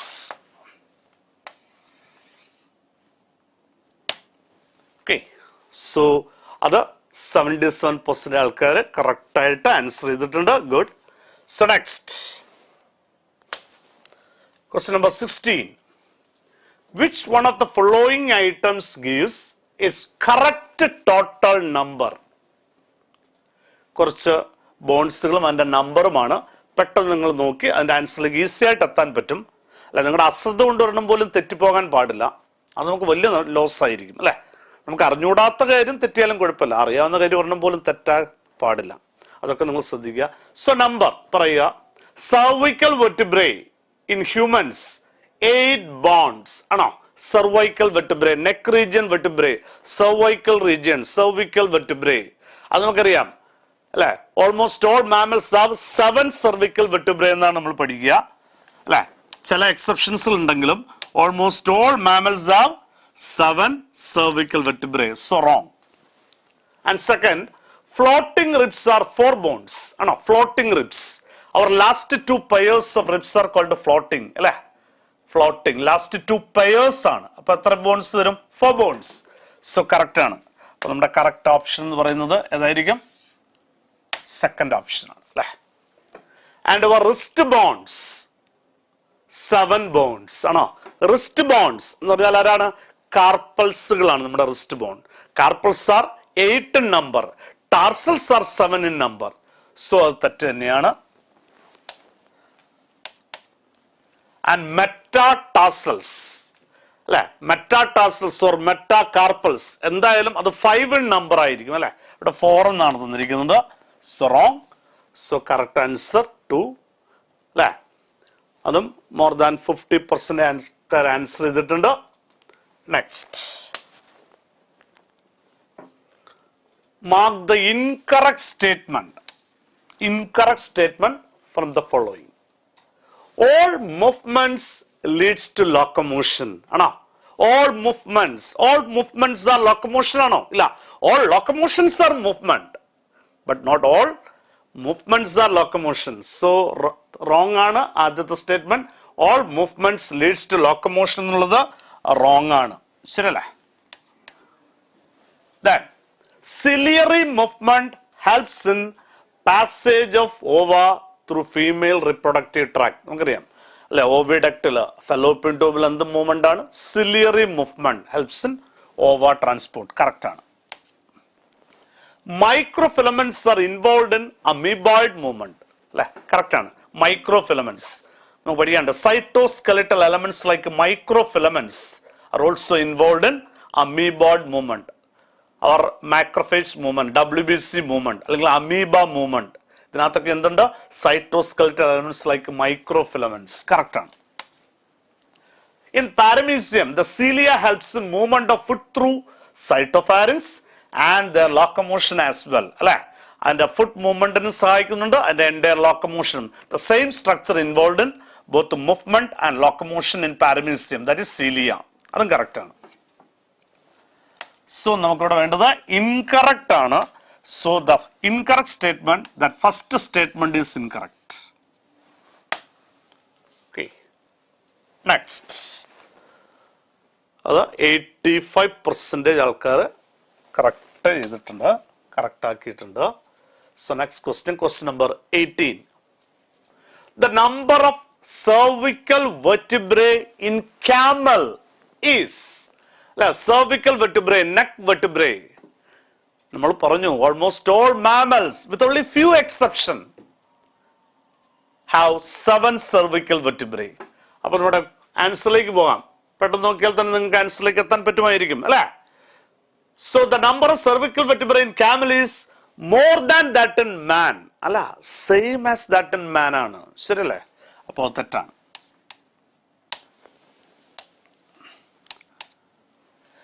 Same as that in frog.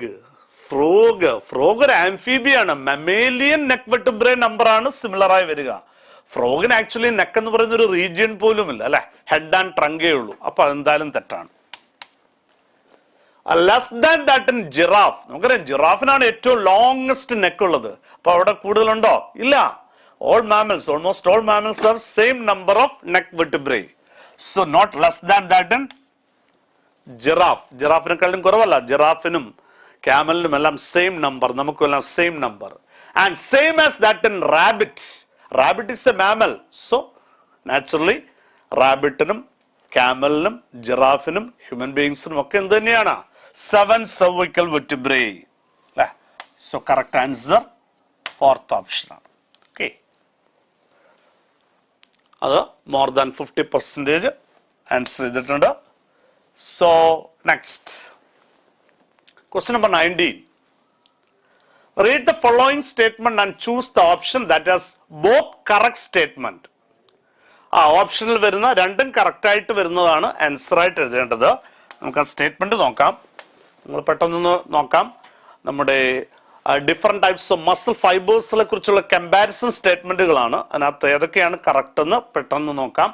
അല്ലെ, നമുക്ക് correct സ്റ്റേറ്റ്മെന്റുകളാണ് വേണ്ടത്. പെട്ടെന്ന് നിങ്ങൾ അതിനകത്ത് കണ്ണ് ഓടിച്ചു പോവുക. അപ്പൊ നിങ്ങൾ പെട്ടെന്ന് തന്നെ ആൻസറിലേക്ക് എത്തിക്കാണും. നോക്കാം. Cardiac fibres R branched and interconnected. ശരിയല്ലേ? നമ്മുടെ കാർഡിയാക് ഫൈബർ അല്ലെ, ബ്രാഞ്ച്ഡ് ഫൈബർ ആണ്, ഇന്റർകണക്റ്റഡ് ഫൈബർ ആണ്. ബ്രാഞ്ച്ഡ് ആണ്, ഇന്റർകണക്റ്റഡ് ആണ്, രണ്ടും കറക്റ്റ് ആണ്. Smooth muscle fibres R unbranched and cylindrical. Is A cylindrical fibre? No. Smooth muscle, our visceral muscle fibers are not cylindrical, both and pointed, fusiform, spindle form. So wrong. Fusiform fibers are unbranched. Fusiform fiber means same smooth muscle fibers. They are unbranched. Yes. അത് unbranched ആണ് അല്ലെ, branch ഉള്ളതല്ല. Branch ഉള്ളത് ആർക്ക് മാത്രമേ ഉള്ളൂ? Cardiac fibres. അപ്പൊ അത് correct ആണ്. And skeletal muscle fibers are branched and syncytial. ആണോ? Skeletal muscle fibers are unbranched. They are cylindrical but unbranched. And they are syncytial. Correct ആണ്. Multinucleated ആണ്. Numerous peripheral nucleus there. Syncytial ആണ്. But എന്തല്ല? Branched അല്ല. Syncytial ആയിരുന്നു. ശരിയല്ലേ? So here completely correct ആയിട്ട് വരുന്ന സ്റ്റേറ്റ്മെന്റ് ഏതൊക്കെയാണ്? First statement and third statement. So the correct option എന്ന് പറയുന്നത് ഏതായിരിക്കും? ഫോർത്ത് ആയിരിക്കും. ശരിയല്ലേ? That is correct one. So 46% അത് കറക്റ്റ് ആക്കിയിട്ടുള്ളൂ അല്ലെ. നിങ്ങൾ കൺഫ്യൂസ്ഡ് ആയോ? അങ്ങനെ കൺഫ്യൂഷൻ ഉണ്ടാകരുത് കേട്ടോ. Okay, then question number 20. Which of the following pair is correctly matched? Correctly matched pair പറയണം. ഓക്കെ, പെട്ടെന്ന് നോക്കിയിട്ട് നിങ്ങൾക്ക് കുറച്ച് ജോയിന്റ്സുകളും അതിന്റെ മൊബിലിറ്റിയും കുറിച്ചാണ് തന്നിരിക്കുന്നത് അല്ലെ.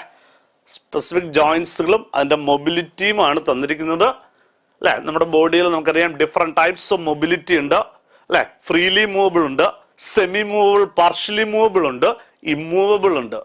അത് ഏതാണെന്ന് നോക്കിയിട്ട് പെട്ടെന്ന് പറയാൻ പറ്റുമായിരിക്കും. നോക്കാം. ഹിഞ്ച് ജോയിന്റ്, ഹിഞ്ച് അല്ലെ, നമ്മുടെ എൽബോയിലും നീലും ഒക്കെ കാണുന്ന ഹിഞ്ചാണ്. ഇന്റർഫലഞ്ചൽ ജോയിന്റ് ഒക്കെ ഹിഞ്ചാണ്. Is it partially movable? No. Partially movable ജോയിന്റ്സിന്റെ പേര് കാർട്ടിലാജിനസ് ജോയിന്റ്സുകൾ എന്നാണ് അല്ലെ.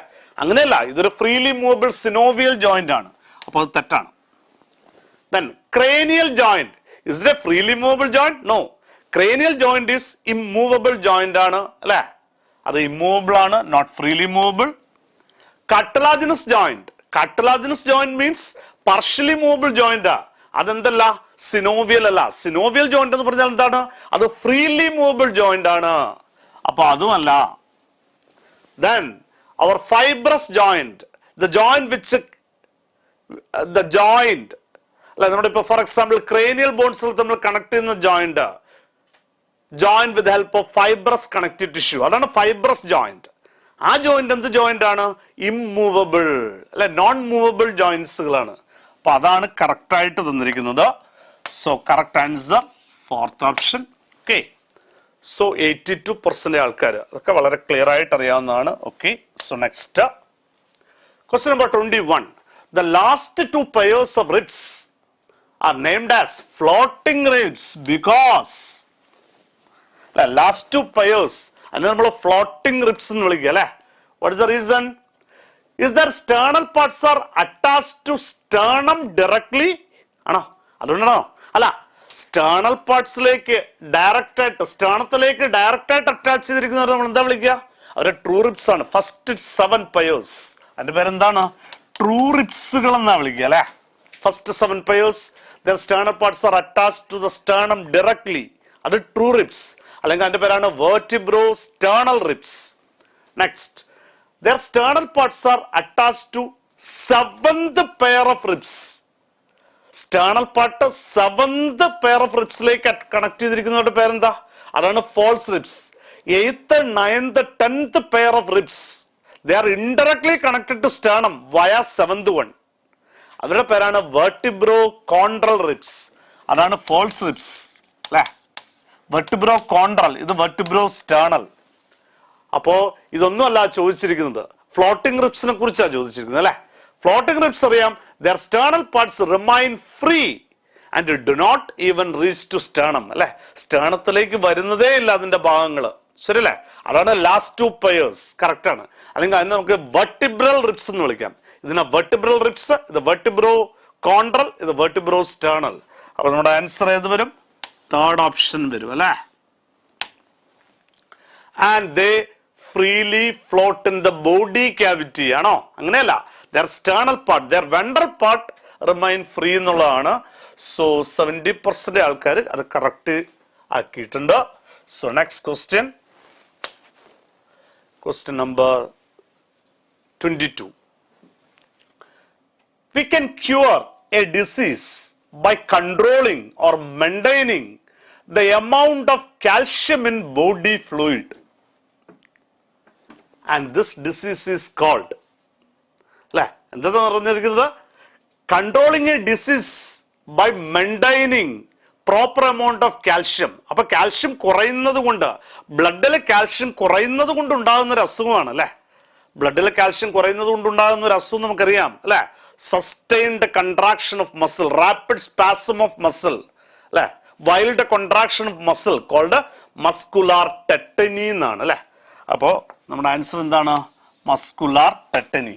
എന്നാൽ ബോണില് കാൽഷ്യം കുറയുന്നത് കൊണ്ടുണ്ടാകുന്ന അസുഖത്തിന്റെ പേരാണ് എന്താ? ഓസ്റ്റിയോപോറോസിസ് അല്ലെ. വീക്കനിങ് ഓഫ് ബോൺ, അതിന്റെ പേരാണ് എന്താ? Osteoporosis. Due to less amount of inadequate minerals inside the bone. ഇത് inadequate calcium in blood, that leads to tetany. But inadequate calcium in bone leads to osteoporosis. Gout നമുക്കറിയാം, that is accumulation of uric acid crystals, and joint inflammatory disorders are collectively called arthritis. So here answer first option. അത് more than 65% correct ആക്കിയിട്ടുണ്ട്. So next question 23. Which of the following is not a synovial or synovial joint?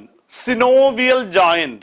നമ്മുടെ ബോഡിയിലെ major joints involve in movement or locomotion ആണ് synovial joint or synovial joint. A freely movable joint with a synovial membrane, with a synovial space and synovial fluid. That is a freely movable joint. Fibrous joint. Fibrous joint എന്ന് പറയുന്നത് നമുക്കറിയാം, അതൊരു എന്താണ് immovable joint ആണ് അല്ലെ. Hinge joint അതെന്ത് തന്നെയാണ്, ഒരു freely movable joint, synovial joint. Pivot joint അല്ലെ, joint between atlas and axis, pivot joint അതും എന്ത് തന്നെയാണ്, ഒരു ഫ്രീലി മൂവബിൾ ജോയിന്റ് തന്നെയാണ്. സാഡിൽ ജോയിന്റ് നമുക്ക് പഠിക്കാനുള്ള ഒരേ ഒരു സാഡിൽ ജോയിന്റ് ആണ് എന്ത്, carpometacarpal joint of thumb, അതും എന്ത് തന്നെയാണ്, ഫ്രീലി മൂവബിൾ ജോയിന്റ് തന്നെയാണ്. അപ്പൊ നമ്മുടെ ചോദ്യം നോട്ട് എ സിനോവിയൽ ജോയിന്റ് ആണ് ചോദ്യം അല്ലെ, നോട്ട് എ സിനോവിയൽ ജോയിന്റ്. അപ്പോ അതിനകത്ത് നമ്മുടെ ഫസ്റ്റ് ഓപ്ഷൻ ആണ് സിനോവിയൽ ജോയിന്റ് അല്ലാത്തത് അല്ലെ, അത് ഫൈബ്രസ് ജോയിന്റ് എന്നുള്ളതാണ് സിനോവിയൽ ജോയിന്റ് അല്ലാത്ത ജോയിന്റ്സ്. So answer 1. സോ 82% ആൾക്കാർ, സിമ്പിൾ ക്വസ്റ്റ്യൻ ആണ്. So 82%. The muscle band that remain unchanged during contraction and relaxation of the skeletal muscle is അല്ലെ. നമ്മൾ പല പല സർക്കോമിയർ ഫീച്ചേഴ്സ് പഠിച്ചു, A band, I band, H zone, M line.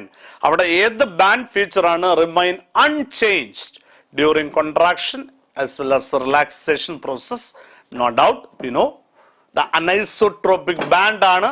So A band region ആണ് എന്തായിട്ട് കാണുന്നത്, remain unchanged during contraction and relaxation അല്ലെ. നമ്മുടെ ആൻസർ ഏതായിരിക്കും? Fourth option. ഐ ബാൻഡിന് എന്താ സംഭവിക്കുക? there is a gradual decrease in the length of I band and finally I band disappear during contraction process. H zone region also gradually decrease അല്ലെ. and Z line is not a band, it's a membrane. Z line also comes closer. So the muscle band that remain unchanged, A band. So 64% ആൾക്കാരാണ് അത് correct ആയിട്ട് answer ചെയ്തിരിക്കുന്നത്. So that's about question number 24. Next 25. Lumbar vertebrae found in അല്ലെ. നമ്മുടെ വെർട്ടിബ്രയ്ക്ക് ഓരോ വെർട്ടിബ്രയ്ക്കും ഒരു location ഉണ്ട് അല്ലെ. cervical vertebrae neck region അല്ലെ, thoracic vertebrae in our chest region, the lumbar vertebrae where in our abdominal region, and sacral and coccyx vertebrae in our hip region അല്ലെ. so lumbar vertebrae, that is our abdominal vertebrae. so answer ഏത് option ആയിരിക്കും? First option അല്ലെ, abdominal vertebrae, that is our lumbar vertebrae അല്ലെ. അതാണ് question number 25, answer 1. so next question. Mark the incorrect statement. Incorrect statement ആണ് പറയേണ്ടത് കേട്ടോ. Incorrect. A respiratory mechanism is controlled by CNS അല്ലെ. നമ്മുടെ റെസ്പിറേറ്ററി പ്രോസസ് അത് control ചെയ്യുന്ന ആര് തന്നെയാണ്? നമ്മുടെ സെൻട്രൽ നെർവസ് സിസ്റ്റം അല്ലെ. നമ്മുടെ ബ്രെയിൻ പാർട്ടാണ് control this respiratory process. Second option. Respiratory centres are present in medulla and pons. Correct അല്ലേ? നമ്മുടെ respiratory centre, the respiratory centre mainly നമ്മുടെ basic respiratory rhythm controlling centre എവിടെയാണ് കാണുന്നത്? Medulla oblongata. എന്നാൽ moderating the respiratory rhythm moderating സെന്റേഴ്സിൽ എവിടെയാണ് കാണുന്നത്? Upper pons, pons റീജിയനിലാണ്. സോ കറക്റ്റ് ആണ്. Respiratory rhythm centres are present in medulla and pons. Okay, ഇതും കറക്റ്റ് ആണ്. Then rate of breathing is influenced by CO2 അല്ലെ. CO2 carbon dioxide concentration influence our rate of breathing അല്ലെ. Correct ആണ്. Fourth option. Neural signal neural signals from pneumotaxic center can increase the duration of inspiration. നമുക്കറിയാം ന്യൂമോടാക്സിക് centre എന്ന് പറയുന്നത് ഒരു respiratory rhythm moderating അല്ലെങ്കിൽ respiratory ആക്ടിവിറ്റിയെ moderate ചെയ്യുന്ന സെന്ററാണ് ഇത് ന്യൂമോടാക്സിക് centre. അപ്പോൾ ന്യൂമോടാക്സിക് സെന്ററിൽ നിന്നുള്ള ന്യൂറൽ സിഗ്നൽസുകൾ എന്താ ചെയ്യുന്നത്? നമ്മുടെ റെസ്പിറേഷൻ ഡ്യൂറേഷൻ അല്ലെങ്കിൽ ഇൻസ്പിറേഷൻ ഡ്യൂറേഷൻ കുറയ്ക്കുകയല്ലേ ചെയ്യുന്നത്. A strong ന്യൂമോടാക്സിക് centre reduce the duration of inspiration എന്നാണ്. ഇവിടെ എന്താ പറഞ്ഞിരിക്കുന്നത്? Increase the duration of inspiration എന്നാണ് തന്നിരിക്കുന്നത്. So that is A wrong answer, wrong option. So നമ്മുടെ ആൻസർ എന്ന് പറയുന്നത് ഏതായിരിക്കും? ഫോർത്ത് ഓപ്ഷൻ ആയിരിക്കും. ശരിയല്ലേ? ഇൻകറക്റ്റ് സ്റ്റേറ്റ്മെന്റ് ആണ് നമുക്ക് വേണ്ടത്. ഇവിടെ എന്തായിരുന്നു വരേണ്ടത്? നോട്ട് ഇൻക്രീസ്, ഡിക്രീസ് എന്നായിരുന്നു വരേണ്ടിയിരുന്നത്. Okay, so the incorrect option is fourth option. Question number 27.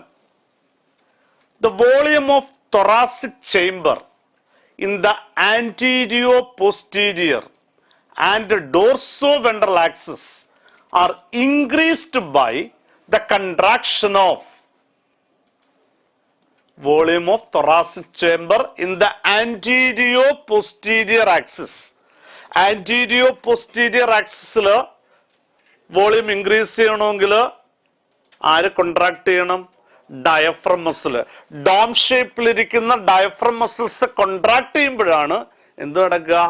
Increase the pulmonary volume, increase the thoracic volume anteroposterior ആക്സിസിൽ കൂടുക. ദെൻ ഡോർസോവെൻട്രൽ ആക്സിസിൽ തൊറാസിക് വോളിയം കൂടണമെങ്കിൽ എന്ത് വേണം? നമ്മുടെ കോസ്റ്റൽ മസിൽസുകൾ കൊൺട്രാക്ട് ചെയ്യണം അല്ലെ? എക്സ്റ്റേണൽ ഇന്റർകോസ്റ്റൽ മസിൽ കൊൺട്രാക്ട് ചെയ്യണം. കൊൺട്രാക്ട് ചെയ്താൽ ribs move outward and upward which increase our thoracic volume dorsoventrally. ശരിയല്ലേ? അപ്പൊ ഏതൊക്കെ മസിൽസുകൾ കൊൺട്രാക്ട് ചെയ്താൽ നമ്മുടെ thoracic volume increase? Anteroposteriorly and dorsoventrally. നമ്മുടെ മെയിൻ ഇൻസ്പിറേറ്ററി മസിൽസുകൾ അല്ലെ? ഏതൊക്കെയത്? Diaphragm muscles and external intercostal muscles അല്ലെ? അപ്പോ correct answer diaphragm muscles and external intercostal muscles. ഇവിടെ ഡയഫ്രം മസിൽസ് ഉള്ളി, അപ്പൊ അത് തെറ്റി. ഇവിടെ ഇന്റേണൽ ഇന്റർകോസ്റ്റൽ മസിൽസ് ഉള്ളി, അപ്പൊ അതും തെറ്റി. ഇവിടെ phrenic muscle means diaphragm muscles, അപ്പൊ അതും തെറ്റി. അപ്പോ ഈ രണ്ട് മസിൽസുകളുടെയും കൺട്രാക്ഷൻ കൊണ്ടാണ് നമുക്ക് total thoracic volume increase. So more than 80% ആൾക്കാർ ഇത് കറക്റ്റ് ആയിട്ട് ആൻസർ ചെയ്തിട്ടുണ്ട്. So answer third option. Question number 28. The inspiratory reserve volume, അല്ലെ, IRV, plus tidal volume plus expiratory reserve volume ERV is same as എന്ന് പറഞ്ഞാൽ sum total of IRV plus TV plus ERV. എന്താണ് ഇതിന്റെ sum total എന്ന് പറയുന്നത്? നമുക്കറിയാം, അത് നമ്മുടെ വൈറ്റൽ കപ്പാസിറ്റി ആണ് അല്ലെ? അപ്പൊ അതിന് ഇക്വലന്റ് ആയിട്ട് വരുന്ന ഓപ്ഷൻ ഏതെന്ന് നിങ്ങൾ ഡിഫറെന്റ് വോളിയംസ് ആൻഡ് കപ്പാസിറ്റീസ് വ്യക്തമായിട്ട് അറിയാം. അല്ലെ, പെട്ടെന്നൊരു നോട്ടത്തിലൂടെ നിങ്ങൾ ഈ വൈറ്റൽ കപ്പാസിറ്റിക്ക് അല്ലെങ്കിൽ ഇതിന്റെ ഈക്വൽ ആയിട്ട് വരുന്ന, അതിന് ഇക്വലന്റ് ആയിട്ട് വരുന്ന ഒരു ഓപ്ഷൻ തിരഞ്ഞെടുക്കുക. First option inspiratory capacity plus residual volume. അത് ഇതിന് ഇക്വലന്റ് ആയിട്ട് വരുമോ? നിങ്ങൾക്കറിയാം IRV പ്ലസ് TV ആണ് എന്താ? Inspiratory capacity. അതും റെസിഡ്വൽ വോളിയം കൂടെ ചേരുന്നതാണോ വൈറ്റൽ കപ്പാസിറ്റി? അല്ല. അപ്പൊ അത് തെറ്റാണ്. അടുത്തത് inspiratory capacity plus functional residual capacity. Functional residual കപ്പാസിറ്റിയിൽ ആരൊക്കെയാ വരിക? ഫങ്ഷണൽ റെസിഡ്യൂവൽ കപ്പാസിറ്റിയിൽ expiratory reserve volume plus residual volume അല്ലേ വരിക. അപ്പോൾ അത് തെറ്റാണ് അല്ലേ? ഇത് വൈറ്റൽ കപ്പാസിറ്റി ആയിട്ട് വരുമോ? ഇല്ലല്ലോ. Next, tidal volume plus T V അല്ലേ? Normal breathing volume, tidal volume plus residual volume, അതിന്റെ സം ടോട്ടൽ വൈറ്റൽ കപ്പാസിറ്റി ആകുമോ? ഇല്ല. അടുത്ത എന്താ പറയുക? Inspiratory capacity plus expiratory reserve volume. Okay, inspiratory capacity എന്ന് പറഞ്ഞാൽ എന്താ? Inspiratory reserve volume plus tidal volume, inspiratory reserve volume plus tidal volume plus എന്താ വന്നേക്കുന്നത്? Expiratory reserve volume. So that is same as or vital capacity അല്ലേ? This is equal to vital capacity. അപ്പോൾ ഏതാണ് correct answer? നമ്മുടെ correct answer fourth option ആണ്. ശരിയല്ലേ? Okay, next question number 29. In a resting person, the saturation of hemoglobin with oxygen seen in the blood that leaves the tissue capillary is approximately. The saturation of hemoglobin with oxygen seen in the blood that leaves the tissues. നമുക്കറിയാം, ടിഷ്യൂസിലേക്ക് പോകുന്ന ബ്ലഡില് നിങ്ങളൊരു value പഠിച്ചിട്ടുണ്ട്. 100 ml of oxygenated blood, അതല്ല saturated blood, അതൊരു oxygenated blood. That 100 ml of oxygenated blood contains എത്ര? About 20 ml of oxygen എന്ന് പഠിച്ചിട്ടുണ്ട് അല്ലെ? 100 ml of oxygenated blood contain 20 ml of oxygen അല്ലെ? അപ്പോ 100 ml of oxygenated blood delivers എത്ര ml? Delivers to tissues only 5 ml അല്ലെ? 100 ml of oxygenated blood ടിഷ്യൂസിൽ കൂടി pass ചെയ്യുമ്പോൾ amount of oxygen delivered to tissues is normally 5 ml. In a resting state, normally only 5 ml.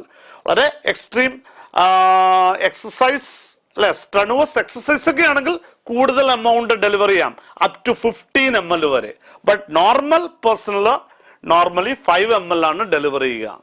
അപ്പൊ 20 ml നിന്നും 5 ml deliver ചെയ്തു അല്ലെ? ആ 5 ml deliver ചെയ്തതിന് ശേഷമുള്ള ബ്ലഡ് അല്ലേ ടിഷ്യൂ നിന്ന് ലീവ് ചെയ്ത് പോവുക. അപ്പോ ലീവ് ചെയ്ത് പോകുന്ന ബ്ലഡിനകത്ത്, അതായത് ഡീഓക്സിനേറ്റഡ് ബ്ലഡില് 100 ml ഓഫ് ഡീഓക്സിനേറ്റഡ് ബ്ലഡില് എത്ര ml ഇരിപ്പുണ്ട്? ബാക്കി 15 ml ഇരിപ്പുണ്ട് അല്ലെ? ആഫ്റ്റർ 20 ml ആയിരുന്നു ഉണ്ടായിരുന്നത് അല്ല, 5 ml ഡെലിവർ ചെയ്തു, റിട്ടേൺ ബ്ലഡിനകത്ത് 15 ml ഇരിപ്പുണ്ട്. അങ്ങനെയാണെങ്കിൽ നമ്മുടെ ചോദ്യം നോക്കുക. In A resting person, the saturation of hemoglobin with oxygen seen in the blood that leaves the tissue capillary is approximately എത്ര പെർസെന്റേജ് സാച്ചുറേഷൻ ഉണ്ട്? 10% സാച്ചുറേഷൻ നമ്മൾ പറയുന്നത് അല്ലെ, മാക്സിമം സാച്ചുറേഷൻ നമ്മൾ പറയുന്നത് 20 ml ആണ് അല്ലെ? ആ സാച്ചുറേറ്റഡ് ബ്ലഡ് ടിഷ്യൂസിന് ഡെലിവർ ചെയ്തതിനു ശേഷം മടങ്ങി പോകുമ്പോൾ അതിനകത്ത് 15 ml ഉണ്ട് എന്ന് പറഞ്ഞാൽ 20 ml എത്ര പെർസെന്റേജ് ഇരിപ്പുണ്ട്? 75% ഇപ്പോഴും ഇരിപ്പുണ്ട്. എത്ര പെർസെന്റേജ് ആണ് ഡെലിവർ ചെയ്തത്? 25% ആണ് ഡെലിവർ ചെയ്തത്. ശരിയല്ലേ? അപ്പോ നമ്മുടെ ചോദ്യത്തില് തന്നിരിക്കുന്നത് എത്ര പെർസെന്റേജ് ആണ് സാച്ചുറേഷൻ ആ ലീവിംഗ് ബ്ലഡിനകത്ത്? അപ്പൊ നമുക്ക് ആൻസർ പറയാം. എത്രയാണ്? 75% അല്ലെ? Okay, so answer second option. Next, the partial pressure of oxygen in alveoli of the lungs is PO2 in alveoli, അതുമായിട്ട് കമ്പയർ ചെയ്തുകൊണ്ടാണ് ആൻസറിലേക്ക് എത്തേണ്ടത്. PO2 in alveoli is less than that in the blood. നമുക്കറിയാം PO2 in alveoli എത്രയാണ്? ആൽവിയോളൈയിലെ PO2 104 mmHg ആണ്. ശരിയല്ലേ? അതിനേക്കാളും കുറവായിരിക്കും എവിടെയാ? ബ്ലഡിനകത്ത്. അപ്പോ partial pressure of alveoli of the lungs is less than that in the blood ആണോ? അല്ല, more than that in the blood ആണ്. അപ്പൊ ആ ഓപ്ഷൻ തെറ്റി. Then equal to that in the atmosphere. എത്ര അറ്റ്മോസ്ഫിയറിൽ? 159 mmHg അല്ലേ? So is it equal to that of atmosphere? No. അല്ലേ? അറ്റ്മോസ്ഫിയറിലേക്കാളും കുറവാണ്. Less than that in the that of the atmosphere. Then equal to that in the blood. ബ്ലഡിൽ എത്രയാ? ബ്ലഡിൽ നമുക്കറിയാം, blood means oxygenated blood. Oxygenated ബ്ലഡിൽ എത്രയാ? 95 mmHg അല്ലേ oxygenated ബ്ലഡിലാ? അതിന് ഈക്വൽ ആണോ? അല്ല, 104 അല്ലേ? അപ്പൊ അതും തെറ്റാണ്. More than that in the blood. ബ്ലഡിനകത്ത് എത്ര വരിക? 95 mmHg. അപ്പോ partial pressure of oxygen in alveoli is more than that in the blood. ശരിയല്ലേ? ഓക്കെ. സോ 71% ആൾക്കാർ അത് കറക്റ്റ് ആയിട്ട് ആൻസർ ചെയ്തിട്ടുണ്ട്. So correct option fourth option, more than that in the blood. Next, vital capacity is, vital capacity അല്ലെ, vital capacity is the sum total of, നമുക്കറിയാം അല്ലെ, IRV plus CRV plus TV നമ്മൾ നേരത്തെ പറഞ്ഞതാണ്. അപ്പോ ഇതിനെ നമുക്ക് ഇതിലേത് കറക്റ്റ് ഓപ്ഷൻ എടുക്കാം? Vital capacity is equal to inspiratory reserve volume plus expiratory reserve volume ആണോ? IRV പ്ലസ് ERV ആണോ? അത് വൈറ്റൽ കപ്പാസിറ്റി ആണോ? IRV പ്ലസ് ERV പ്ലസ് TVയും കൂടെ വന്നെങ്കിൽ മാത്രമേ എന്താവുന്നുള്ളൂ? Vital capacity ആവുന്നുള്ളൂ. അപ്പൊ അത് തെറ്റാണ്. Total lung capacity minus residual volume correct ആണോ? എന്താണ് ഈ ടോട്ടൽ ലങ് കപ്പാസിറ്റി? നമ്മൾ പഠിച്ചിട്ടുണ്ടാകും. Vital capacity along with residual volume. Vital capacity നമ്മൾ പഠിച്ചിട്ടുണ്ട്. ERV plus IRV plus TV ആണ് എന്താ? Vital capacity. So that vital capacity plus residual volume ആണ് എന്താ? Total lung capacity. അപ്പോ vital capacity is equal to total lung capacity minus residual volume എന്ന് എഴുതാമല്ലോ. So that is the correct option. അടുത്ത എന്താ? Inspiratory reserve volume plus tidal volume. ശരിയാകുമോ? IRV plus TV അല്ലെ? Vital capacity ആണെങ്കിൽ എന്ത് കൂടി വരണം? ERVയും കൂടി വരണം അല്ലെ? Then total lung capacity minus ERV. Total lung കപ്പാസിറ്റിയിൽ നിന്നും ERV കുറച്ചാൽ കിട്ടുമോ VC? ഇല്ല, RV കുറച്ചാലേ എന്ത് കിട്ടത്തുള്ളൂ? VC കിട്ടുകയുള്ളൂ. ശരിയല്ലേ? So the correct option second option ആണ്. ക്ലിയർ? നെക്സ്റ്റ്, ആ ക്വസ്റ്റ്യൻ 75% ആൾക്കാർ ആൻസർ ചെയ്തിട്ടുണ്ട്. Next, question number 32. The structures which contribute in the breathing movement in mammals are the structures that directly involved in breathing movement. Ribs, no doubt. Ribs involved in breathing movement. Then intercostal muscle. Both external as well as internal intercostal muscles involved in breathing movement. Okay. But internal intercostal muscles are mainly involved in forceful breathing, not normal breathing. Then larynx. Larynx. ലാരിങ്സിന് നമ്മുടെ sound ബോക്സിന് breathing മൂവ്മെന്റുമായിട്ട് എന്തെങ്കിലും ബന്ധമുണ്ടോ? No direct involvement. So wrong. Diaphragm, that is a primary inspiratory muscle, diaphragm muscle. And sternum, sternathina there is no direct involvement. Okay, then yes, A, B, D, sternum also involved in breathing movement, breathing movement. Or sternum, moves, sternum and ribs move outward, thereby increase. So sternum also. So no involvement of epiglottis. So our correct option, the structures which contribute breathing movement, A, B, D and E. A, B, C, D and D. A, B and D. Okay, ഏത് ഓപ്ഷനാണ്? Second ഓപ്ഷനാണ് correct ആയിട്ട് വരിക. ശരിയല്ലേ? Second option. അപ്പോൾ second option correct ആയിട്ട് വന്നത് 83% ആൾക്കാരാണ്. So good. Next question number 33. Which of the following is false? False ആയിട്ടുള്ളതാണ് പറയേണ്ടത്. Oxygen and carbon dioxide ട്രാൻസ്പോർട്ടുമായി ബന്ധപ്പെട്ടാണ്. നിങ്ങൾക്ക് വളരെ പെട്ടെന്ന് ആൻസറിലേക്ക് എത്താൻ പറ്റും. നിങ്ങൾ ആൻസറിലേക്ക് എത്തിക്കാണും. സോ നമുക്ക് നോക്കാം. First option, about 3% of oxygen is transported in the form of dissolved state in plasma. Correct ആണ് അല്ലേ? മേജർ പോർഷനും ഓക്സി ഹീമോഗ്ലോബിൻ ആയിട്ടാണ്. only 3% dissolved form.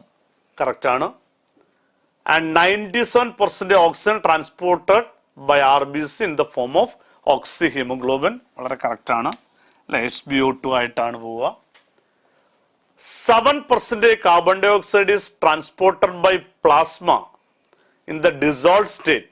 Yes. 7% carbon dioxide dissolved സ്റ്റേറ്റിലാണ് പോകുന്നത്. അതും കറക്റ്റ് തന്നെയാണ്. And fourth option, 25% carbon dioxide is transported as carboxyhemoglobin. ആണോ? Carboxyhemoglobin ആണോ? Carboxyhemoglobin എന്ന് പറഞ്ഞാൽ എന്താ? Carbon dioxide combines with that poisonous gas carbon monoxide ആണ് carboxyhemoglobin. അല്ലേ? നമുക്കിവിടെ വേണ്ടത് എന്താ? 25% ഏത് ഫോർമുല ട്രാൻസ്പോർട്ട് ചെയ്യുന്നത്? Amino group of haemoglobin, carbamino haemoglobin ആയിട്ടാണ്. എന്തായിട്ടാണ്? കാർബമിനോ ഹീമോഗ്ലോബിൻ ആയിട്ടാണ് ട്രാൻസ്പോർട്ട് ചെയ്യുക. അത് നിങ്ങളെ തെറ്റിദ്ധരിക്കാനുള്ള ചാൻസ് ഉണ്ട്. അപ്പോൾ എന്തായാലും അതാണ് ഇവിടുത്തെ തെറ്റായിട്ട് വന്നിരിക്കുന്നത്. സോ ഫോർത്ത് ഓപ്ഷനാണ് കറക്റ്റ്. സോ അപ്പോൾ അതിൽ പലരും തെറ്റിയെന്ന് തോന്നുന്നു. 43% മാത്രമേ കറക്റ്റായിട്ട് ആൻസർ ചെയ്തുള്ളൂ. അവിടെ കാർബമിനോ ഹീമോഗ്ലോബിൻ എന്നായിരുന്നു വരേണ്ടിയിരുന്നത്. പക്ഷെ അവിടെ വന്നിരിക്കുന്നത് കാർബോക്സി ഹീമോഗ്ലോബിൻ. കാർബോക്സി ഹീമോഗ്ലോബിൻ എന്ന് പറഞ്ഞാൽ carbon dioxide combines with carbon monoxide അല്ലേ? ഇൻകംപ്ലീറ്റ് കമ്പസ്റ്റിന്റെ ഫലമായിട്ടുണ്ടാകുന്ന പോയിസണസ് ഗ്യാസുമായിട്ട് കമ്പൈൻ ചെയ്യുന്നു അല്ലേ? കാരണം carbon monoxide shows more affinity towards hemoglobin അല്ലേ? ഒരു about 300 times more affinity towards hemoglobin. അതുകൊണ്ട് this carbon monoxide ഉണ്ടെങ്കിൽ that carbon monoxide readily combines with the hemoglobin to form a stable compound. That stable compound is called carboxyhemoglobin. Okay. So next, respiratory center of brain is stimulated by respiratory center of brain. അല്ലേ? Respiratory centre അല്ലേ? നമുക്കറിയാം medulla ഒബ്ലോങ്ങേറ്റയിലും പോൺസിലും ഒക്കെ ഇരിക്കുന്ന നമ്മുടെ റെസ്പിറേഷനെ stimulate ചെയ്യുന്ന factor carbon dioxide content in venous blood. Venous ബ്ലഡിൽ അടങ്ങിയിരിക്കുന്ന കാർബൺ ഡൈ ഓക്സൈഡ് കണ്ടന്റ് ആണോ? No. Carbon dioxide content in arterial blood. അല്ലേ, നമുക്ക് സ്പെസിഫിക്കലി പഠിക്കാനുണ്ട് CO2 and H plus concentration in arterial blood easily detected by special receptors in aortic and carotid arteries, aorta and carotid arteries, അല്ലേ, which send signals to our respiratory rhythm centers, അല്ലെങ്കിൽ that chemosensitive areas lies adjacent to respiratory rhythm center, അല്ലേ. So upper respiratory center of brain is stimulated by carbon dioxide content in arterial blood. So answer second option.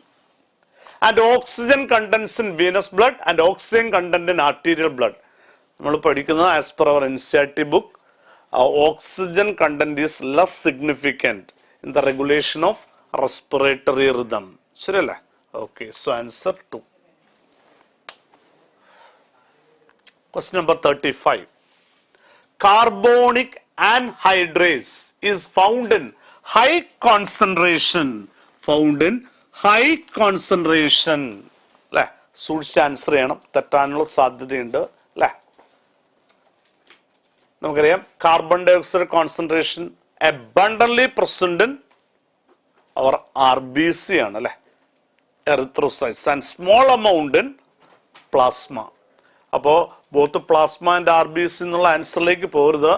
അവിടെ തന്നിരിക്കുന്നത് carbonic anhydrase, അല്ലെ, carbon dioxide ട്രാൻസ്പോർട്ടിന് carbonic acid ഫോർമേഷന് സഹായിക്കുന്ന എൻസൈമിന്റെ പേരാണ് carbonic anhydrase, which is found in high concentration in RBC ആണ്, erythrocytes ആണ്, അല്ലെ.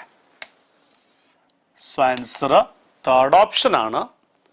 So അതും കുറച്ചു പേരെങ്കിലും തെറ്റിച്ചുണ്ടാകും, അല്ലെ.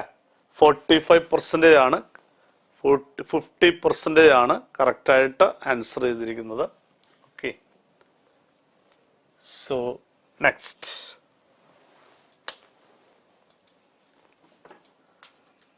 In the alveoli, the given factors favorable for the dissociation of oxyhemoglobin.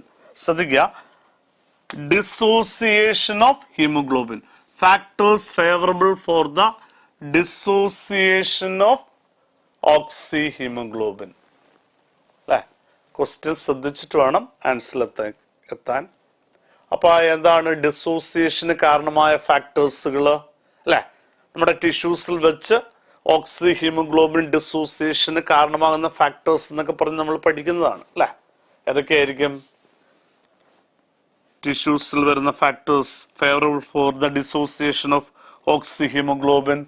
First option നോക്കേ, ലോ PO2, ശരിയല്ലേ, low PO2 causes the dissociation, and high PCO2, correct ആണ്, അല്ലെ. Partial pressure of carbon dioxide high ആയിരിക്കുന്നു, and H plus concentration high H plus concentration and high body temperature, ശരിയല്ലേ. All these factors favorable for the dissociation of oxyhemoglobin, അല്ലെ. എന്നാൽ രണ്ടാമത്തെ നോക്കി, high PO2 and low PCO2 and high H plus concentration, അല്ല, വേറെ അല്ല, തിരിച്ച് ഇതിന് റിവേഴ്സ് ആയിട്ടുള്ളതാണെന്ത്, ഫാക്ടേഴ്സ് ഫേവറബിൾ ഫോർ അസോസിയേഷൻ. അപ്പോൾ നമ്മൾ എന്താ പറയുക, high PO2, low PCO2 and low H plus concentration and low body temperature. So here the answer first option, കാരണം ഇവിടെ ചോദിച്ചിരിക്കുന്നത് factors favourable for the dissociation of haemoglobin എന്നാണ്, oxyhaemoglobin എന്നാണ്. So answer first option, അല്ലേ. First option കറക്റ്റായിട്ട് 63% ആൾക്കാരാണ് ശരിയായിട്ടുള്ളത്. Question number 37. Which of the following is related to the expulsion of air, means expiration from the lungs in man? അപ്പൊ എക്സ്പിറേഷന് responsible ആയിട്ടുള്ള ഇവന്റാ പറയേണ്ടത്. പെട്ടെന്ന് നോക്കിയിട്ട് ആ ഇവന്റ് പറഞ്ഞോളൂ. Is it contraction of external intercostal muscle? External intercostal muscle എന്ന് പറയുന്നത് inspiratory muscle ആണ്. അതിന്റെ കൺട്രാക്ഷൻ കൊണ്ട് എക്സ്പിറേഷൻ ഉണ്ടാകൂ? ഇല്ല. അതിന്റെ കൺട്രാക്ഷൻ കൊണ്ട് എന്താ ഉണ്ടാകുക? മെയിൻ ഇൻസ്പിറേഷൻ ഉണ്ടാകുക. Relaxation of diaphragm. ഡയഫ്രം എന്ന് പറയുന്നത് ഇൻസ്പിറേറ്ററി മസിലാണ്. കൺട്രാക്ഷൻ ഓഫ് ഡയഫ്രം കൊണ്ട് ഇൻസ്പിറേഷൻ, എന്നാൽ റിലാക്സേഷൻ ഓഫ് ഡയഫ്രം കൊണ്ട് എന്താ സംഭവിക്കുക? എക്സ്പിറേഷൻ. കാര്യം ഫ്ലാറ്റൻഡ് ആയിരിക്കുന്ന ഡയഫ്രം ഡോം ഷേപ്പിലേക്ക് വരുന്നതാണ് എന്തെന്ന് പറയുന്നത്? റിലാക്സേഷൻ. അല്ലെ, ഡോം ഷേപ്പിലേക്ക് ഡയഫ്രം വരുമ്പോ ഡയഫ്രം പുഷ് ആരെയാ? ലങ്സിനെ. thereby causes increase in intrapulmonary pressure and thereby that carbon dioxide rich air in lungs is rushed out. അല്ലെ, സോ എക്സ്പൾഷൻ ഓഫ് എയറിന് കാരണമാകുന്ന ഇവന്റ് ഇവിടെ ഏത് പറയാം? Relaxation of diaphragm. അല്ലെ, റിലാക്സേഷൻ ഓഫ് ഡയഫ്രം. ശരിയല്ലേ? Contraction of phrenic. Phrenic muscles എന്ന് പറഞ്ഞാൽ എന്ത് തന്നെയാണ്? ഡയഫ്രം മസിൽസ് തന്നെയാണ്. കൺട്രാക്ഷൻ ഓഫ് ഡയഫ്രം മസിൽസ് കൊണ്ട് എന്താ സംഭവിക്കുക? ഇൻസ്പിറേഷൻ ആണ്. നമുക്ക് വേണ്ടത് എക്സ്പിറേഷൻ ആണ്, expulsion of air from lungs. Upward movement of ribcage. റിബ്കേജിന്റെ അപ്വേർഡ് മൂവ്മെന്റ് കൊണ്ട് എന്താ സംഭവിക്കുക? എക്സ്പാൻഷൻ ഓഫ് ചെസ്റ്റ് ക്യാവിറ്റി ആണ്. അപ്പൊ ഇൻസ്പിറേഷൻ ആണ് നടക്കുക, നോട്ട് എക്സ്പിറേഷൻ. അപ്പൊ ബാക്കിയെല്ലാം റോങ് ഓപ്ഷൻസുകളാണ്. ഓക്കെ, യെസ്, തെറ്റാണ്, തെറ്റാണ്. So correct second option. So next question number 38. Which of the following statements are true or false? Lungs are situated in thoracic cavity. No doubt. Lungs are situated in an airtight thoracic cavity, chest cavity. Correct statement. The pleural fluid increases the friction on the lung surface. Ano? Pleural fluid. The special fluid lies between that pleural membrane. Visceral and parietal membrane. Lungs surface double layered membrane is called a pleura, which contain a special pleural fluid. That fluid helps to reduce friction.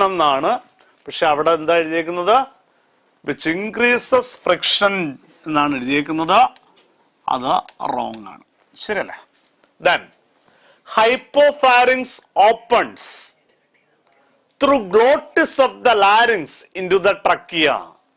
Hypopharynx. Hypopharynx is the lower part of the pharynx. A lower part of the pharynx is open നമ്മുടെ ട്രക്കിയയിലേക്ക്, ട്രക്കിയയുടെ മുകളിലിരിക്കുന്ന ലാരിങ്സിലേക്ക്, ലാരിങ്സിന്റെ ടിപ്പിലിരിക്കുന്ന ഗ്ലോട്ടിസിലൂടെയാണ് ലാരിങ്സിലേക്ക് open ചെയ്യുന്നത്. ശരിയല്ലേ?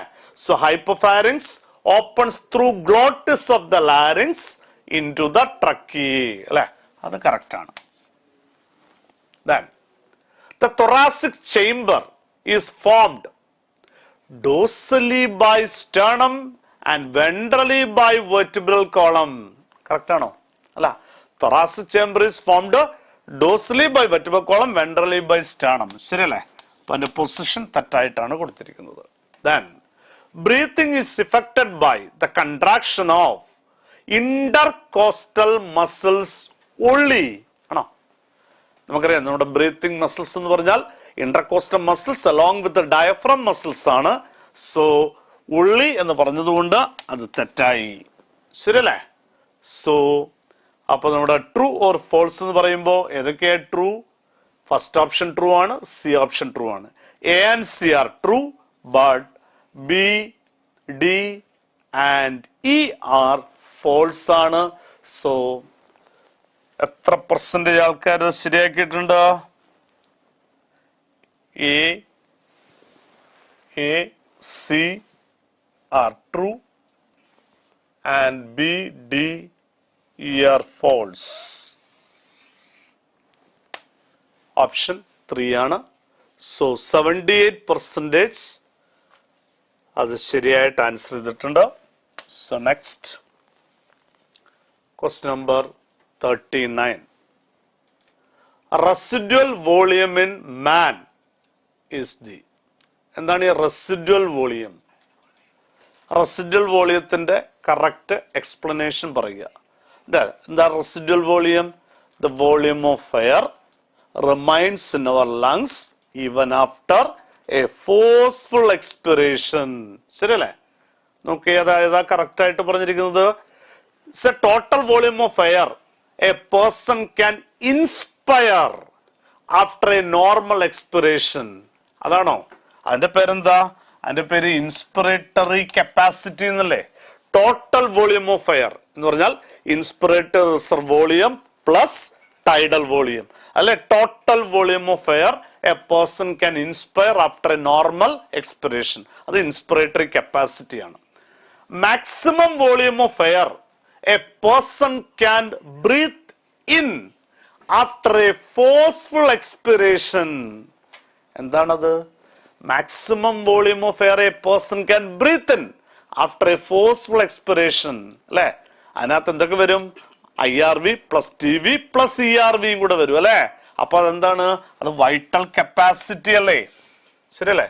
നമുക്ക് വേണ്ടത് residual volume, volume of air remaining in the lungs even after a forceful expiration. അപ്പോ നമ്മുടെ answer ഏത് വരും? Third option ആണ് അല്ലേ? ഫോർത്ത് ഓപ്ഷൻ എന്താ പറഞ്ഞിരിക്കുന്നത്? Total volume of air accommodated in the lungs എപ്പോഴാ? At the end of a forceful inspiration അല്ലെ? അതിനകത്ത് എന്ത് വരും? നമ്മൾ പറയുന്ന എല്ലാ വോളിയം കൂടി വരും അല്ലെ? Tidal volume plus ERV plus IRV plus residual volume കൂടി വരും. അതിനെ നമ്മൾ എന്താ വിളിക്കുക? ടോട്ടൽ ലങ് കപ്പാസിറ്റി എന്നല്ലേ വിളിക്കുക? Total lung capacity. അപ്പൊ നമ്മുടെ ചോദ്യം റെസിഡ്യുവൽ വോളിയം ഇൻ മാൻ എന്നായിരുന്നു. അപ്പോ കറക്റ്റ് ആൻസർ തേർഡ് ഓപ്ഷൻ ആണ് അല്ലെ? തേർഡ് ഓപ്ഷൻ കറക്റ്റ് ആയിട്ട്. Next question number 40. Find out the mismatched pair. ഏതാണ് അതിനകത്ത് മിസ്മാച്ച്ഡ് എന്നാണ് പറയേണ്ടത്? ഫസ്റ്റ് ഓപ്ഷൻ പെട്ടെന്ന് നോക്കിയാൽ നമ്മൾ PO2 and PCO2 in different region അല്ലെ? നമ്മൾ വ്യക്തമായിട്ട് പഠിക്കുന്നുണ്ട്. പെട്ടെന്നൊരു ലുക്കിലൂടെ തന്നെ നമുക്ക് പെട്ടെന്ന് അത് കൺഫ്യൂഷൻ ഉണ്ടാകാനുള്ള സാധ്യതയും കൂടിയുണ്ട്. പക്ഷെ അത് ഉണ്ടാകാതെ നിങ്ങൾ ആൻസറിലേക്ക് വരിക. PO2 in deoxygenated blood is 45 mmHg ആണോ? ഡീഓക്സിനേറ്റഡ് ബ്ലഡിലുള്ള PO2 45 ആണോ? അല്ല, 40 mmHg ആണ് അല്ലെ? ഇത് തെറ്റല്ലേ? അത് തെറ്റാണ്. PCO2 ഇൻ ആൽവിയോളായി 40 mmHg കറക്റ്റ് ആണ്. And PCO2 in oxygenated blood അല്ല, ഓക്സിജനേറ്റഡ് ബ്ലഡിൽ അടങ്ങിയിരിക്കുന്ന PCO2 അല്ലെ? ഡിയോക്സിൻ ബ്ലഡിൽ 45 ഉണ്ട്. ബട്ട് ഓക്സിജനേറ്റഡ് ബ്ലഡിൽ PCO2 എത്ര? 40 mmHg. അതും കറക്റ്റ് ആണ്. PO2 in tissues 40 mmHg. അതും കറക്റ്റ് ആണ് അല്ലെ? അപ്പോ ഏതാണ് ഇൻകറക്റ്റ്? PO2 in ഡിയോക്സിൻ. നമുക്ക് മിസ്മാച്ച്ഡ് ആണ് വേണ്ടത്. അപ്പോൾ ഫസ്റ്റ് ഓപ്ഷൻ തന്നെയാണ് മിസ്മാച്ച്ഡ് ആയിട്ട് വന്നിരിക്കുന്നത്. ശരിയല്ലേ? So correct answer first option ആണ്. അപ്പൊ ആൻസർ 54% ആൾക്കാരാണ് കറക്റ്റ് ആയിട്ട് എഴുതിയിരിക്കുന്നത്. Okay, question number 41. Consider the following statement about the respiratory disorders in man. First option, asthma is the difficulty in breathing and it causing wheezing, that noisy breathing, wheezing due to inflammation of bronchi and bronchioles. Asthma അങ്ങനെയല്ലേ വരിക? noisy breathing due to inflammation of bronchi and bronchioles. Correct ആണ്. One of the major cause of emphysema is cigarette smoking. ശരിയല്ലേ? emphysema അല്ലേ? That alveolar wall damage, that is called emphysema. That is due to, main reason for emphysema is cigarette smoking. So adum correct ആണ്. Pneumonia is an acute infection or inflammation of alveoli. Pneumonia bacteria viral strains കൊണ്ട് ഉണ്ടാകുന്ന special fluid accumulation in alveoli which leads to breathing difficulty, that is called a pneumonia. അതും correct ആണ്. So all these statements regarding respiratory disorders are correct ആണ്. So All are correct. First, second, and third options are correct. So the correct answer in the fourth option. So 56% correct answer. Question number 42. Arrange the following in the order of increasing volume. Respiratory volumes and capacities ഒക്കെ പഠിച്ചിട്ടുണ്ട്. ഇവിടെ കുറെ വോളിയംസിലാണ് തന്നിട്ടുള്ളത്. അത് increasing ഓർഡറിൽ പറയുക അല്ലെ. Increasing ഓർഡറിൽ പറയണമെങ്കിൽ നമുക്ക് അതിന്റെ വാല്യൂ അറിയണം അല്ലെ. സോ ടൈഡൽ വോളിയം നിങ്ങൾക്ക് അറിയാം 500 ml ആണ്. റെസിഡൽ വോളിയം ഒരു മാക്സിമം 1200 ml ആണ്. എക്സ്പിറേറ്ററി റിസർവ് വോളിയം ഒരു മാക്സിമം 1100 ml ആണ്. ഇൻസ്പിറേറ്ററി റിസർവ് വോളിയം ഒരു 2500 to 3000 ml ആണ് അല്ലേ. അപ്പൊ ഇൻക്രീസിങ് ഓർഡർ എന്ന് പറയുമ്പോൾ ഇൻക്രീസിങ് ഓർഡറിൽ അപ്പൊ 1 ആദ്യം വരും, അത് കഴിഞ്ഞ് 3 വരും, then 2 and 4. 1 3 2 4 അല്ലേ. 1 3 2 4 ആണ് കറക്റ്റ് ഓർഡർ. അപ്പോൾ 1 3 2 4 സെക്കൻഡ് ഓപ്ഷൻ ആണ് വരിക. സോ ഇൻക്രീസിങ് 44% ആൾക്കാരെ എഴുതിയിട്ടുള്ളൂ കറക്റ്റായിട്ട്. അപ്പോൾ നിങ്ങൾ മസ്റ്റായിട്ട് ആ വാല്യൂസിൽ NCERT വാല്യൂസിൽ മസ്റ്റായിട്ട് പഠിച്ചിരിക്കണം കേട്ടോ. Okay. So next question number 43. The rate of diffusion of gases at the time of exchange of gases depends on അല്ലെ. Diffusion of gas depends on അല്ലെ. 3 ഫണ്ടമെന്റൽ ഫാക്ടേഴ്സിലാണ് നമ്മൾ പഠിക്കുക. ഒന്ന് പാർഷ്യൽ പ്രഷർ ഓഫ് ഗ്യാസ് അല്ലെ. Gas movement from higher partial pressure to lower partial pressure.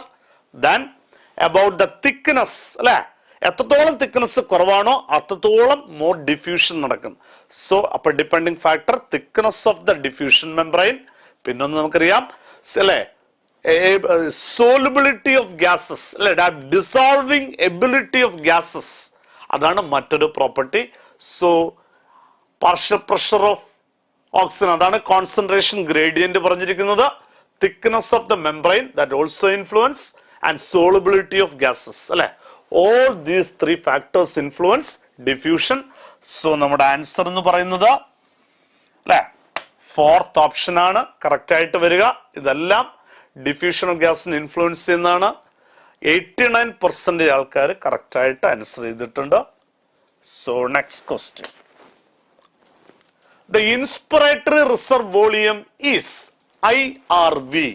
Inspiratory reserve volume അല്ലെ. IRV എന്ന് പറഞ്ഞാൽ നമുക്കറിയാം ദ അഡീഷണൽ വോളിയം ആണ്.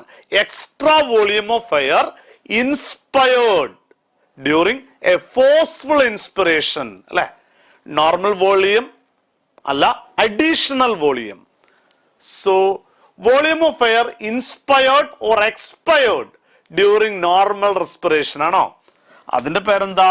അത് നമ്മൾ പറയുന്നത് TV ആണ് അല്ലെ. The normal volume of air inspired or expired during normal inspiration അത് tidal volume ആണ്. Additional volume of air that can be expired by a forceful expiration അതെന്താണ്? അത് expiratory reserve volume ആണ് അല്ലെ. അതുമല്ല. So the additional volume of air a person can inspire by a forceful inspiration അതാണ് നമ്മുടെ answer അല്ലെ. അപ്പൊ ആൻസർ ഏത് വരും? തേർഡ് ഓപ്ഷൻ ആയിരിക്കും വരിക അല്ലെ. Then total volume of air a person can inspire after a normal expiration അതേതാണ്? അത് ഇൻസ്പിറേറ്ററി കപ്പാസിറ്റി അല്ലേ. അപ്പോ നമ്മുടെ ഇൻസ്പിറേറ്ററി റിസർവ് വോളിയം എന്ന് പറയുന്നത് എന്താണ്? തേർഡ് ഓപ്ഷൻ ആണ്. സോ 85% ആൾക്കാർ അത് കറക്റ്റ് ആയിട്ട് ആൻസർ ചെയ്തിട്ടുണ്ട്. So answer 3. Then നമ്മുടെ CO2 ട്രാൻസ്പോർട്ടുമായി ബന്ധപ്പെട്ട ഇക്വേഷൻ ആണ് carbonic acid formation and dissociation. So CO2 plus H2 gives H2CO3, then dissociate to form SCO3 plus H plus അല്ലെ. SCO3 minus and H plus അല്ലെ. അപ്പൊ നമ്മുടെ carbon dye oxide transport. അപ്പോ ഈ chemical reaction മീഡിയേറ്റ് ചെയ്യുന്ന catalyse ചെയ്യുന്ന enzyme ഏതെന്നാണ് ചോദ്യം. Very simple question. നമുക്കറിയാം The answer is carbonic anhydrase. അല്ലേ? കാർബോണിക് ആസിഡ് ഫോർമേഷനും ഡിസോസിയേഷനും ഒക്കെ സഹായിക്കുന്ന എൻസൈം തന്നെയാണ് carbonic anhydrase. That enzyme abundantly present in our RBC and in small amount in plasma. ശരിയല്ലേ? അപ്പോൾ ഇത് എല്ലാവരും ആൻസർ മോർ ദാൻ 73% ആൾക്കാർ കറക്റ്റായിട്ട് ഇമ്മീഡിയറ്റ് ആയിട്ട് ആൻസർ ചെയ്തിട്ടുണ്ട്. ഓക്കെ, സോ ആൻസർ ടു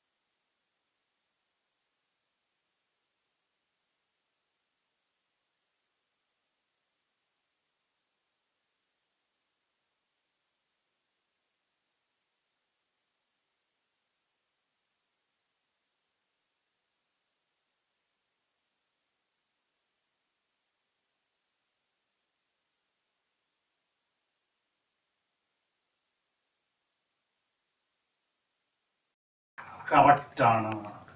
അപ്പോ ഇവിടുത്തെ ഇൻകറക്റ്റ് അല്ലെ, ക്യാരക്ടർ അല്ലാതെ ഇവിടെ പറഞ്ഞിരിക്കുന്നത് ഏതാണ്? സെക്കൻഡ് ഓപ്ഷൻ ആണ്. അവിടുത്തെ ഒരു പോയിന്റ് ആണ് റോങ്, തിക്നെസ് എന്നുള്ള പോയിന്റ് ആണ് wrong, but highly vascular correct ആയിട്ടുള്ളതാണ്.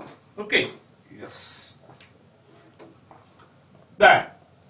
അപ്പോ 60% ആൾക്കാർ അത് കറക്റ്റ് ആയിട്ട് ആൻസർ ചെയ്തു. So next, the oxygenated blood is collected from alveoli of the lungs by oxygenated blood. Oxygenation occurs in lungs. അവിടുന്ന് തന്നെ കളക്ട് ചെയ്യുന്നത് ആരാണ്? നമുക്കറിയാം, the only vein that carry oxygenated blood ആണത് അല്ലെ. അത് തെറ്റിപ്പോകരുത്, ആർട്ടറി എന്ന് എഴുതരുത്. ദ കറക്റ്റ് ആൻസർ എന്ന് പറയുന്നത് നമുക്കറിയാം പൾമണറി വെയിൻ ആണ് അല്ലെ. Oxygenated blood from lungs carried to the heart by pulmonary vein. So the correct answer ഏതായിരിക്കും? Pulmonary vein അല്ലെ. The only vein which carry oxygenated blood എന്ന് പറയുന്നത്. Okay, so next question. In the alveoli, the air is separated from deoxygenated blood through അല്ലെ. നമ്മുടെ alveolar, നമ്മുടെ gaseous exchange നടക്കുന്ന മെംബ്രെയിനിൽ ഏതൊക്കെയാ വരിക? ഒന്ന് കാപ്പിലറി എപ്പിത്തീലിയം വരും, രണ്ട് ആൽവിയോളാർ എപ്പിത്തീലിയം വരും, രണ്ടിനും ഇടയിൽ ബേസ്മെന്റ് മെംബ്രെയിനും വരും അല്ലെ. അങ്ങനെ വരുന്ന ഓപ്ഷൻ ഏതാണ്? ഫോർത്ത് ഓപ്ഷൻ നോക്കേ. സ്ക്വാമസ് എപ്പിത്തീലിയം, നമ്മുടെ alveolar epithelium, then blood vessel epithelium, endothelium plus basement membrane. അപ്പോ ഈ മെംബ്രെയിൻ കറക്റ്റ് ആയിട്ട് പറയുന്ന ഓപ്ഷൻ ഏതാണ്? ഫോർത്ത് അല്ലേ. So fourth one is the correct one. And next question number 49. Pneumotaxic center which can moderate the functions of respiratory rhythm center is present at the അല്ലെ. ന്യൂമോടാക്സിക് സെന്ററിന്റെ location നമുക്കറിയാം അല്ലെ. നമ്മുടെ CNS upper Ponce റീജിയനിലാണ് ആര് കാണുന്നത്? Pneumotaxic centre. So ഇവിടെ upper pons അല്ലെങ്കിൽ pons region of the brain stem എന്ന് തന്നിട്ടുണ്ട്. സോ ദ കറക്റ്റ് ആൻസർ എന്ന് പറയുന്നത് 4 ഓപ്ഷൻ ആണ്. Okay, so last question. Find out the incorrect statement. അതും റെസ്പിറേഷനുമായി ബന്ധപ്പെട്ട് ബ്രീത്തിങ് പ്രോസസുമായി ബന്ധപ്പെട്ടതാണ്. First option, during exhalation the diaphragm relaxes and the lungs are compressed. Correct അല്ലേ? During exhalation diaphragm എന്ത് ചെയ്യുന്നു? Diaphragm relax ചെയ്യുന്നു, ഡോം ഷേപ്പിലേക്ക് വരുന്നു, ദാറ്റ് കംപ്രസ് ലങ്സ്. ശരിയല്ലേ? അപ്പോ കറക്റ്റ് ആണ്. സോ ഫസ്റ്റ് ഓപ്ഷൻ കറക്റ്റ് ആണ്. Then second option, the upward movement of the ribcage is caused mainly by contraction of internal intercostal muscle. Upward movement ന് കാരണം അല്ലേ? Upward movement lung expand ചെയ്യാൻ mainly കാരണം എന്താ? Contraction of external intercostal muscle ആണ്. So this is a wrong one. അടുത്തത് the downward movement of the ribcage. Downward movement അല്ലെ expression is facilitated by the relaxation of internal intercostal muscle ആണോ? Mainly by the relaxation of external intercostal muscle ആണ്. So അതും തെറ്റാണ്. So last option, when the diaphragm contracts, the lower surface of the lung is pulled downward. When the diaphragm contracts, diaphragm contract ചെയ്യാന്ന് പറഞ്ഞാൽ dome ഷേപ്പിൽ ഇരിക്കുന്ന flat ഉണ്ടാകുക. അപ്പൊ എന്ത് ചെയ്യുക? നമ്മുടെ ലങ്സിനെ താഴേക്ക് പുള്ളി ചെയ്യുന്നു അല്ലെ? അപ്പൊ അത് കറക്റ്റ് ആണ്. അപ്പൊ നമ്മുടെ പൾമണറി വോളിയം കൂടുന്നു, ചെസ്റ്റ് വോളിയം കൂടുന്നു, പൾമണറി വോളിയം കൂടുന്നു. അതും കറക്റ്റ് ആണ്. സോ അപ്പൊ ഇതിനകത്തുള്ള ഇൻകറക്റ്റ് സ്റ്റേറ്റ്മെന്റ് ഏതെന്നാണ് ചോദ്യം. ഇൻകറക്റ്റ് എന്ന് പറയുന്നത് ബിയും സിയുമാണ് ഇവിടെ ഇൻകറക്റ്റ് ആയിട്ട് കാണുന്നത്. So the correct answer is B and C. So that's about our zoology questions. Okay, അപ്പോ നമ്മുടെ ഈ രണ്ട് ചാപ്റ്റർ ലോക്കമോഷൻ ആൻഡ് ബ്രീത്തിങ് എന്ന് പറയുന്ന രണ്ട് ചാപ്റ്ററിലെ ക്വസ്റ്റ്യൻ ആണ് നമ്മൾ ഡിസ്കസ് ചെയ്തത്. അപ്പം നിങ്ങൾക്ക് റിക്കളക്ട് ചെയ്യാനും ഒന്ന് റിഫ്രഷ് ചെയ്യാനുമുള്ള ഒരു അവസരം കിട്ടിക്കാണുമെന്ന് വിശ്വസിക്കുന്നു. എന്തായാലും ഇനി നിങ്ങൾക്കറിയാം നീറ്റ് പരീക്ഷയുടെ ലാസ്റ്റ് ലാപ്പിലാണ് നിങ്ങൾ പുതുതായിട്ട് ഒരു കാര്യവും അങ്ങോട്ടേക്ക് പഠിക്കാൻ ശ്രമിക്കാതിരിക്കുക. ഉള്ള കാര്യങ്ങൾ മാത്രം മതി. കാരണം നിങ്ങൾ അത്രത്തോളം ക്വസ്റ്റ്യൻസുകളും ഒക്കെ ചെയ്തു കഴിഞ്ഞു, ഒരുപാട് പരീക്ഷകൾ ചെയ്തു കഴിഞ്ഞു. ഇനി നിങ്ങൾ പ്രത്യേകം മനസ്സൊന്ന് അസ്വസ്ഥമാക്കാതിരിക്കുക അല്ലെ, പാനിക് ആക്കാതിരിക്കുക അല്ലെ. നിങ്ങൾ പഠിച്ച കാര്യങ്ങൾ എക്സാംസുകൾ എഴുതുക, ക്വസ്റ്റ്യൻസുകൾ വർക്കൗട്ട് ചെയ്യുക. ചുമ്മാ പുതിയ കാര്യങ്ങൾ പഠിക്കാനായിട്ട് നിൽക്കണ്ട. ഓക്കെ, അപ്പോൾ അങ്ങനെ മാക്സിമം ക്വസ്റ്റ്യൻസുകൾ മാത്രം നോക്കി ജസ്റ്റ് നിങ്ങൾ പഠിച്ച കാര്യങ്ങൾ ഓർത്തുകൊണ്ട് മാത്രം ബാക്കിയുള്ള സമയം ഇനിയുള്ള 1 വീക്ക് വളരെ ശാന്തമായിട്ട് പോവുക, പാനിക്കാകാതിരിക്കുക. നിങ്ങൾക്ക് എല്ലാവർക്കും ഒരു നല്ലൊരു വിജയം ഉണ്ടാകട്ടെ എന്ന് ആശംസിച്ചുകൊണ്ട് നിർത്തുന്നു. Thank you. എൻട്രൻസ് സംബന്ധമായ വാർത്തകളും അപ്ഡേഷനുകളും ഏറ്റവും വേഗം ആധികാരികമായി അറിയാൻ ബ്രില്യൻ സ്റ്റഡി സെന്റർ പാല യൂട്യൂബ് ചാനൽ സബ്സ്ക്രൈബ് ചെയ്യുക, ബെൽ ഐക്കൺ അമർത്തുക. ഈ വീഡിയോ മറ്റു സുഹൃത്തുക്കളിലേക്കും ഷെയർ ചെയ്ത് നൽകുക.